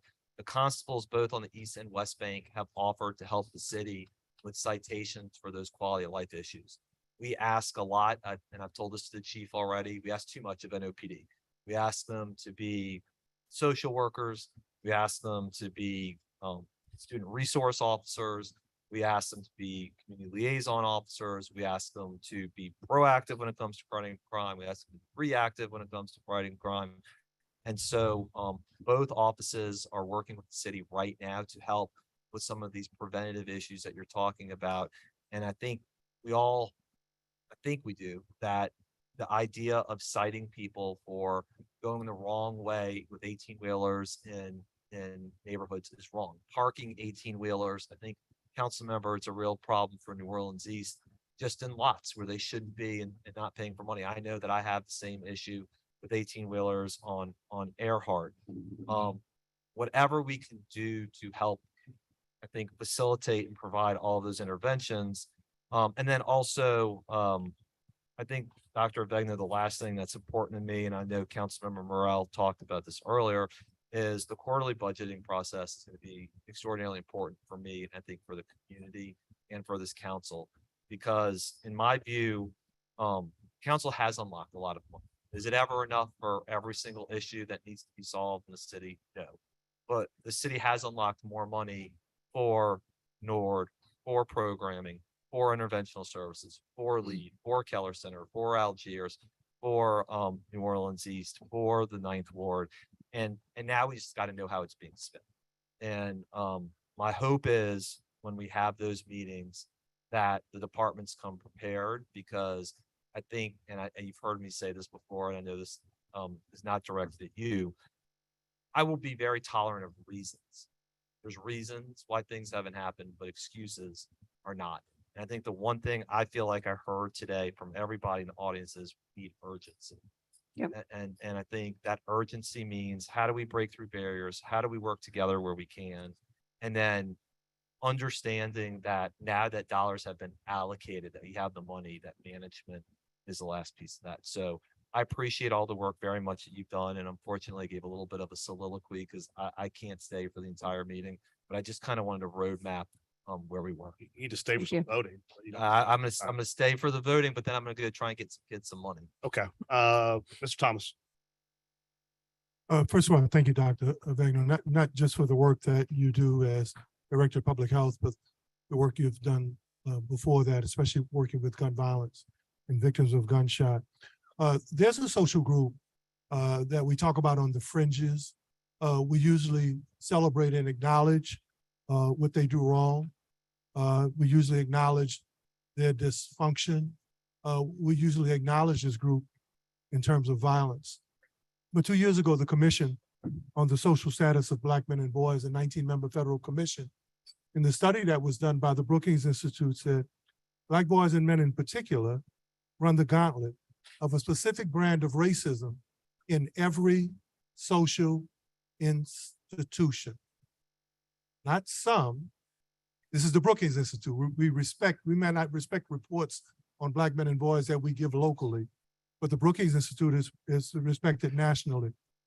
The result is a long-standing pattern of poor intergenerational outcomes. The unique challenges facing Black men and boys, and I know it's not popular to talk about Black men and boys, that's not trendy today, require a specific set of responses and resources beginning in the earliest days of life throughout adulthood. Now that's the Brookings Institute. So at what point, especially as a public health crisis, looking at the numbers, 70 times the national rate, the stuff you and I know already, you know, especially when I put a kid in my car with 2 bullet holes in him and bring him where he needs to be to stay. Everybody don't get to experience it. Or just in the last couple of months, my family, 57 bullets riddled car of one family member, and then burying another, a loved one, with a bullet in the head just a couple weeks ago. So it knocks on everybody's door. But when we talk about Black men and boys, what are we doing specifically locally, especially given our number, to resource and touch and love that group? Yeah. And what is our specific plan? I would argue that is the group we should focus on first, because you saw the statistics, right? You can't argue with those. This is a community in particular, this group that has suffered, as you mentioned, trauma, many of them since before they were born, right? That's the intergenerational trauma. There are interventions we want to try and we're starting to try. So mental health first aid, just being able to train the community, and part of that $2 million grants will train almost 1,000 people in our community. And so the focus is going to be who interacts with Black men and boys, right? Is it coaches? Is it teachers? Is it mentors? Whoever, but because they're the ones we probably have to train so they can at least recognize some of the early warning signs and know what to do, right? That doesn't cure it. We have also within that the trauma-informed schools program and additional trauma-informed counseling by Children's Bureau and others who are experts at this work. That is going to be better resource now. It's not enough. And if we can just show that what the work they're doing is as successful as we think it's going to be, then we're going to come back and say, and now we need more.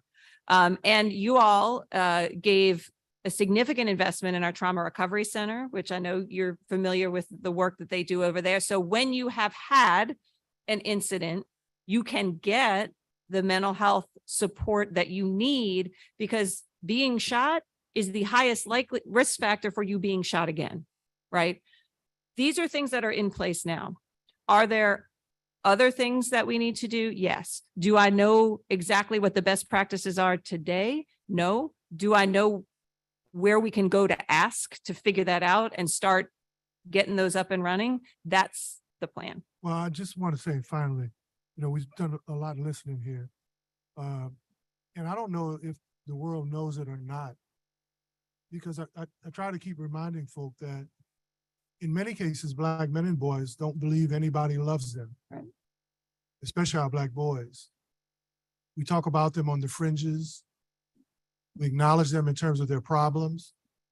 But at some point, if they're not embraced, not just with resources, with the type of public attention and public ambitions and public acknowledgement, that it doesn't mean we don't celebrate anybody else. Right.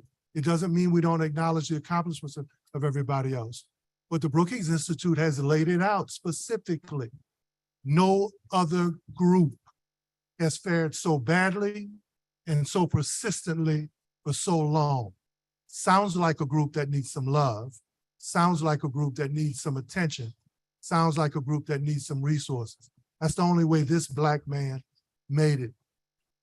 Because of loving Black women and loving Black institutions and loving people who saw where we came from and what we went through. If we don't begin to do that,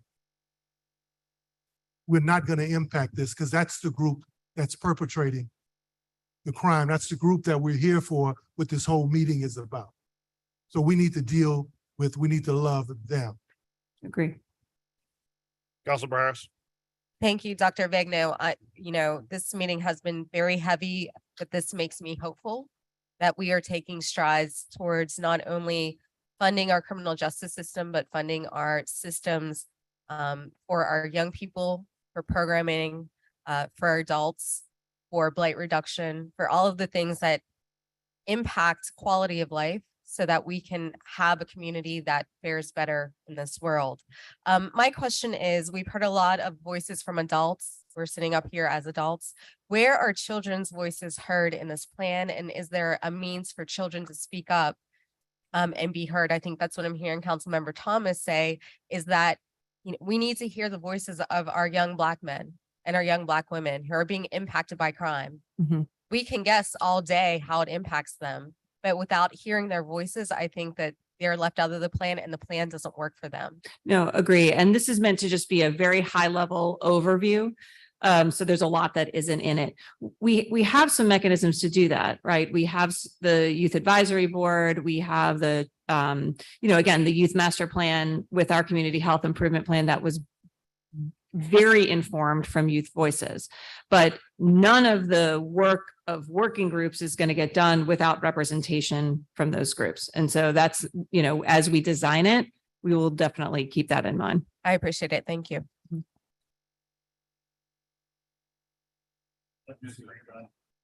I'm into Preston, Mr. Chair, but I want to thank you for the work that you've been doing in some specific categories. For example, when you helped rescue a couple of people, the health department rescued a couple of people. It made a difference and it changed a couple of lives. So thank you very much for that. I do want to just say one thing. I'm so pleased and proud to raise my two Black sons here in New Orleans, both of whom are college graduates. Tulane, St. John University also have great jobs at this time, Ben Franklin and St. Aug. One of the organizations that I had them involved with was the Boy Scouts of America. And as you mentioned, General Youth Development, right. I just wanted to say that that's an example of an organization that had you put your hands on guns and learn about them and learn safety. And I just want to encourage you as you work with the gun violence strategy to look not only at just that one organization, but other organizations that are working with youth and get them to be deliberate about talking about what you can do to be safer in a safer environment, because what they learn as youth or don't learn, sometimes a lot of these accidents that happen involving adults are because they weren't trained to touch, to feel, and to understand the power of a weapon. So as part of gun violence, I'm just asking you, as you reach out to organizations, whether it be to mail something to them or to invite them to come, encourage them to talk to people and youth about guns, let them feel the power that they have within them, and also encourage them to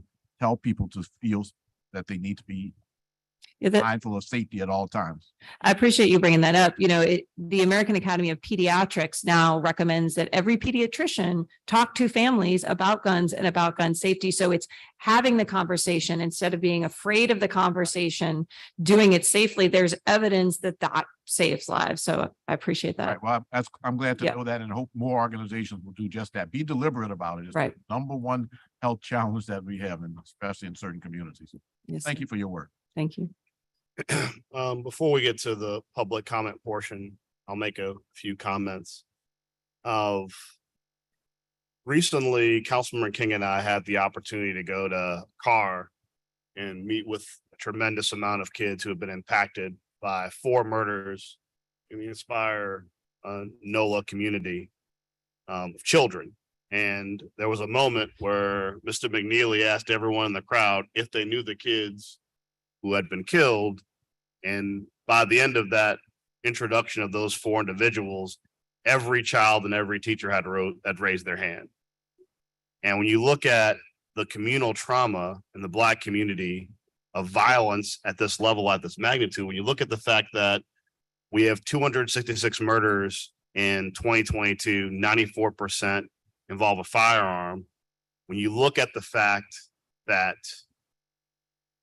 from data that NOPD shared with us, and thank you, Chief Woodfork, for always being very open with this, and we're working on something regarding that.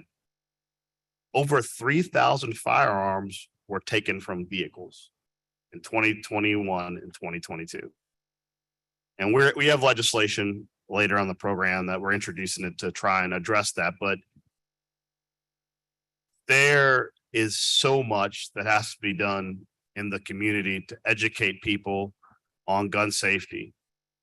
There's so much that has to be done to educate people on the fact that suffering through trauma in silence is not healthy, and asking for help is strength. As we've heard today, and I appreciate you beginning your presentation by saying you were glad you were here for the whole meeting. When I saw what took place during the course of this meeting up to this point, to your point with your presentation, whereas people saw the conflict and the raised voices today as chaos, what I saw that is a community that's in pain. People are in pain, they are suffering, they are demanding that somebody help them. And the level of frustration as elected officials, we are accountable to them for not having solutions to the problem. I do think, and Chief Woodfork has been very forthcoming and open with this, that we have to investigate and work on initiatives that are just not centric to NOPD. And this is a huge beginning of initiative on mental health, which is one component of how we're going to save, particularly as your data shows, young Black men who are dying at 70%, 70 times the national average. We have to move the needle. And I want to remind people as a council, this is kind of our wheelhouse, because when you talk about programming is funding. That's just the nature of the game. Every program, every initiative requires council funding and requires council input. And when you look at solutions outside of NOPD, they are impossible without council input and council interaction. And I appreciate the council, I appreciate Council Vice President Moreno for her leadership on this particular initiative and letting us all be part of a solution that isn't just more cops. And I mean, I think many would tell you in this community, whether you're pro-police or not pro-police, we are at dangerously low levels of police.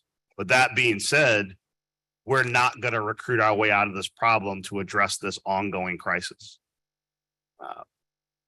I really appreciate you being here today. I appreciate your continued commitment. I think we don't do enough to stress the fact that barring the 4 years of President Trump, CDC collected information every year on gun violence.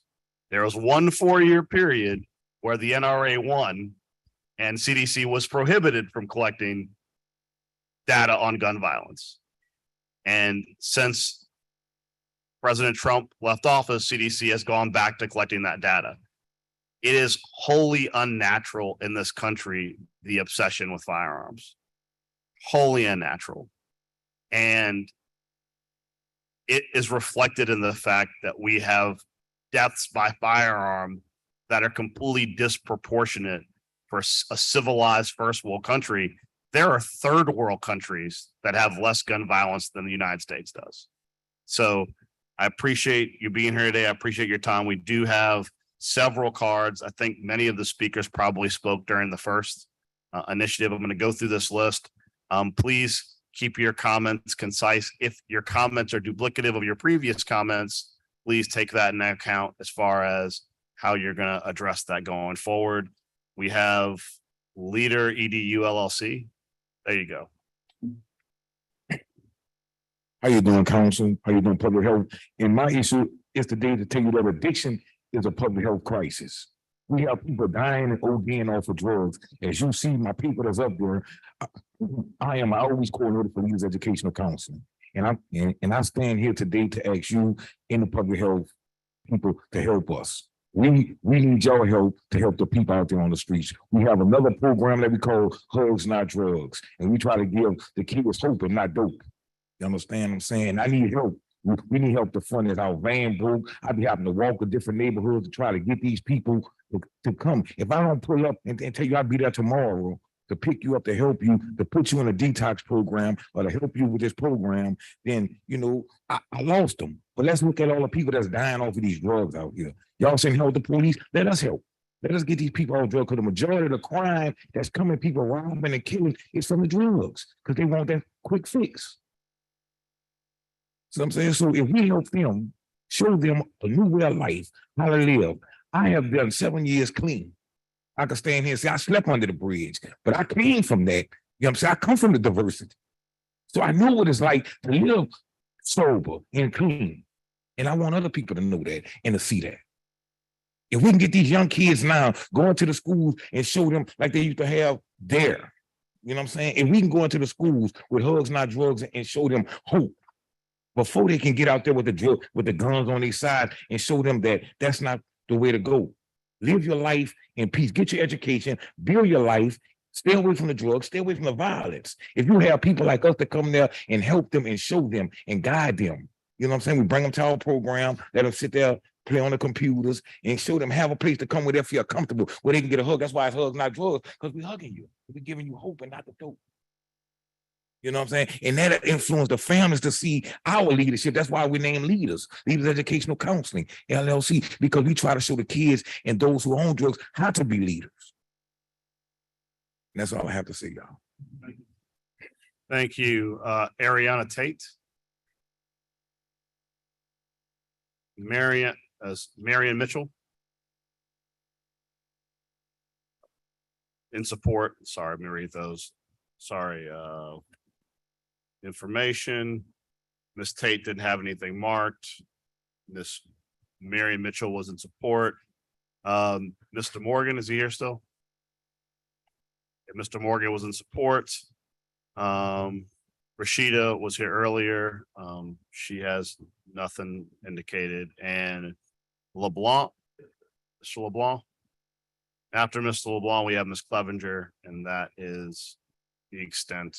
Good afternoon, everyone. Before I begin, I'd like to thank Mr. Oliver Thomas for helping me while I was incarcerated as an innocent human being.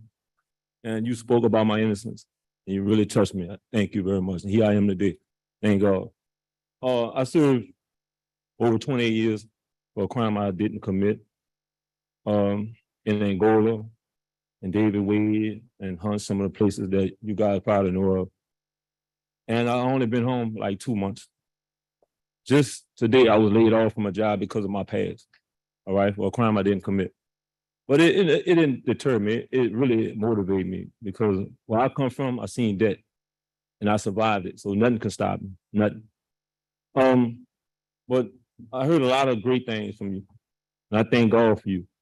I consider myself as a community activist, also as a prison activist. In my community, I clean up my neighborhoods. I protect the elders, protect the youth. Anyone I see on my watch, I'm very alert when I go out to the store, and I always ask people, can I help them? Almost been robbed, like about 2 weeks ago. I got away from that, thank God. So I'm here as a servant to my community. And I've been reaching out to organizations and asking, can I help? But my past hold me back. You see, so I do what I can. I want to speak specifically about how we treat the kids. I noticed when I was coming up in New Orleans in the early 90s, I didn't see none of my friends' fathers. And that would always resonate in my mind. Well, I didn't see their fathers. And most of my friends have died before the age of 21. And a lot of them are sitting in Angola.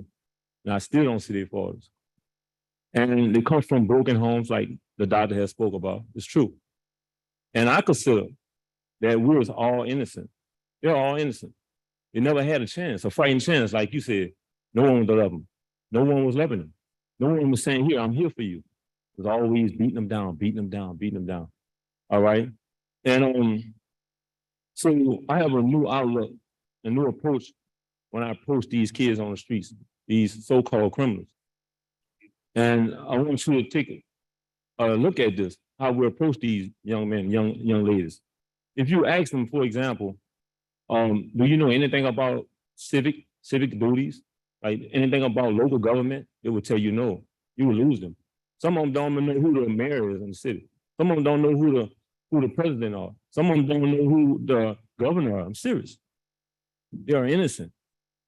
And some of them never seen their father. Their mother is in the clubs. This was going on. People are on drugs in their families. They never had a fighting chance.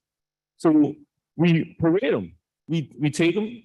We leave them as criminals, defendants, offenders in prison. And we parade them and say, hey, this guy committed, or this young lady committed this crime. Then we place them in prison, right? And we tell the public that we are saving our streets. But we place them in prison. These young men, young kids are innocent, don't know anything. And we don't reform them because we spend less than 1% on rehabilitation in prison. How could we help them? We're not. They're growing up in prison as men, learning all this knowledge around all the criminals, so-called criminals, right? And they're coming home with a wealth of knowledge of criminalizing people, hurting people, right? And they are angry. They're on drugs. Drugs are all over the prison system. It's flooding out in prison. I just left a month ago. I'm begging you, let's look at this, how we approach kids. And I think we should not just look at the one individual in the family, we should look at the entire family. The mothers who are producing the kids, she's affected. She don't have enough resources. The father's not there. The uncles are not there. The family dynamic has broken down. There's no unity in the family.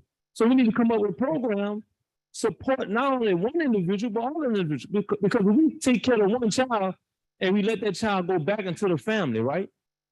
The child goes right back into the same mess. Then we're having a tug of war. See, we may lose. And then what about his little sister, a little brother that comes up, the one we didn't protect, the mother right there giving the same information that hurts the first child that we are after, that we're trying to help. So we gotta look at the whole picture. The whole family is suffering. I see it every day. All the kids are incarcerated. Right? And you go to a prison, local prison, and see how they're living in there. Inhumane treatment. We're punching them, we stepping on them, and we're saying change. They're coming out, I'm serious, as murderers, as killers. They're coming out as rapists. We are doing that, right? Let's fight in the same vein. I'm here. I'm willing to sacrifice my life to save these kids, whatever it takes. But don't let my background hold me back. Please, I'm begging for help. I'm begging to help. Whatever department, use me. I have the experience. Thank you very much. God bless you. Thank you, Mr. LeBlanc. Thank you, Mr. LeBlanc. Ms. Clevenger.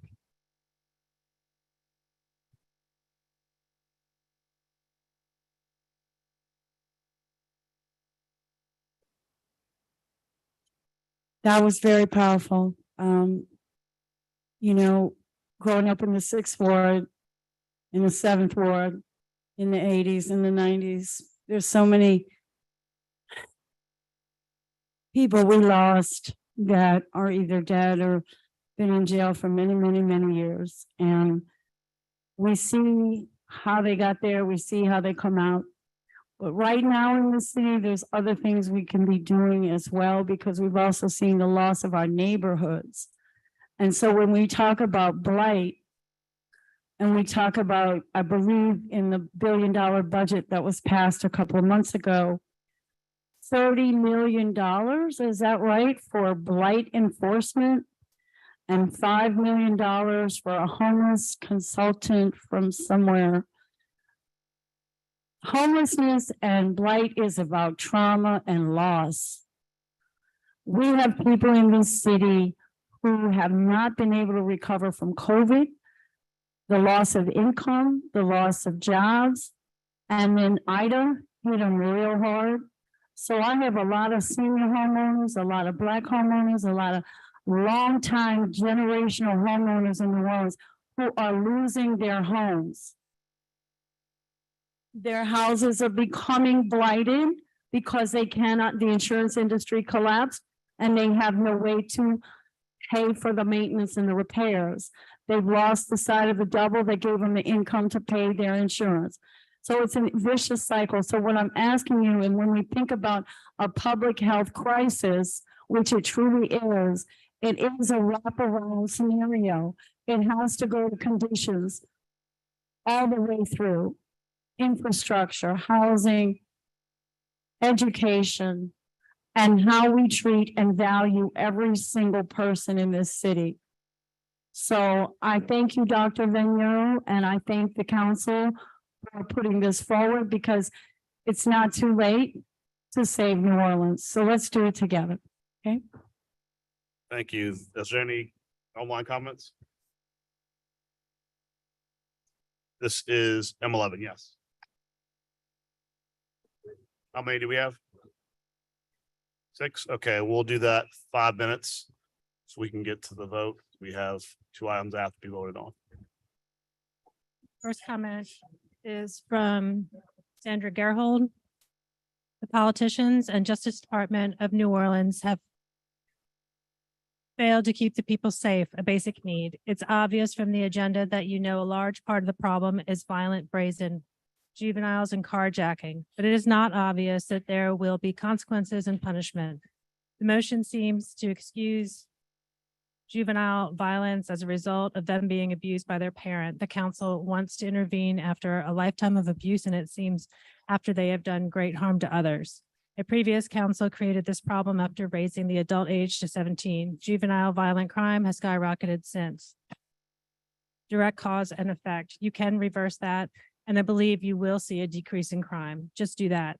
Truancy and curfews are nice, but if we have the manpower, that would already have been done. You can give mental therapy to the entire city, but do it from behind bars so they don't drag another woman to death, run over a woman at Costco, or put a man in a coma having escaped from Bridge City. Even teenagers need to be punished and accountable for the decision they make, especially closer to a life in prison. Justice should be blind and not withheld according to race. Zero tolerance for carjacking and car theft would save lives. Politicians who use the city and the justice system as a social experiment or social engineering are arrogant and reckless, and they share responsibility in the innocent lives lost. If not, this meeting is all talk and holding everyone except the criminals responsible. It's simple. You punish behavior and you get less. I always am happy when these animals go to Harahan, so justice will be swift. But those little angels love New Orleans because they know they will be right back on the street. They go to the next comment. William Joseph Shell comments, we are having the same exact crime problem this last year throughout all of 2022. What is the council going to do differently to protect the citizens and tourists that visit New Orleans starting 1/18/23? Harry Billy comments, I would urge the council to bring the right people to the table for groupthink and an opportunity to speak about crime and its root causes. Crime didn't magically become an epidemic. It's been an epidemic. We cannot police our way out of a generational lack of community investment. Perhaps the surge in crime will be temporarily aided by some of the mitigation in the motions. But what about the hyper disinvestment in the community for the last 3 decades? How do you police your way out of a decentralized school system with no across-the-board performance measures, a standard curriculum, or an accountability structure for CMOs? How do you police your way out of a mindset of generational abject poverty and the rage associated with Black? These are systemic injustices that are not being discussed transparently. If you all really care about results and the safety of residents, you should talk with the right people, bring new people to the table to discuss the root cause and effect so real progress can actually occur. Bring in folks who are really committed to the work. Derek Francis Sr. says, Dear Council, I'm very upset with the level of homicides and property crimes in the city of New Orleans. In fact, I'm outraged. This is bad for citizens. It's also bad for business. Today, investing in New Orleans is so unattractive due to the level of crime. I'll be taking my money elsewhere in the interim, but in the future, I hope that you get things back on track. A safe city is a prosperous city. New Orleans is supposed to be a jewel, not a waste of time. Mariella Walkup says, hello, and thank you for considering my suggestion. I would like the council to consider as part of the health department initiative, training for trauma, gunshot wounds. No one can stop a stray bullet, but it's possible to save lives by stopping or restricting blood loss. If businesses and residents were given more city-funded opportunities for immediate gunshot wound treatment, it's possible to reduce some of the death counts. Thank you for your consideration and all that you do. And finally, Ben McLeish comments, there are few places on earth that assimilate heaven and hell simultaneously like New Orleans. As residents, we often find ourselves wondering how much longer we can put up with the hell we are currently experiencing. Many of us are questioning our ability to stick around and fight the good fight. Being madly and hopelessly in love with this place helps us to not give up. We've invested too much, but the return of investment on this investment currently looks bleak. We are fearful for our lives, having to stay vigilant at every turn. The PTSD increases every day with more reports and personal experiences with violent crime. We should be enjoying all the beautiful about New Orleans, but we find ourselves in a physical and emotional war zone, wondering if we and our children will make it home safely each night. Thank you. That concludes the comment portion. Seeing as there's no more public comment, I will move. Wait. I gotta read it into the record. I'm sorry. Is this me? We have motion M 2311 by council members Moreno, Harris,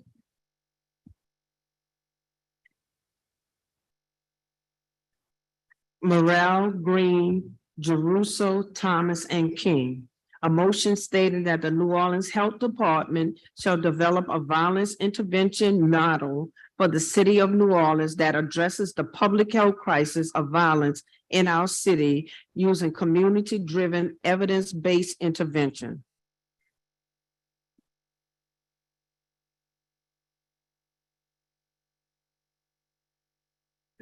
All right, I will move that we adopt resolution, seconded by Councilmember Green. The motion. Sorry, we adopt the motion, seconded by Councilmember Green. Please vote your machines. Wait, I think we are lacking a quorum at the moment.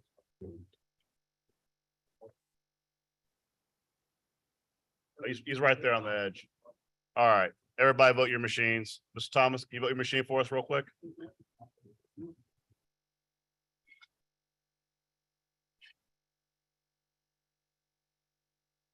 Five yeas, no nays. The motion's adopted. Thank you. Next up, Councilmember Harris. Thank you. This is item 2M 3212. We discussed this motion last week in Councilmember King's Community Development Committee, and I'm pleased is here today for final vote. To reiterate, this motion directs the City Planning Commission to consider public safety and crime mitigation measures appropriate to require of all principal parking lots and garages.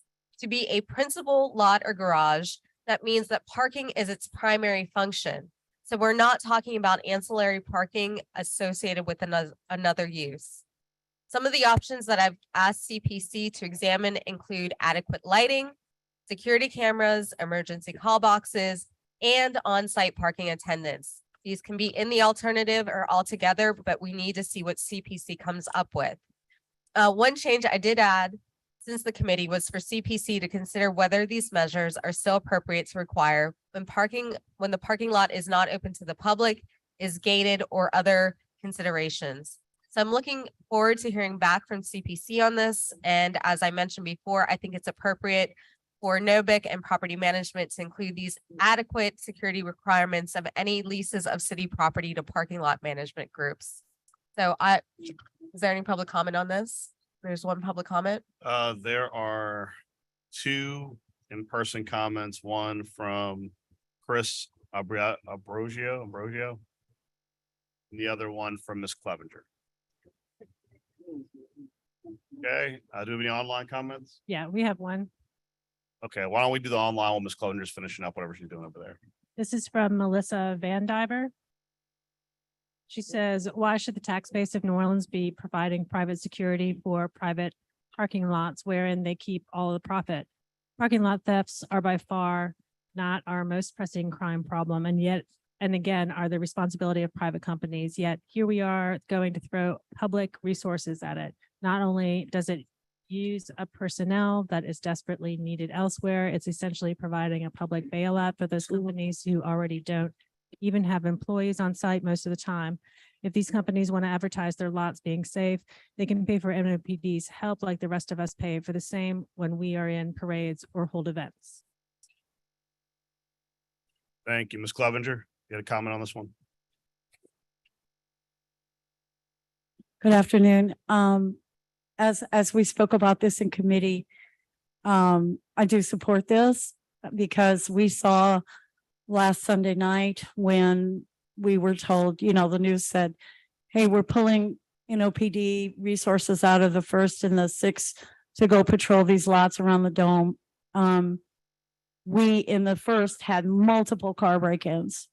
So we know that with the force at the numbers that it's at right now, we can't pull NOPD out of neighborhoods to patrol private property. So I do agree with it, what you're doing here, Leslie, and I think it's the appropriate thing because as so many people have said, parking lots tend to be just a piece of cement and it's all profit from there. So they can afford to do this. The other piece I would like to add to this is that the public safety, gun safety campaign that we started in PCAB, one of the prongs of that was to work with our tourism industry, the hotels, and of course, now these parking lots would be a great avenue to have some type of safety signage, asking them not to leave their guns in the unsecured in the vehicles. Thank you. Thank you, Ms. Clevenger. I agree. And I know we're taking up the resolution on a campaign about gun safety. So I'm going to move. Second by Councilmember Green. Please vote your machines. 4 yeas. One more. All right, 5 yeas. Motion passes. Thank you. Thank you. Next up, I'm gonna call up Miss. I'm having a complete. We're gonna call up the Orleans Parish School Board. They wanted to make some quick comments. After we have some comments from the superintendent, we'll go back to our regular agenda and we will go to item number 3 with Mr. Horace as an update on the crime reduction task force.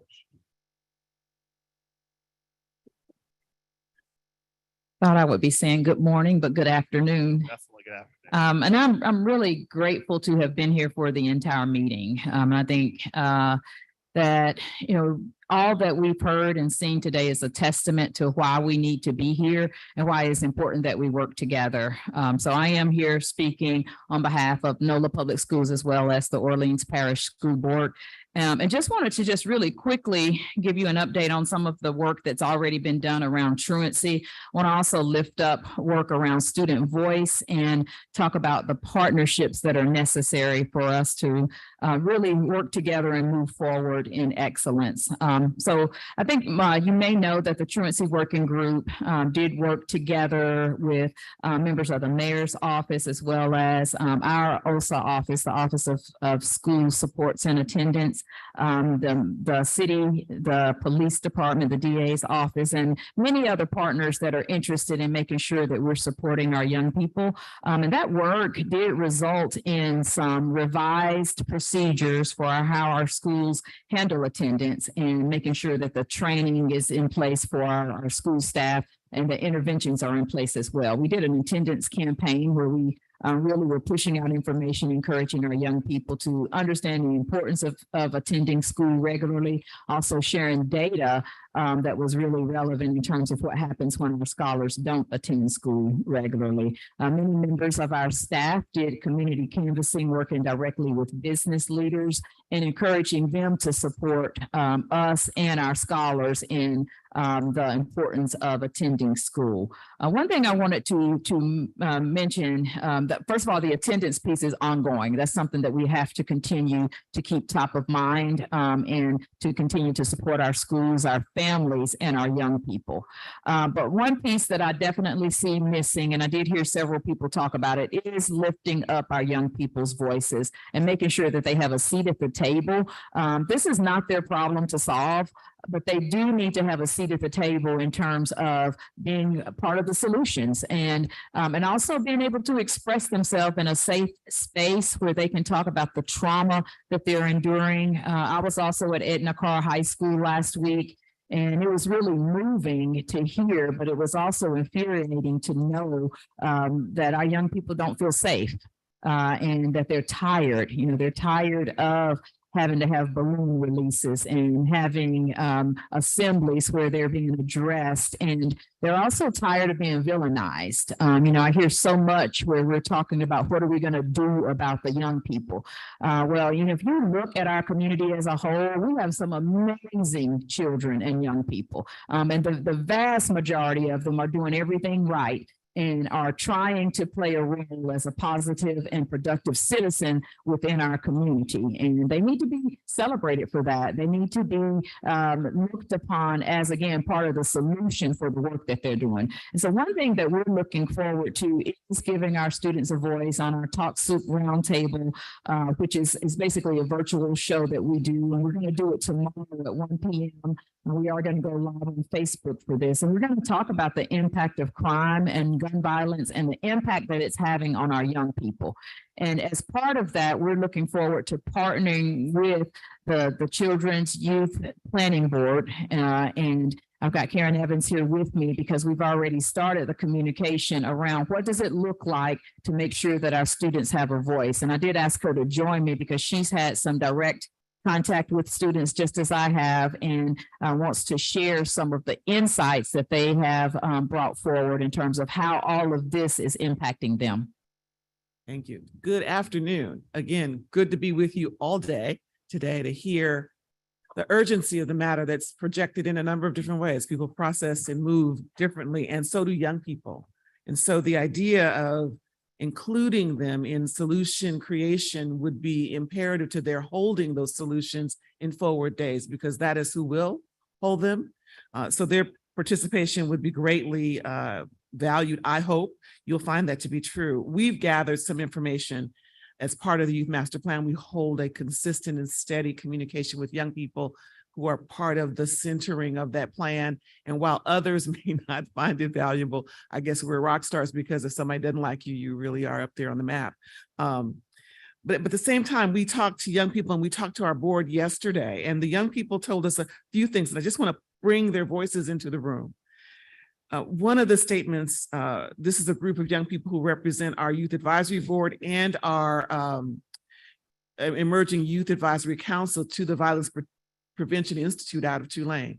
And we're working with them conjointly. And one of the things that the young people said was, our state is at the top of the list for violence and at the bottom of the list for education. That's a problem for us as young people. They went further to say that the programs for youth with things like mental health programs and stuff to entertain them, like poetry, and somehow show them the right way are important. We need some positive things in our lives. We need people to talk about us as if we matter, because all we hear is that we are the problem. Groups that can help us make connections, mentors in the arts and various trades and future career paths is important. We aren't just in here for the service industry. There are other paths that we'd like to know about. Talk with us in terms of sharing power. Talk with us, listen to the youth experiences, use the solutions to help build out new direction, and include youth in decision-making. That's a punctuation mark, wherever possible, because their voices can help us make different moves. I saw on the list one of your soon actions which is an action on truancy, and what you believe to be helpful is the curfew. And I didn't see any or hear any engagement with young people or data. And so a few of the things that came up in our meeting yesterday as recommendations to bring to you today, as you're thinking about what to do, was to really look at how we might invest in a youth-framed data infrastructure so that we would know in this city for programs and services that are being rendered for and about young people, where are they, what are they delivering to, what's their target, intention, and result? How does that then connect to our larger picture of our total citizen play? So we've got dashboards for the adult activity, but no data in a dashboard frame for the youth presence. And we would benefit from that, and we could call accountability for real if we line that up as part of a strategic direction for all servicing youth. And this gets back to what you said, Councilman Morell. We don't have a way of giving funds and knowing that they land well with deliverable results. We need to be able to message that transparently in all lanes. And so we're hopeful that a data infrastructure is part of the way we can build that out for young people, for programming from birth to 24, that provides us with the fruit on the tree of resource investment. We need more resource, but we also need to invest in ways to demonstrate that that resource played well for us, that it gave dividends. And the last thing I'll say is coordinated action came up yesterday. And we wanted to make sure we were not just looking at investing more, but coordinating what currently exists so that it gets leverage for greater impact. Not only do we want to know what the impact could be, but could we play smarter about how we coordinate it to a better end? Maybe we're not playing well with our bookends. Maybe we don't know enough about what's on the ground collectively. If we integrated and coordinated better and smarter, we might be able to leverage greater reach, greater awareness, and increase utilization. I'll stop there because I've run out of time. And I'll just close by saying I really appreciate what Dr. Avegno shared, and looking forward to the partnership with the city and other community leaders around mental health. And it is exciting that we have nearly $2 million that we'll be able to invest. Dr. Jordan, who's sitting to my left, is our chief for school supports, and she works closely with our schools and school leaders around trauma-informed practices and looking at ways that we can make sure that we're taking care of our young people.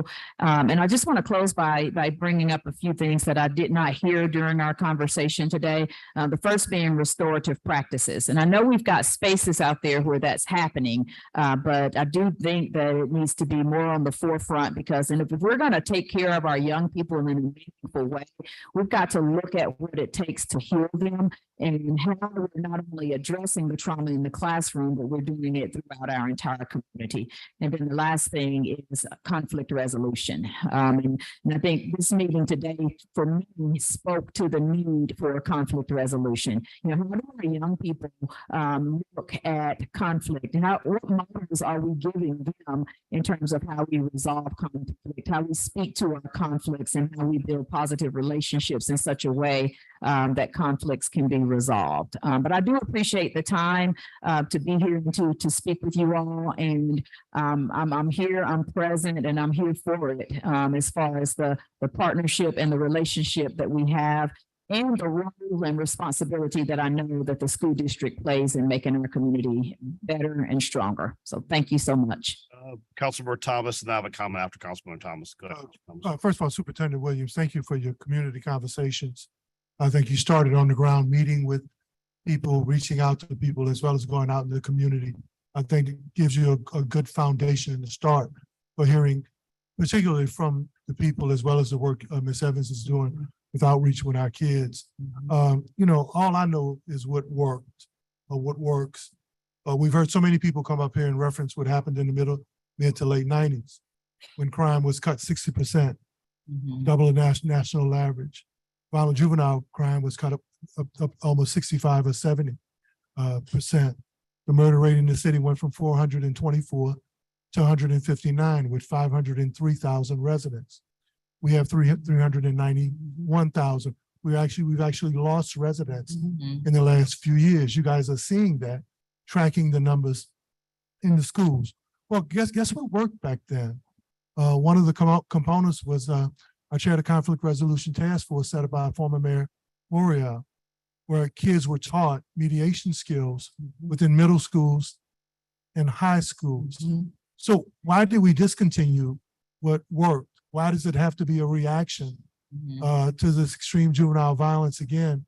Why don't we, why the things that work, why shouldn't they just be mandatory?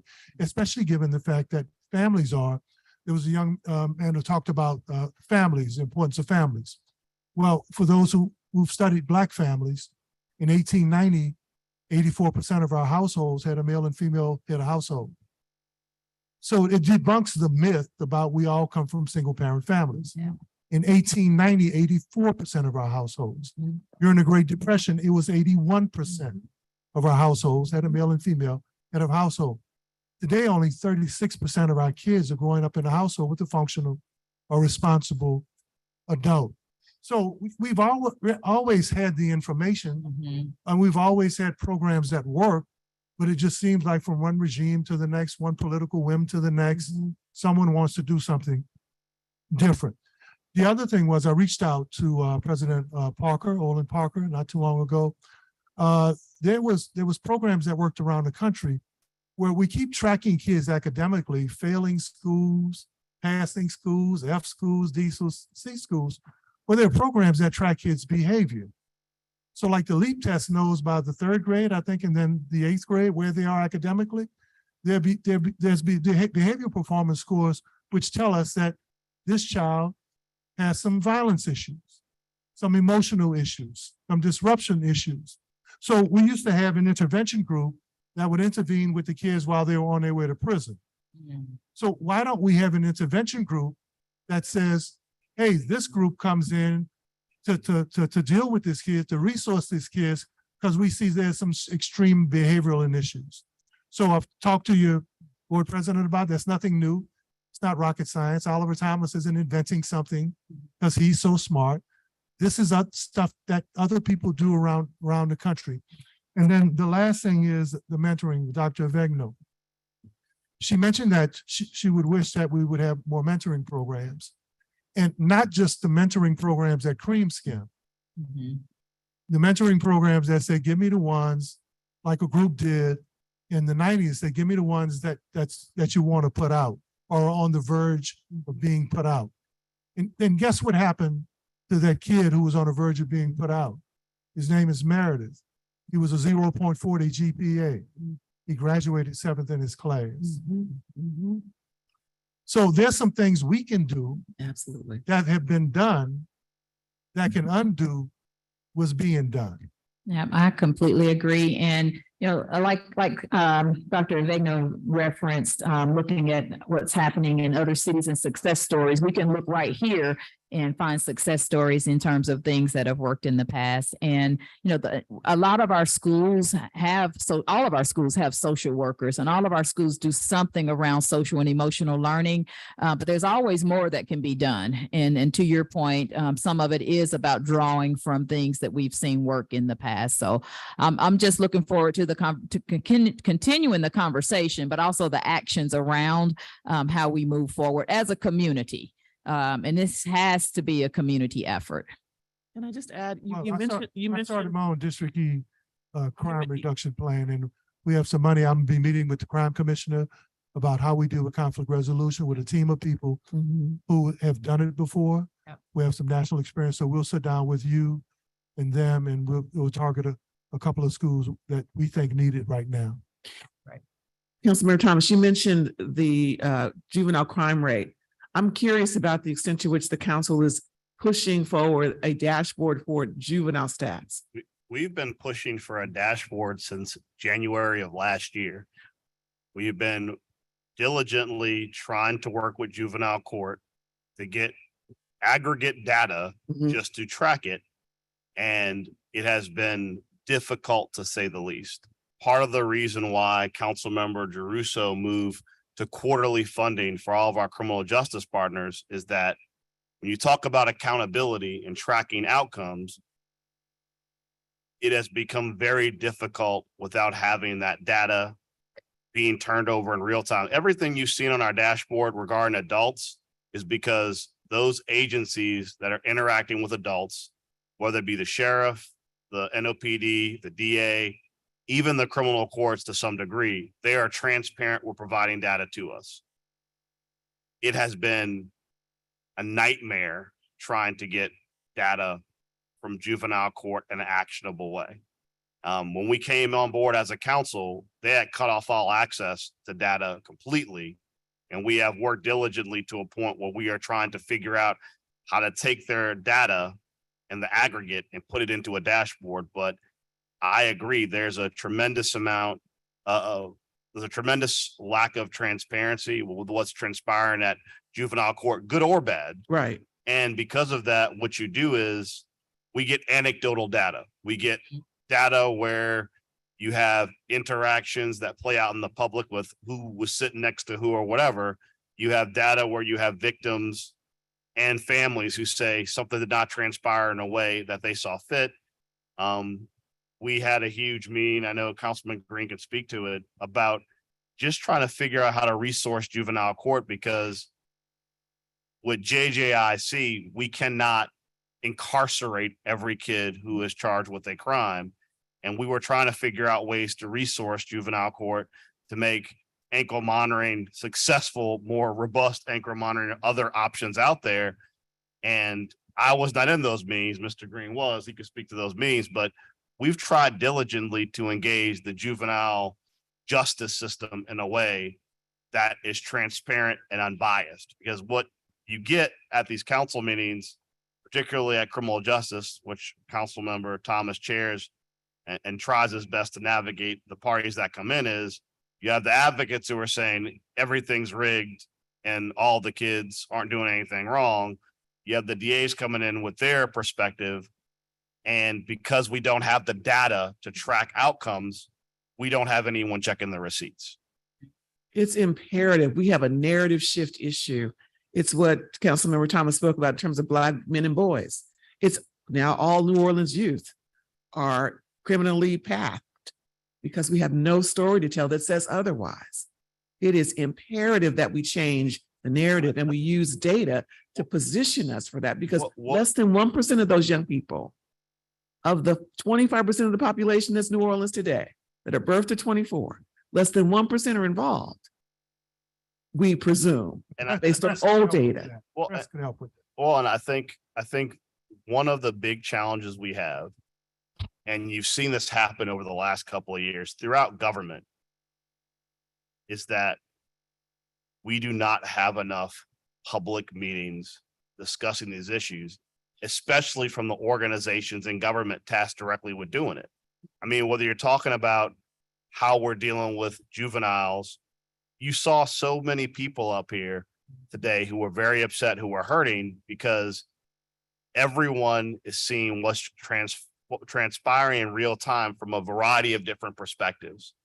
And there's no central, I mean, honestly, a consideration that we might have a longer conversation with is, I don't think people know what the youth and family planning board are doing. And I think maybe having meetings where people could come in and provide testimony would be helpful, but that goes across all parts of government, not just y'all. I mean, Sewage and Water Board used to meet in this chamber, and people could go in that audience and they could come to a Sewage and Water Board meeting. They haven't met in this chamber probably since Oliver was last on the council.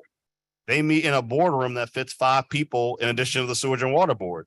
When you don't have that accountability of the public, it creates a distance where the people who are governing do not hear from the people who are experiencing their governance.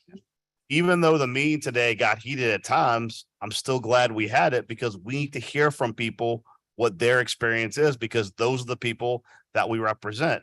And I mean, we should have a longer dialogue on that, but I think it might be worthwhile, whether it's through community development or quality of life or some other group, how to have some more public meetings just on how we're going to solve the juvenile component and have more transparency in it. Because I will tell you that one of the things we walked into, which was a buzzsaw when the council came in last year, was just trying to uncover how money was allocated for youth programming and what was the purpose of said funding. And more importantly, as you said, what were the accountability measures? Because if you're a traditional nonprofit, you have to show up at the end of the year with receipts. here was our goal at the beginning of the year. We met the goal. We didn't meet it. Here's why we didn't meet and why we're going to do different. I think to a large extent, and I agree with what Councilmember Thomas said, one of the big problems we have as a city is that whenever a new mayor comes in, they implode all the work of the previous mayor. We have become a city that is ruled by to the victor, goes the spoils. And I am haunted by a call we had, Councilman King and I, with some youth when we're doing remote still on community development last year, where we had a young man tell us, Cure Violence saved my life. Like literally had not for the Cure Violence program, he was a graduating student, he said, I'd have been dead. And his question to us was, what happened to Cure Violence? And we couldn't answer it because that was a program that existed under a previous mayor. When a new mayor came in, as all mayors do, they salted the earth on it. And there was no guarantee that what the replacement was going to be better. And I think part of the solution to that as a city is that we should not have so many programs that are so politically oriented that they are purely at the discretion of the next mayor. We should have transparent programming. Part of the whole idea of the council fund was to help small programs begin to show the receipts for the work they're doing and have an expectation and reliability that there's some group that's going to have some continuity and leadership that's going to know, oh, that program works, we should fund it. Because when all the funding is centralized through a political structure where if you are with them or not with them that last election cycle, they just burn it down. That's why we don't have gains. Other cities that have this trajectory that is positive is because they build upon the work of previous years. You can track the reset on youth every 8 years. It is unconscionable to me that all the work people did, including Councilmember Thomas, during the Morial administration, during the 90s, the NORD stuff, the youth programming stuff, all that stuff that worked. What we see in cities like New Orleans is all the support goes away when the urgency goes away. If you fully fund recreation and other after-school activities and alternative activities consistently, you don't regress. What happens is that when you don't fund those with city money, you fund them with donations and other money that's meant to sign a check and get a balloon release and look, we funded this thing. When crime is no longer the first on the front of the brain, they just stop paying for it. I mean, talking to Chief Woodfork, we talked about back when they had a curfew center. And we're not going to move forward on item 5, which is the resolution. We are going to move forward number 6 because we need to have a conversation regardless of the result on truancy and the curfew. Curfew, I'm less concerned with. Truancy is a problem. Every meeting I've gone to with school leaders has said, we cannot get the kids in school. And that's not the kids' fault. That's our fault. To some degree, it's the parents' fault. It's everyone's fault. We'd have a transparent conversation on what the action item is to make sure kids are in school. Because to be honest, as President Parker, and I know in particular my conversations with board member Zervagon, if you want to know where a kid can be safest during the day, it's in school. And I mean, we need to really, as a council and a school board, work together. I know that there was some outreach during budget season where the school board said, can we partner on what we're going to do with truancy? It's time for us to do that. How are we going to figure out a robust funded program to make sure kids are in school? And I mean, curfew is a conversation we should have regardless of the result, because a lot of parents continually ask the council about it. They continually ask the council, and I understand that there's a lot of heartburn over the data. Does the data support? Is the data not supported? I would argue that there's a tremendous amount of stuff we do in the city, whether it's on the CJR side, or the other side, where we don't have the data to support it when we do it, and we have to collect the data as we go. I don't know if that's a solution, but what I will tell you is a lot of parents who I've spoken to who have kids are like, I would rather my kid be at a curfew center and me get a call at 9:30 at night, 11:30 at night saying, come get your kid, than me get a different call at 9:30, 1 a.m. in the morning saying something else happened. But like I said, the more public conversations we can have about the fate of our youth and what's best for them, the more agency we can get. I would love for us to have a planning meeting with the Office of Youth and Family. I think it still exists somewhere, with the, God, I'm drawing a blank. Children and Youth Planning Children's Board. Planning Board. Have all those organizations come up here and get kids in the audience to give their input and have them say, this is what I need. Cause I'll tell you, on that one call that Freddie hosted last year, what they wanted was very different than what adults said they needed. And that is what we want to invite. We want to invite youth voice into the decision-making, thought-provoking spaces so that the ideas that are germinated for plan are the right ones. We did that with the Youth Master Plan. I need to yield to Mr. Green. He's been very patient because I We kind get of. just one last sentence, really, there's a follow-up to you. The Youth Master Plan was planted at CYPB so that it could live beyond administrations. Is the plan funded? It is. Yes, that's a yes or no. Is it fully funded? It is not fully funded. Okay, let's have a conversation. Okay.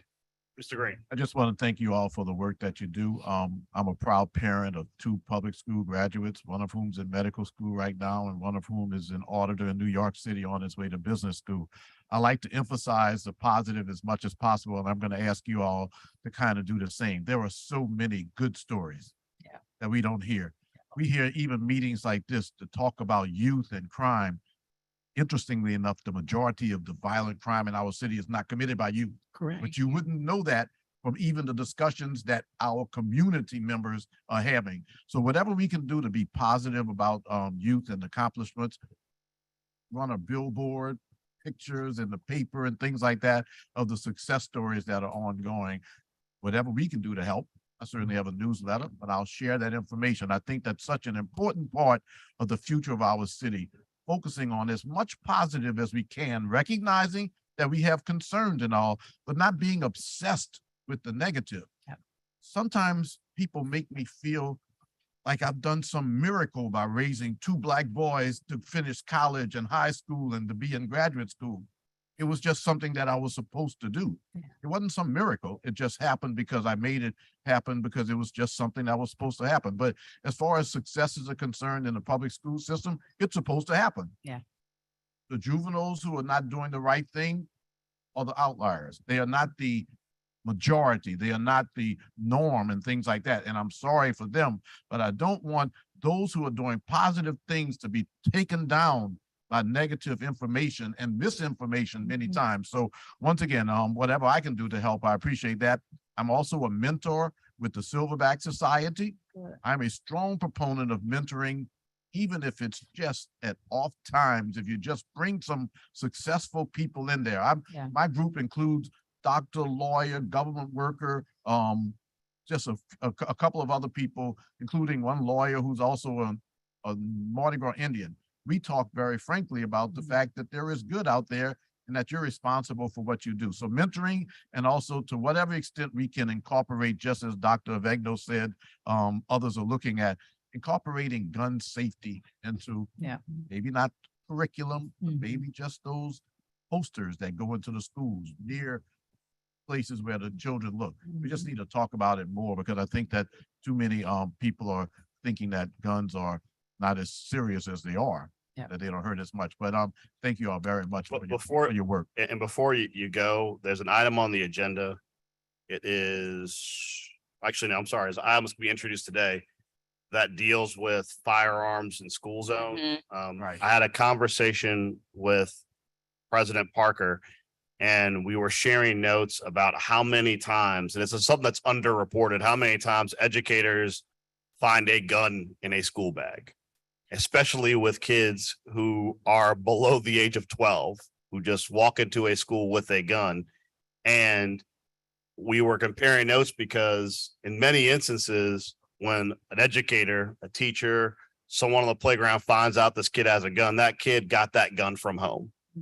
And when that occurs and they call the parent or whoever in, it becomes my name is less. I'm not in that mess. I don't know how they got that gun or who's the owner of the gun or so on and so forth. And it's disturbing to me the lack of accountability when oftentimes that gun is directly traced back to an individual in that household. And because that gun was improperly secured, a child was potentially put in a circumstances where they could really have a negative outcome. I mean, we saw that teacher who was shot in a classroom by a 6-year-old. It's just something, even accidentally, we should not have occurring. So there'll be some legislation introduced today to put teeth in the law to make adults culpable for not securing firearms that kids then bring to school. Because at the end of the day, if you're an adult that chooses to have a firearm in a household and that kid shows up to school with your gun, that's because you did not secure your gun.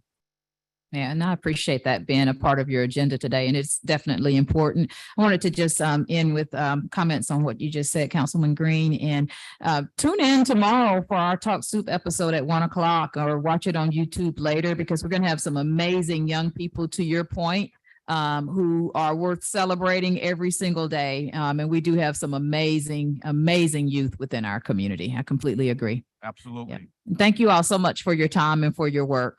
Thank you. Maybe you can mention to Councilmember Morrell, our president, that if we can get out by 1 o'clock tomorrow, we can all watch. If we get out of a council meeting by 1 o'clock tomorrow, I think that there'll be a ticker tape parade from my staff in the back. Mr. Morris, Thank you. you're up. Thank you.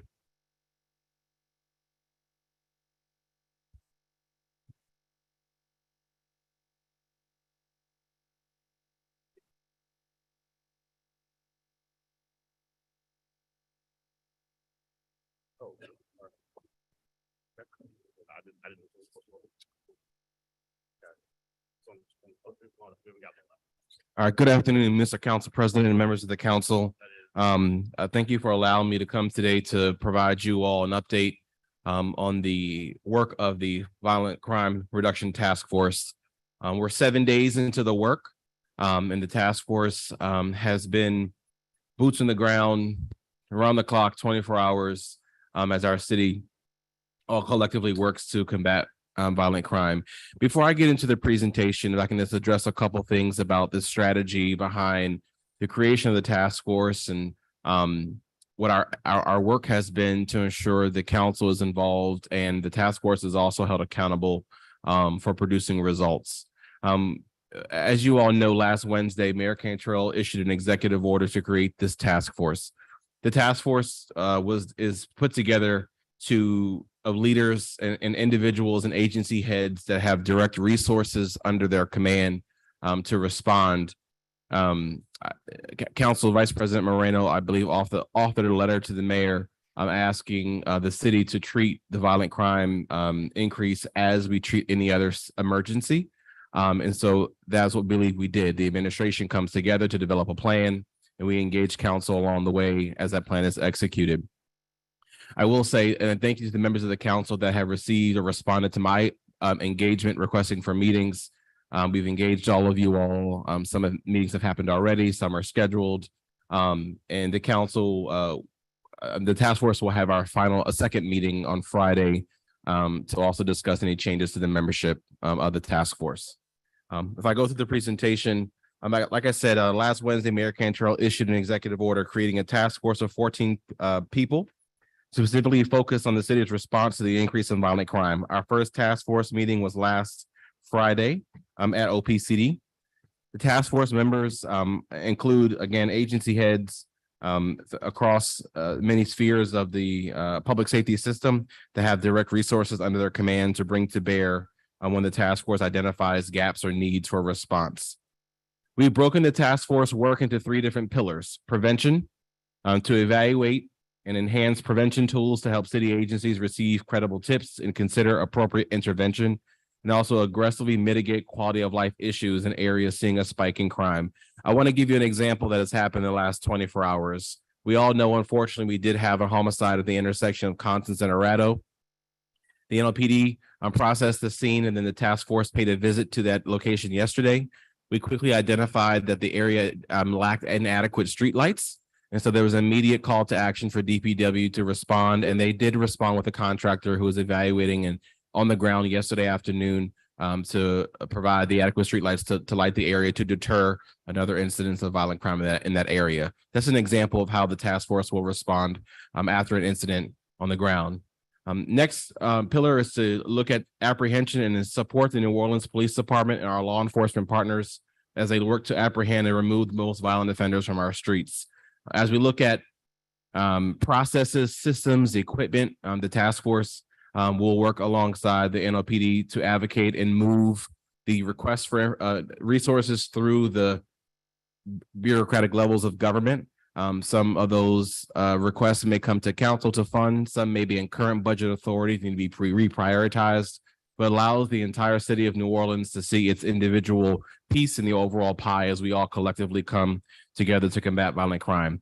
And then finally, comprehensive wraparound services of individuals, communities, and families that are impacted by violent crime. That includes victim services, that includes re-entry support for offenders that have served their time and looking to re-enter our community as a model citizens, and also to prevent recidivism. And so those are the three pillars of the task force. There are 2 slides of initiatives that are in progress right now. We are working with the Department of Public Works to do an abandoned vehicle and junk vehicle blitz. The NOPD has tied in our first task force meeting some instances where vehicles are being used to house drugs and they're used in the commission of crime. And so we connected with DPW about really focusing an effort to remove the 400 abandoned vehicle complaints we received at 311 since January 1. We found some emergency contract powers in the ordinance that allowed us to execute and to remove those vehicles from the street. So DPW in the next 40 to 72 hours are working collectively with many city agencies to have a major impact in the removal of abandoned and junk vehicles. Again, working in close coordination with the streetlight contractor.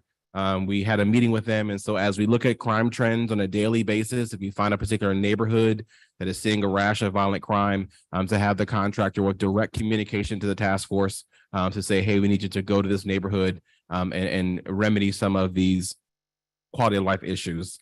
The task force in our meeting on Friday has asked Dr. Avegno to develop and present a comprehensive violence interruption strategy similar to what the council asked Dr. Avegno to do today, with the needed resources to include consideration for public and private partnerships. Also, we have a member of the president of the Orleans Parish School Board is on the task force, working to provide immediate school safety tools that we currently have available today, but they've been underutilized, but also ensure that resources that are currently available to families is distributed throughout those that schools have access to. The task force has asked the Mayor's Office of Youth and Families to do a recent case study of a particular instance where children were involved in the act of violence, and to look at our system holistically. Where did all the agencies have interface with this family, either at the state or local level, and where was there a possible point for intervention that did not happen, so we can fix the systems gaps that are identified through the Office of Youth and Families evaluation of that one particular family. Once those gaps are identified, the task force are working on filling those gaps with resources, either through a request for executive action or requests to the council. And finally, the task force is considering several legislative instruments to bring to the city council for consideration to aid the agencies in performing violence prevention and response work. Engagement is key. I've mentioned, the task force has begun to take meetings up with our elected officials, particularly those on the council. And we have an all call for any community organization willing to or wishing to engage the task force. During this meeting today, a landing page has now gone live on noaa.gov/violence task force. Any member of the community can submit a direct communication to the task force, either to give an idea, request a meeting. We've even gotten some tips that we passed on to law enforcement. So that's an open portal for engagement from anyone that has any opportunity or desire to engage the task force in our work. And finally, as I mentioned before, members of the New Orleans City Council will be engaged, have been engaged. We have taken the opportunity to engage you one-on-one because we like the opportunity to share with you some classified and sensitive information in your particular district. And so you can also help us identify what may be happening on the ground as all the agencies collectively look to have an effective response. Finally, data is key. We know that the task force and the city council direct resources based upon where the data says it needs to go. So we're developing dashboards, and very much so like the council has, and we are using your dashboards as a resource. Jeff Asher and I have worked together very well over the last couple of years in my role as the director of OPCD. And so we look to continue that engagement to make sure that we're all looking at the data and interpreting it the same way.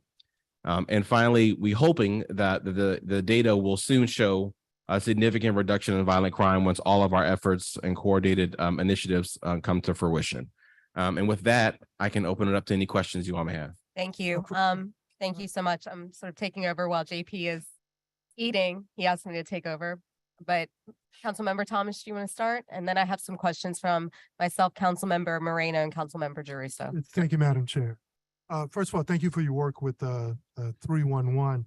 And then just briefly looking at your report in which you gave us here today, just some questions. If you look at the crime maps over the last 40 years, the hotspots are generally the same. They've been untouched or unchanged. When you look at some of the green, yellow, and purple dots, whether it's Metropolitan Crime Commission or the Jeff Asher reports. So if the theme is to reduce violence, what are we talking about in an effort to sustain that reduction? Because we've not had a problem in many cities at reducing violence. The problem has been it hasn't been sustainable. We've been the murder capital in 5 different eras. In 1910, in New Orleans, there was a mass slaughter and killings between Irish and Sicilian immigrants. New Orleans was 6 times more violent than most cities its size when people thought it was safe. So if the focus is just on reducing violence, we've done that before. The most extreme example was in the 90s when it was reduced 60%, double the national average. What is the effort to sustain that violence reduction and invest in those communities, especially those hotspots that are mostly still the same? Especially if you read the late Dr. Dangerfield's report on object poverty, which said that there are communities here, even during the good old days, that are virtually untouched socially and as it relates to criminal activity. How do we make it sustainable? What's the effort to make it sustainable? So thank you, Councilmember. I think the strategy around sustained reduction in violence is one, identifying the strategies that are working, right? I think the conditions on the ground today, we keep talking, the word conditions has elevated a lot today, right? And I think the conditions on the ground are very different than when they were 3 years ago, right? And so evaluating resources that we have, applying them effectively, and once we see a reduction, make sure that those efforts continue and they are supported and remain funded.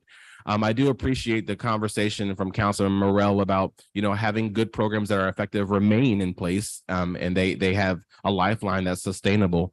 I think, but particularly for the work of this task force, our goal is, reduction, right? And I think in a separate strategy, the council, when you are funding the priorities or the work or the programs of the city, a lot of that will fall to you to, if something is successful, to see it remain successful, to keep it funded and floating above. I know right now the 60-day charge is do all we can, throw every resource we have at the table to see the reduction. And then as we see those programs be effective, look at how are they maintained and sustained throughout the future.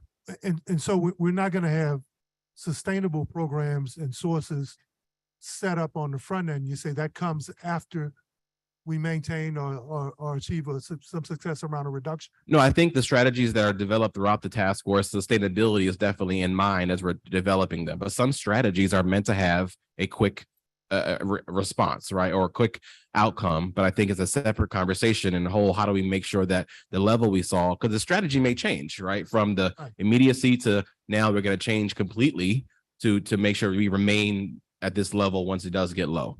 I may use history as an example, but it's different now.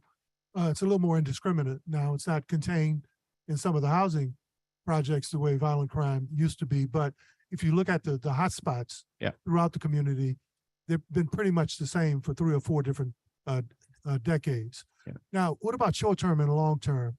I mean, when I say long-term, that is at the end of you guys' report, when you guys release some of those tools you think that can automatically give us a violence reduction.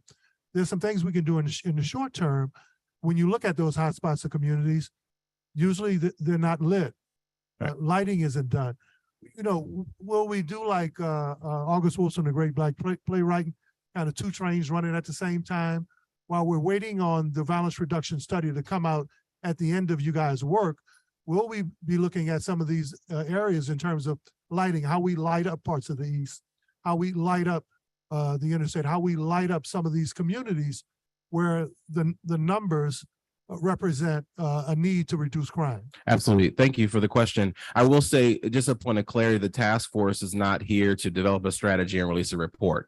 Every single day, 4 or 5 times a day, we're looking at what's happening and we're developing an immediate response. So particularly, and with the office, your office has been phenomenal with some of our wins on Cindy Place by really looking at data and say, we're going to spend some time here for the next 2 hours and fix as many of these issues. And we got a whole building down that your neighborhood's been trying to get down since Katrina. And so to me, those asserted efforts really have yielded results. Me personally, I will say, I think the reason why the mayor tapped me as the leader of OPCD, because we are the nucleus of all the information.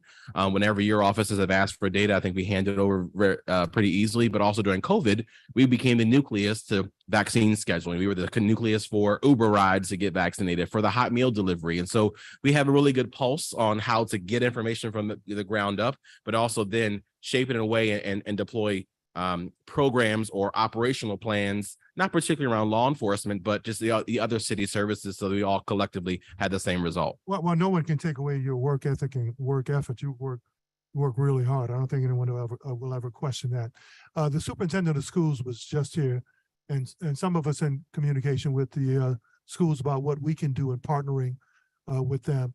One of the things they've talked about for quite a long time, and was an effort at one point, was to focus those 311 calls around schools to make sure that blight, hazard conditions as it relates to the infrastructure, that we targeted those areas, because if you're talking about creating a new environment and, shedding some light or giving some hope to kids, it doesn't help for them to walk through in between abandoned cars, blighted property, and cracked up streets. So will we kind of take a look at targeting that environment with the schools to make sure it's the best possible environment in those neighborhoods? Absolutely. I mean, I took a note, and I'm going to immediately take it back to my director of 311 to see where we can plot schools and also cases, and see how we can provide some resolution there. Okay, thank you, Councilmember Harris.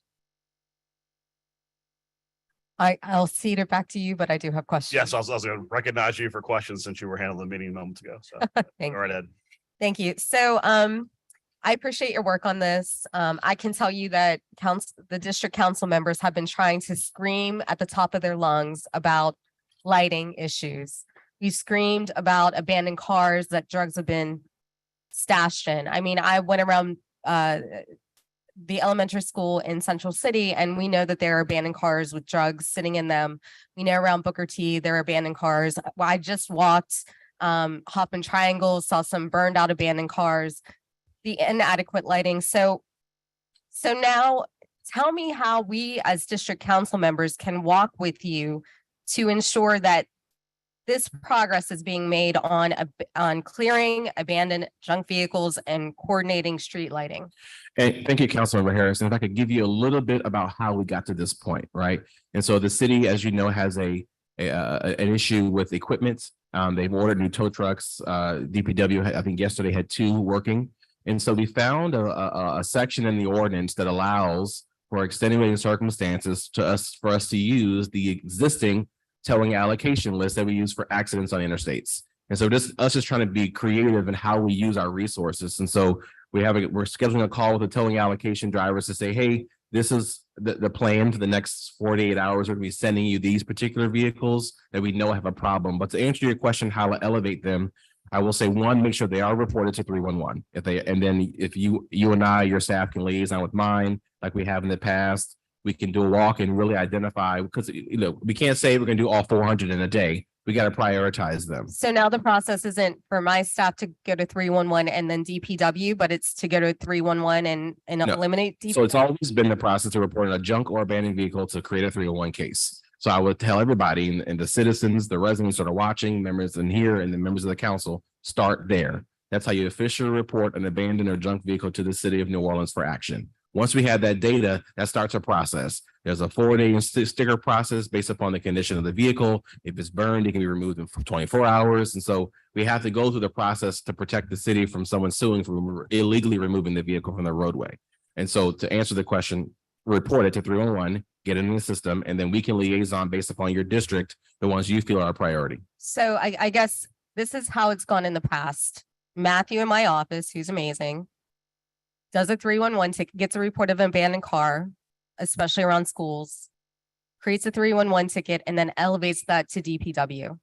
Are you now saying that we no longer need to go to DPW? We just send it to you and it's going to be taken care of? Yeah, so we liaison with DPW all day long on many As things, do right? we. If it's around abandoned vehicles, understanding we have a concerted effort because we've identified that they are a nexus to crime. Yes, my office will absolutely dog walk that with you to make sure it all makes sense. I will say this, there's another thing happening in the background. Before, something that was not happening before a DPW driver or a member of the towing allocation list removes a vehicle from the street, we're going to run that plate to make sure the vehicle is not indeed stolen, because we don't want to damage evidence or remove a vehicle in the street that potentially was involved in the commission of a crime and hinder the New Orleans Police Department from doing their job, which happens often because the two systems don't talk. We've corrected that issue. So in this new blitz, we will first make sure that vehicle is not needed for evidence of the crime before it's removed off the streets.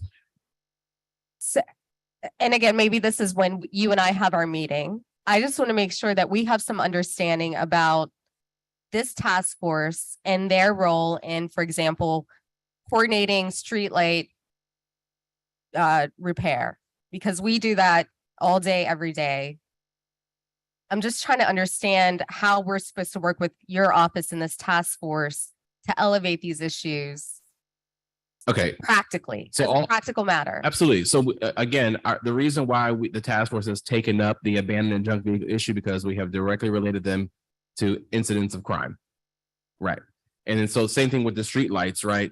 A street light that's out in a neighborhood that the data does not show us is a breeding ground for crime. It may not be the priority over opposed to an area where we know is an area, if it was lit, will be a deterrent to criminal activity. Not saying it's not important to Department of Public Works, but we're asking the departments to prioritize the restoration of these street lights based upon areas that we know are seeing a spike in violent crime. Again, I guess this is when you and I finally meet to talk about this task force and how we will work together. So I have questions from Councilmember Moreno and Councilmember Jeruso. I'll start with Jeruso's question. Will the executive order be provided to the council, the executive order that created this task force? I believe it's been posted publicly for I don't know the mechanism that the city attorney takes when an executive order is issued, but I know it's publicly available. And the city published it on the website. Okay, so we never received a copy of it. I guess we'll go to the website. The executive order task force shall be responsible for developing strategies coordinated among all government and community stakeholders. How is that happening? What is the community outreach? Are you asking, I heard in your remarks, the community to reach out to you, or is this task force actively reaching out to community members? Okay, so to answer the council member's question, again, it's two ways communication. I've asked the task force members to elevate those community organizations that they know of or believe should be engaged by the task force in our work to reduce violent crime. But at the same time, we know that there are organizations that we don't know about. I learned a lot today in sitting in these chambers that have an interest or have resources, programs, plans, ideas, relationships that can aid the task force. So we've provided a public portal for those organizations to engage the task force to request a meeting to see where we all fit in. So it's two-sided. All right, so how often has this task force met since being created a week ago? We met on Friday. We have another scheduled meeting this Friday. And so the next meeting is this Friday. Yes. Are you meeting weekly or more than weekly? Right now, the cadence is weekly. I will say task force members probably huddle on particular issues several times a day. But the other convening the whole right now is the cadence is weekly, but that will increase if necessary. All right, who's doing the task force data analysis? I know you mentioned Jeff Asher. Is there somebody else who's doing the data analysis? And work? so our last meeting was to determine what data elements we had to were appropriate for the work. It was a planning meeting, a structural meeting to really get ourselves organized. And me taking a look at the council's dashboard, there was a lot of work pretty much available to us using publicly available data. We are having some difficulty on the criminal justice side getting information as far as, you know, someone was booked, how long they were booked, they were released, and for what reason. And so as the same challenges you all have. But to answer the question as far as who was concerned, I think, you know, we use the publicly available dashboards that are available by council, but also OPCD and the City of New Orleans teams come together collectively, and we're developing dashboards internally because some of it is sensitive. But if the question is, will we make data publicly available? It is the will of the task force that we do that. And we, like our landing page went up today, we will add information as we get those mechanisms available. But the first exercise was to go through where is the data and what's the most appropriate. I want to go back to your meeting cadence. Are you going to have any public meetings with this task force? For example, will you all sit up here and allow the public to address you? That is definitely a mechanism that the task force considered. There are a couple of things that we talk about. We talk about public engagement, right?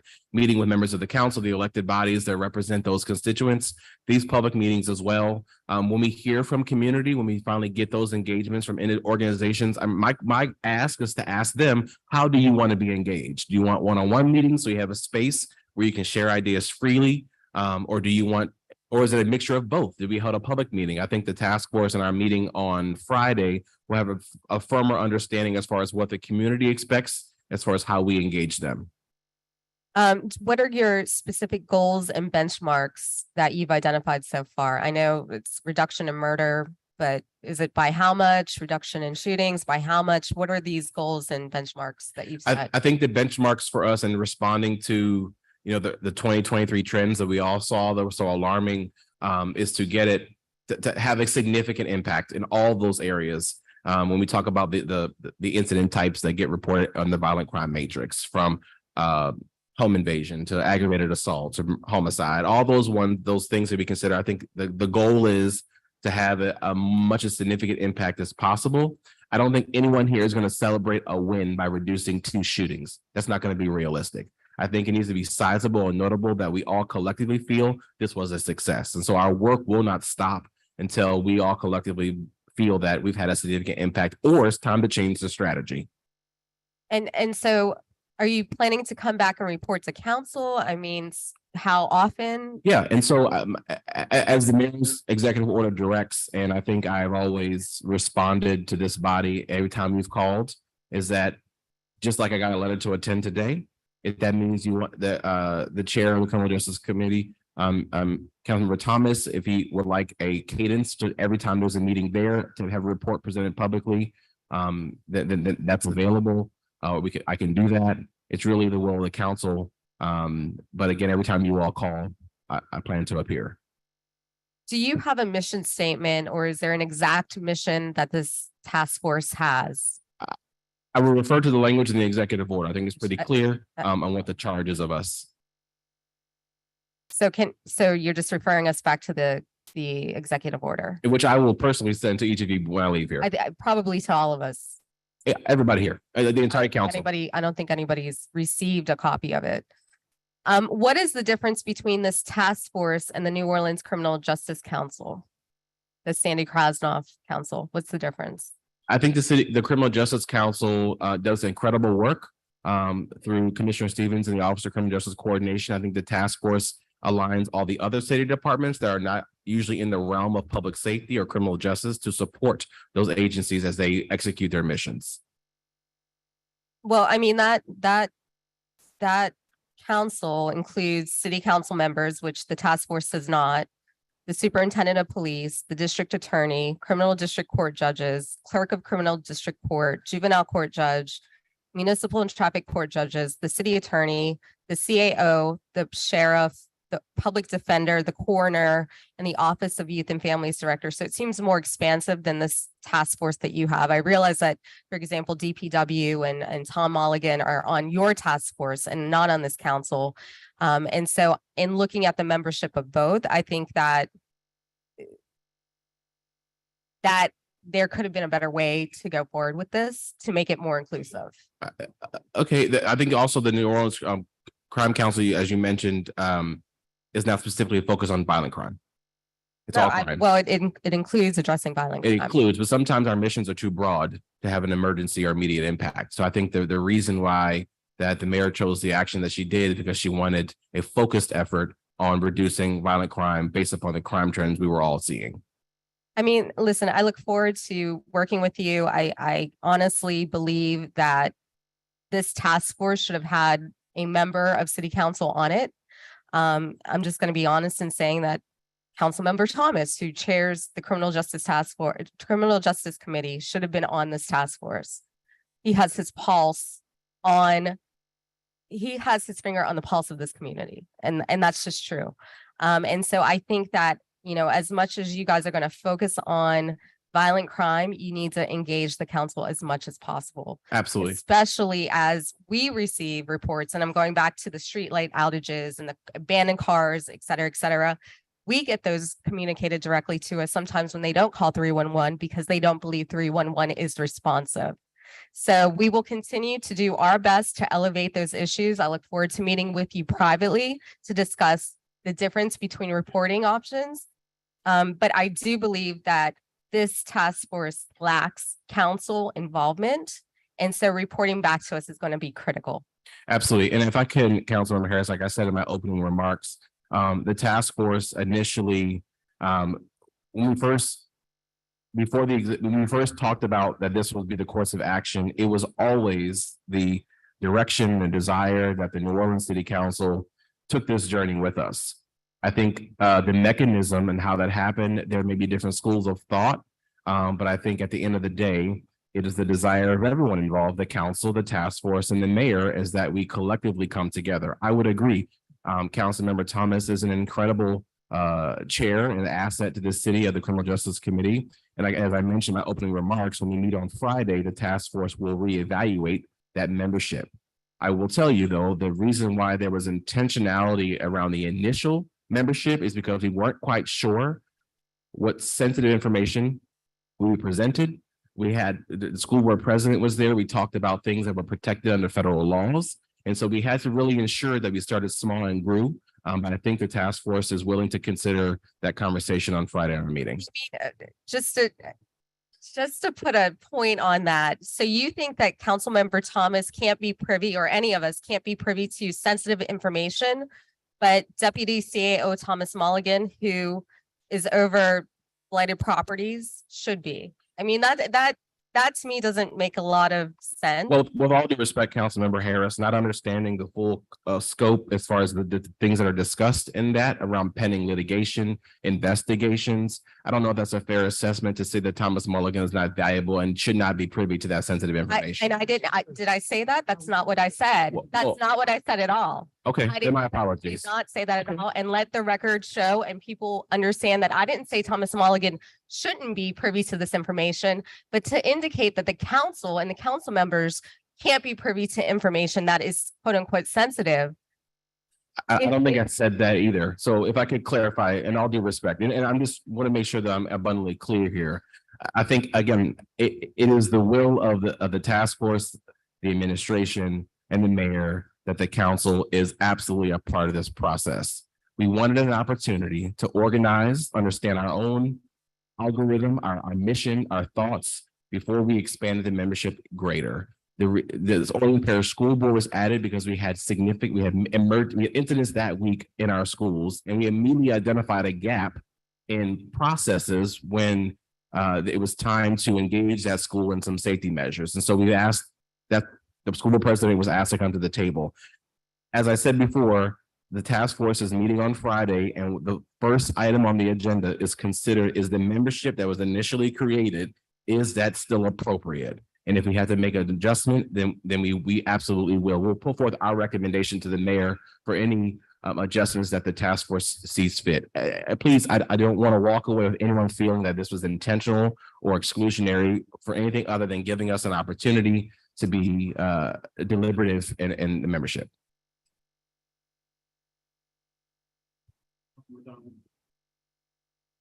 Well, first of all, thank you for Councilmember Harris's line of questioning, because I think maybe it can be helpful. If you're operating in terms of open meetings, are you using Robert Rules of Order? No, they're not, Public meetings. they're not public meetings. Okay, but you're worried about sensitive information, so that means there should be some order or governance in terms of how the meetings are structured. If you're worrying about leaking sensitive information. Well, I think everyone in the room, And let me tell you why. Okay. Because we, as a public body, with public officials in public, we have a structure here that protects executive session. And how do you protect the attorneys and staff that advise us? So when you made the comment about sensitive information, you kind of left yourself open in terms of the meeting structure. And so I think maybe what you may want to go back and be careful of is that to make sure that if you're worried about sensitive information, that you're operating under some structure and some rules of order so that you can have something in place to protect sensitive information. That not my comment, your comment. no, understood. And I think it goes to show or all the individuals in that room that if there was a piece of information that jeopardized an investigation, obstructed justice, violated a juvenile's laws, or even the CJIS rules of the FBI when we talk about criminal justice information. But Councilmember Harris just threw you a lifeline, switched through the whole committee a lifeline. If you're concerned about violating sensitive information and sensitive material, you really need to be careful in terms of your structure, how the information is discussed. Is it within the boundaries of some rule provisions or rules of order? Because when you mentioned that, kind of left yourself, and I understand it because Right. it's sensitive information about children that the school board could bring to the table, sensitive information from the juvenile or the judges that they could bring to the table. So I would say that maybe you guys need to take a step back and take a look at how you're going to operate this this body so that you can protect all of that sensitive information. That just I'm not a lawyer, Right. Even though I practice every other Thursday. All these comments, I have to take them seriously, and I appreciate the desire to see our success, but overall our collective success. And lastly, I'm a big boy. My comments were when I was asked about not being on it, especially since my colleague thought enough of me that I should, and my colleagues, I said I was pissed. But me being upset, not that I've been a member of Peacekeepers, Beef Mediators, solved conflicts, have some relationships in the community. I just thought maybe there was some ways one of us or some of us could have been helpful. But know this, this body thinks enough, and we've talked amongst each other, that what you're trying to do is so important. Our personal, emotional feelings are not going to get in the way of trying to help you be successful at this. But just like this line of questioning in terms of a public body and how it operates, it does let us know that there needs to be some work in terms of structure. How do you protect sensitive information, as well as how do you protect the people on the committee? So, one thing about when you include people or talk to people on the front end, they're not always trying to one-up you, politic you, or hurt you. Maybe they can use a little bit of their experience to help you. And from everyone I've talked to here, including me, we're here to help. I appreciate it. Thank you, sir. I've got a couple of final comments. Unlike Councilmember Thomas, I am a lawyer, and I've got significant concerns regarding the task force and whether or not it's a public body that has to have public meetings. I think that when you have that many elected officials commingled with non-elected officials, and you are discussing sensitive information, I understand that it's one thing if the city had determined that crime is a crisis and we're operating under an emergency order. Creating a task force to respond to an emergency that is not under an emergency order, I think is extremely problematic. I think part of what Councilmember Thomas was kind of hinting on is that the reason why when you have a council, we have a public meeting and we separate that by executive sessions is because we take the information that we know is sensitive, that is, should not be reported to the public because it could have implications, and we bifurcate it. You can't just create a task force that has a public purpose, public resources, commingles a variety of information, because as you know, school board confidentiality, the DA's office, the police department, they're all governed by different confidentiality requirements. And if they're all commingling information, that is a recipe for a tremendous series of litigation. And I think honestly, to Councilmember Harris's point, there's a reason why our crime commissioner and that commission operates and functions, because it addresses a purpose with everyone at the table. It's an understood public organization, and the meetings, the people can view it.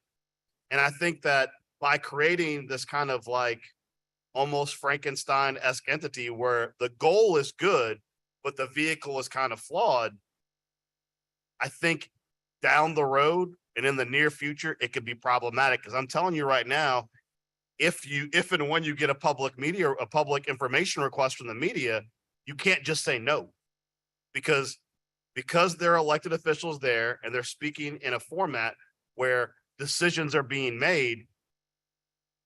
If I were defending the board or asked to defend the board, I wouldn't take the case, because the conversations you're having are of public interest. Now, if you want to bifurcate and say, well, we're having conversations about gang members and we're trying to figure out, is this gang member in a school or this or that? Well, I think you can make an argument for that part of the conversation, but not the whole meeting. That's issue one. I will tell you that Councilman Moreno has an ordinance introduced today that deals with nuisance properties, and it's modeled after working with our chief, what happened in Baltimore with Chief Harrison, where you expedite the process of targeting nuisance property by giving the police chief discretion to say, this property is a nexus for crime. It's got to come down and we got to deal with it. Despite the fact you have a variety of agencies like Mr. Mulligan and the like inside of your organization, unless ordinances and laws are changed to give them power beyond what they have now, I don't know what the metrics are for success. I think Councilmember Harris's point about how she has a current process in her office where if there's a light out, Matt takes it, Matt bird dogs with DPW, and they fight for a resolution. I'll get real basic. We as a council know we have unpaid vendors who do light work. It doesn't matter whether or not we decide it's an emergency. If All Star Electric ain't paid, they're not fixing lights. And the problem we have is that if we're not all on the same page solving those underlying problems, just because we decide that light's got to be fixed, if we have vendors who are saying, I no longer do work with the city of New Orleans because they're 3 months, 4 months behind on paying me, it really doesn't matter what the task force comes up with, unless you're going to have city employees who hopefully are qualified up there on a ladder fixing the lights themselves. I will tell you, I'm so glad that movement happened at Cindy Place. I know that during the campaign, Councilman Thomas and I had frequent conversations because just in October of 2021, Cindy Place looked like Beirut, and they were burnt out cars flipped over in the middle of the street. And I remember having conversations with Councilman Thomas that we said this line all the time. If you had a flipped over burnt out car in the middle of Lakeview, it had been moved within a day. And you have burnt out cars in the middle of Cindy Place that were burnt out for months. It'd been moved half a day. Yeah, right. That's sorry. Probably an hour. The point I'm making is that we have to make the decision that we are going to treat all neighborhoods equal on a daily basis, not when we've decided because crime has reached a certain point to give them attention. As a at-large council member, I feel for my district council member colleagues who've been complaining about stuff for months or years with no success. And to my earlier comments when the school board was here, I appreciate that now we're supercharged and fighting over crime, but I'm very concerned that because we're not doing this in a holistic, sustainable way, we're going to solve all these problems in the short term to bring crime down, then it'll revert back to district council members beating their head against a wall to try and get departments to respond. Because if now departments with your juice and saying it's a crime issue are now going to finally move the car that Councilmember Harris has been complaining about for a year, that's been a nexus for crime, What's that say about that department?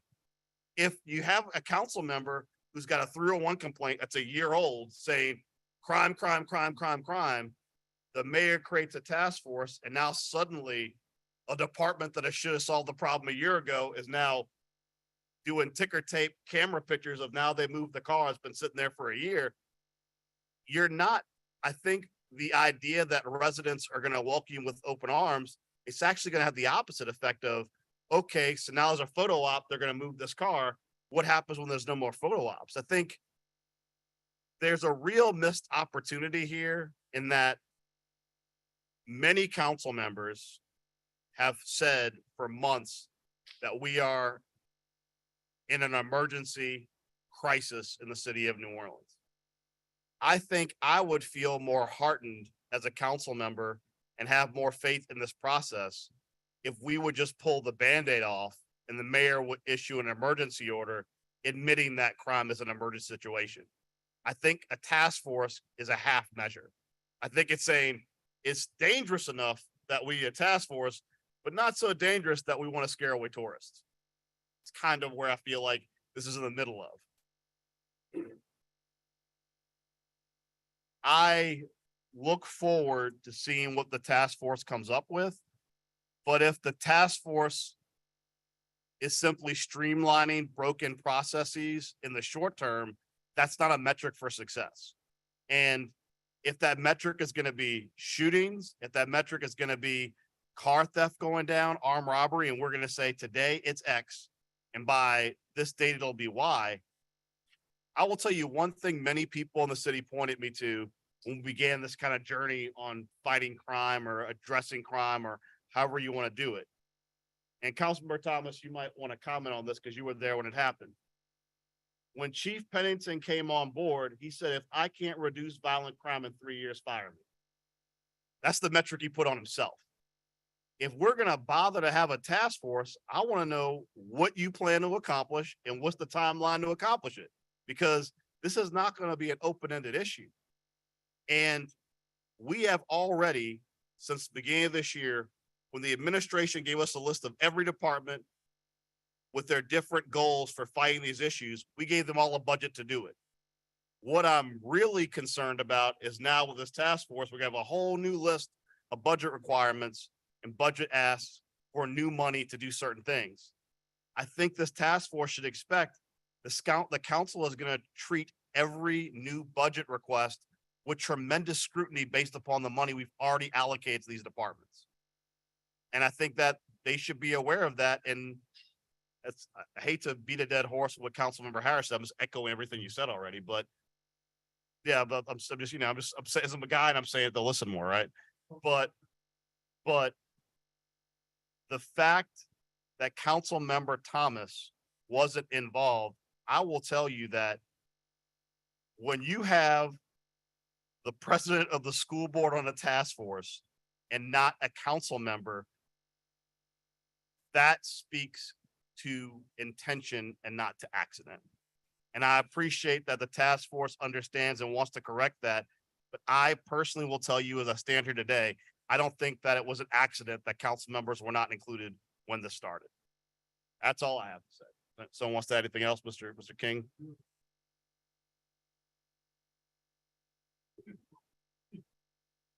Mr. Morris, how you doing? Second, How you doing? I'm all right. Good. Who idea was the task force? If that's been asked already, I apologize for being redundant. But who idea was the task force? It was a collective between several of the leaders in the mayor's cabinet saying, hey, we did a COVID task force when we had these emergencies to bring us together. We scheduled a meeting and then the path forward was discussed.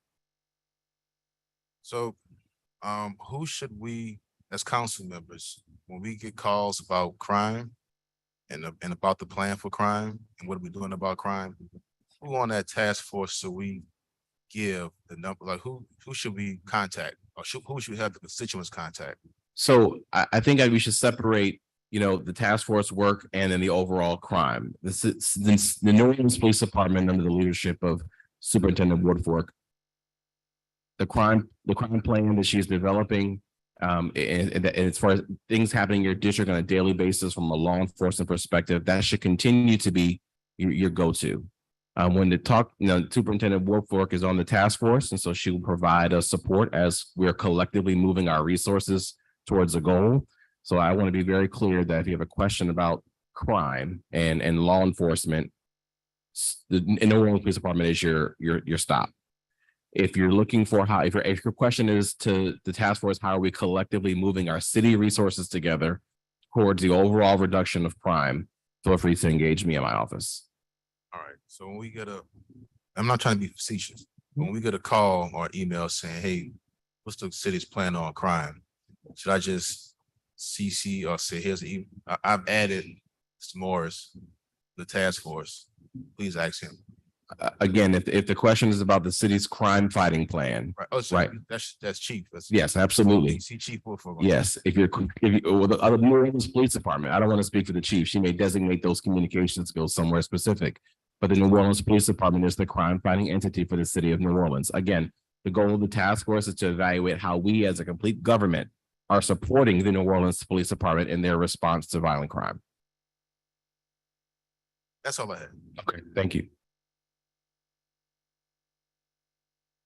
I think we have one public comment, Mr. Peterson, you want to speak on this?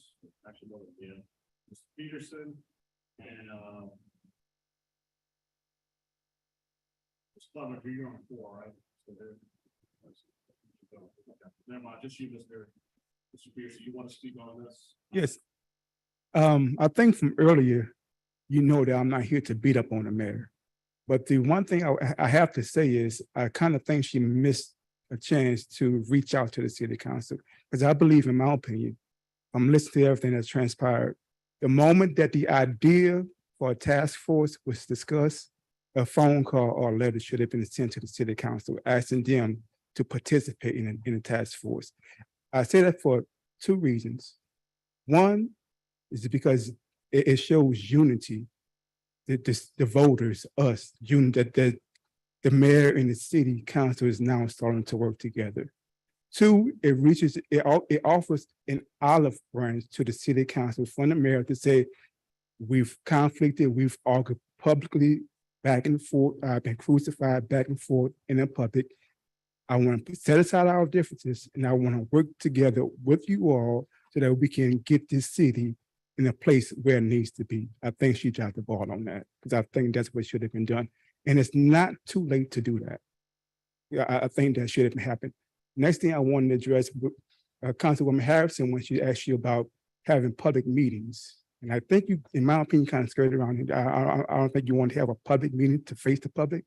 But I think if you're going to be a task force to address how you make us safer and as a community, I think one of the best ways to do that is to have a meeting quarterly, once every 3 months, where you arrange to have a date with the city council to come here to see what they see it and hear what the public has to say about things you're implementing or what you're doing and if it's working or not. Because then if it's working, then it's fine. You can continue to do what you're doing. But sometimes data can be misleading. If it's not working, then you can readjust and reassess and come up with a better plan to address the concerns. That's just my opinion and what I think should happen. I'm just a several bachelor's degree in social work, but from listening to everything, that's what I think should happen. You know, and I think there was one more thing that I wanted to say, but I forgot. But more importantly, the arguing, the bickering forward back, what they did this or the mayor, we're not invited to this. And I try hard to find ways to try and to defend the mayor because I honestly believe that she has that believes that everything that she does, in her opinion, is in the best interest of the city. But part of that, there has to be some conflict of resolution happening between the mayor's office and the city council. Thank you. Thank you, sir. Thank you, Mr. Pearson. That's all we have, Mr. Morris. Appreciate you. Thank you. Next item on the agenda, we have an update on the national search. And thank You were told Mr. Montano was going to be here for that. Why don't we? Okay, it's right there. Yeah.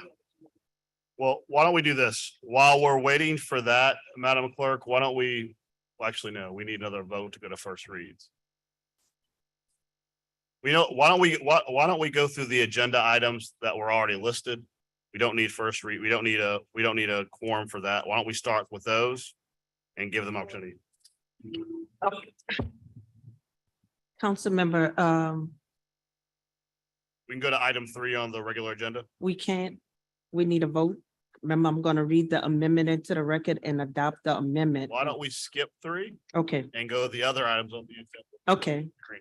We're on page 4. We have resolution R 2314 has been deferred to February 2nd and referred to the Criminal Justice Committee. We have resolution R 2315 has been withdrawn. So ordered. We have resolution R 2316 has been deferred to February 2nd and referred to the Community Development Committee.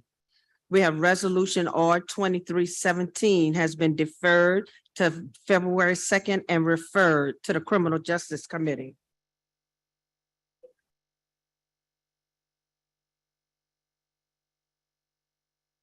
Okay, so I've deferred everything that needs to be deferred. Yeah, I mean, you don't read them into the record. Okay. So We just defer them. right. So you've been through all of them already? Yes. Okay, all right. Give Mr. Green.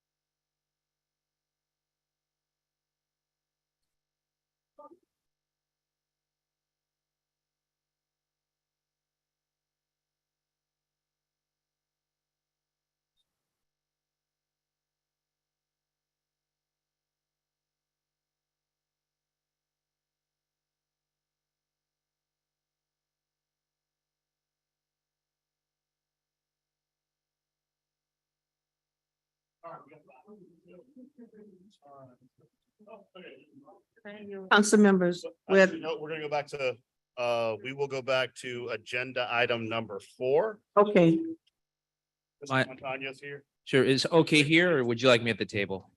whichever you prefer. Okay, my apologies. I was trying to stay on track, but I must have lost a few minutes, so. That's okay. I have no real formal presentation. I think the request was just kind of an Just an update where update. we are. Absolutely. So let me go back to the first solicitation that we kind of discussed and tried to advance was through PERF. PERF declined to have the search based on their availability. So about the day after, I engaged with IACP, International Association of Chiefs of Police, and I've been in discussions with them for a good amount of time. They said they would deliver me a proposal last Friday. I called them on last Friday. Basically what they said is they ran into a little bit more of needing time. How they typically work in their proposal is they reach out to the FOP, which is the national FOP that then disseminates to the local FOP. They were having some challenges getting in connection with them. So they offered and promised me, and I hope, and I'll follow up tomorrow, a final proposal on Thursday, which is tomorrow. They have some of the logistics that they have provided me as far as the potential cost and some of the scope that they will put into the proposal. But sum it up to say, the engagement looks imminent with IACP.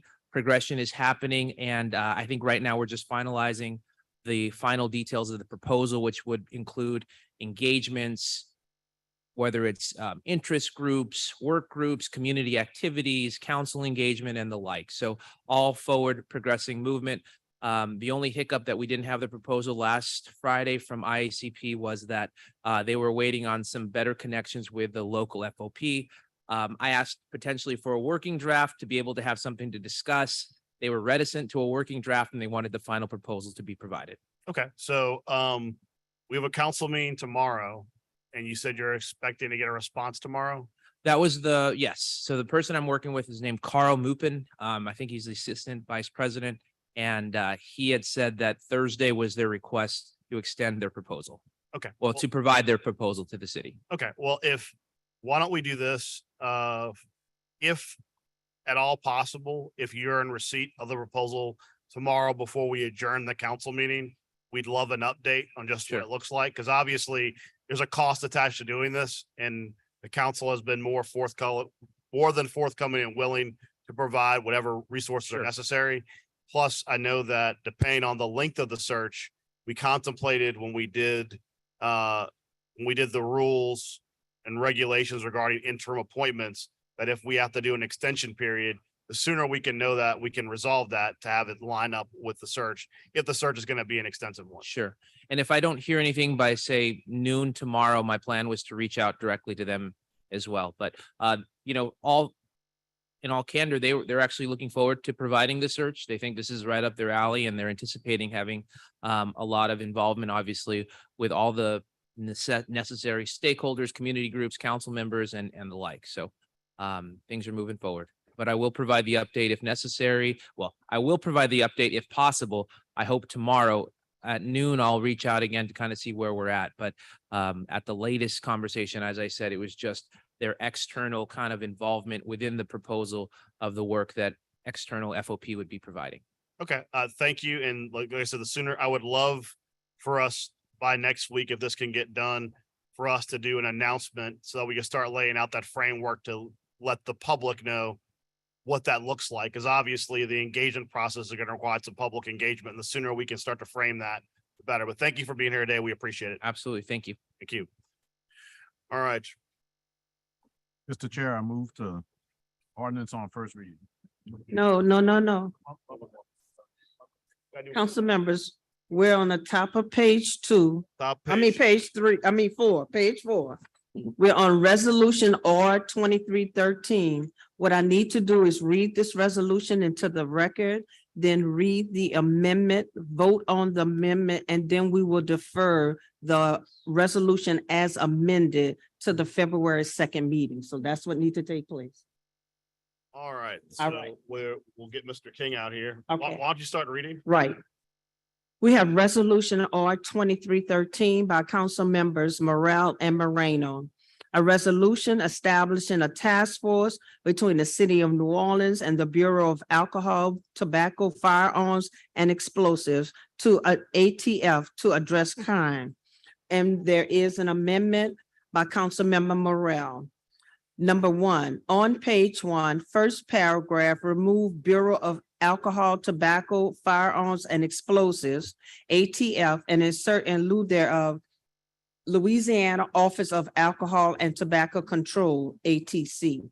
Number 2, on page 1, last paragraph, remove Bureau of Alcohol, Tobacco, Firearms, and Explosives, ATF, and insert in lieu thereof Louisiana Office of Alcohol and Tobacco Control, ATC. Number 3, on page 1, last paragraph, remove ATF Special Agent in Charge, Kirk H. Thielhorn, and insert in lieu thereof ATC Commissioner Ernest P. Leger. Number 4, on page 2, last paragraph, remove ATF Special Agent in Charge, Kirk T. Thielhorn, and insert in lieu thereof ATC Commissioner Ernest P. Leger. An amendment to amend the composition of the task force, removing the Bureau of Alcohol, Tobacco, Firearm, and Explosives, ATF, and inserting in lieu thereof the Louisiana Office of Alcohol and Tobacco Control, ATC. That is the amendment. The amendment simply seeks to correct an error on our part. It was, the original resolution was supposed to read ATC. There was some loss in translation, and it was transferred to ATF. This puts it in its proper posture. I move we adopt the amendment. Second by Councilmember Harris. Please vote your machines. Yes, change substantially. Oh, Councilmember Thomas, I'll That's indicate okay. him as a yay. Good. That's Okay. 5. I would ask the Councilmember, so your indulgence, 1 second, we have to have a vote to go to orders on instruments on first read. I have to. The resolution as amended will be deferred to February the 2nd and referred to the Criminal Justice Committee. Thank you. Next up, Madam Clerk. Now we need to suspend the rules to go to ordinances on first reading. So moved by Mr. Green, seconded by Councilmember Thomas. 5 yeas, no nays. We are on instruments on first read. Ordinance.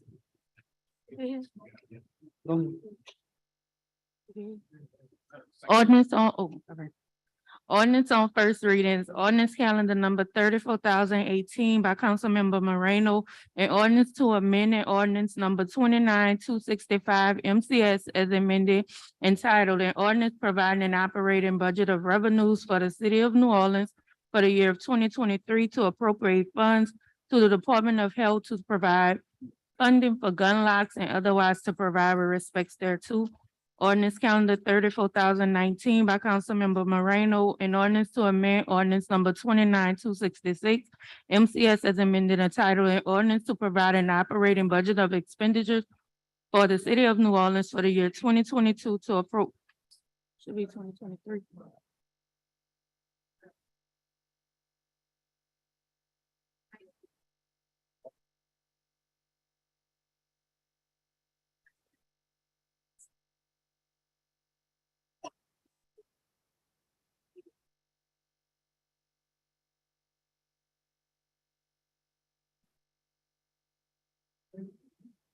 For the year of 2023 to appropriate funds to the Department of Health to provide funding for gun locks and otherwise to provide with respects thereto.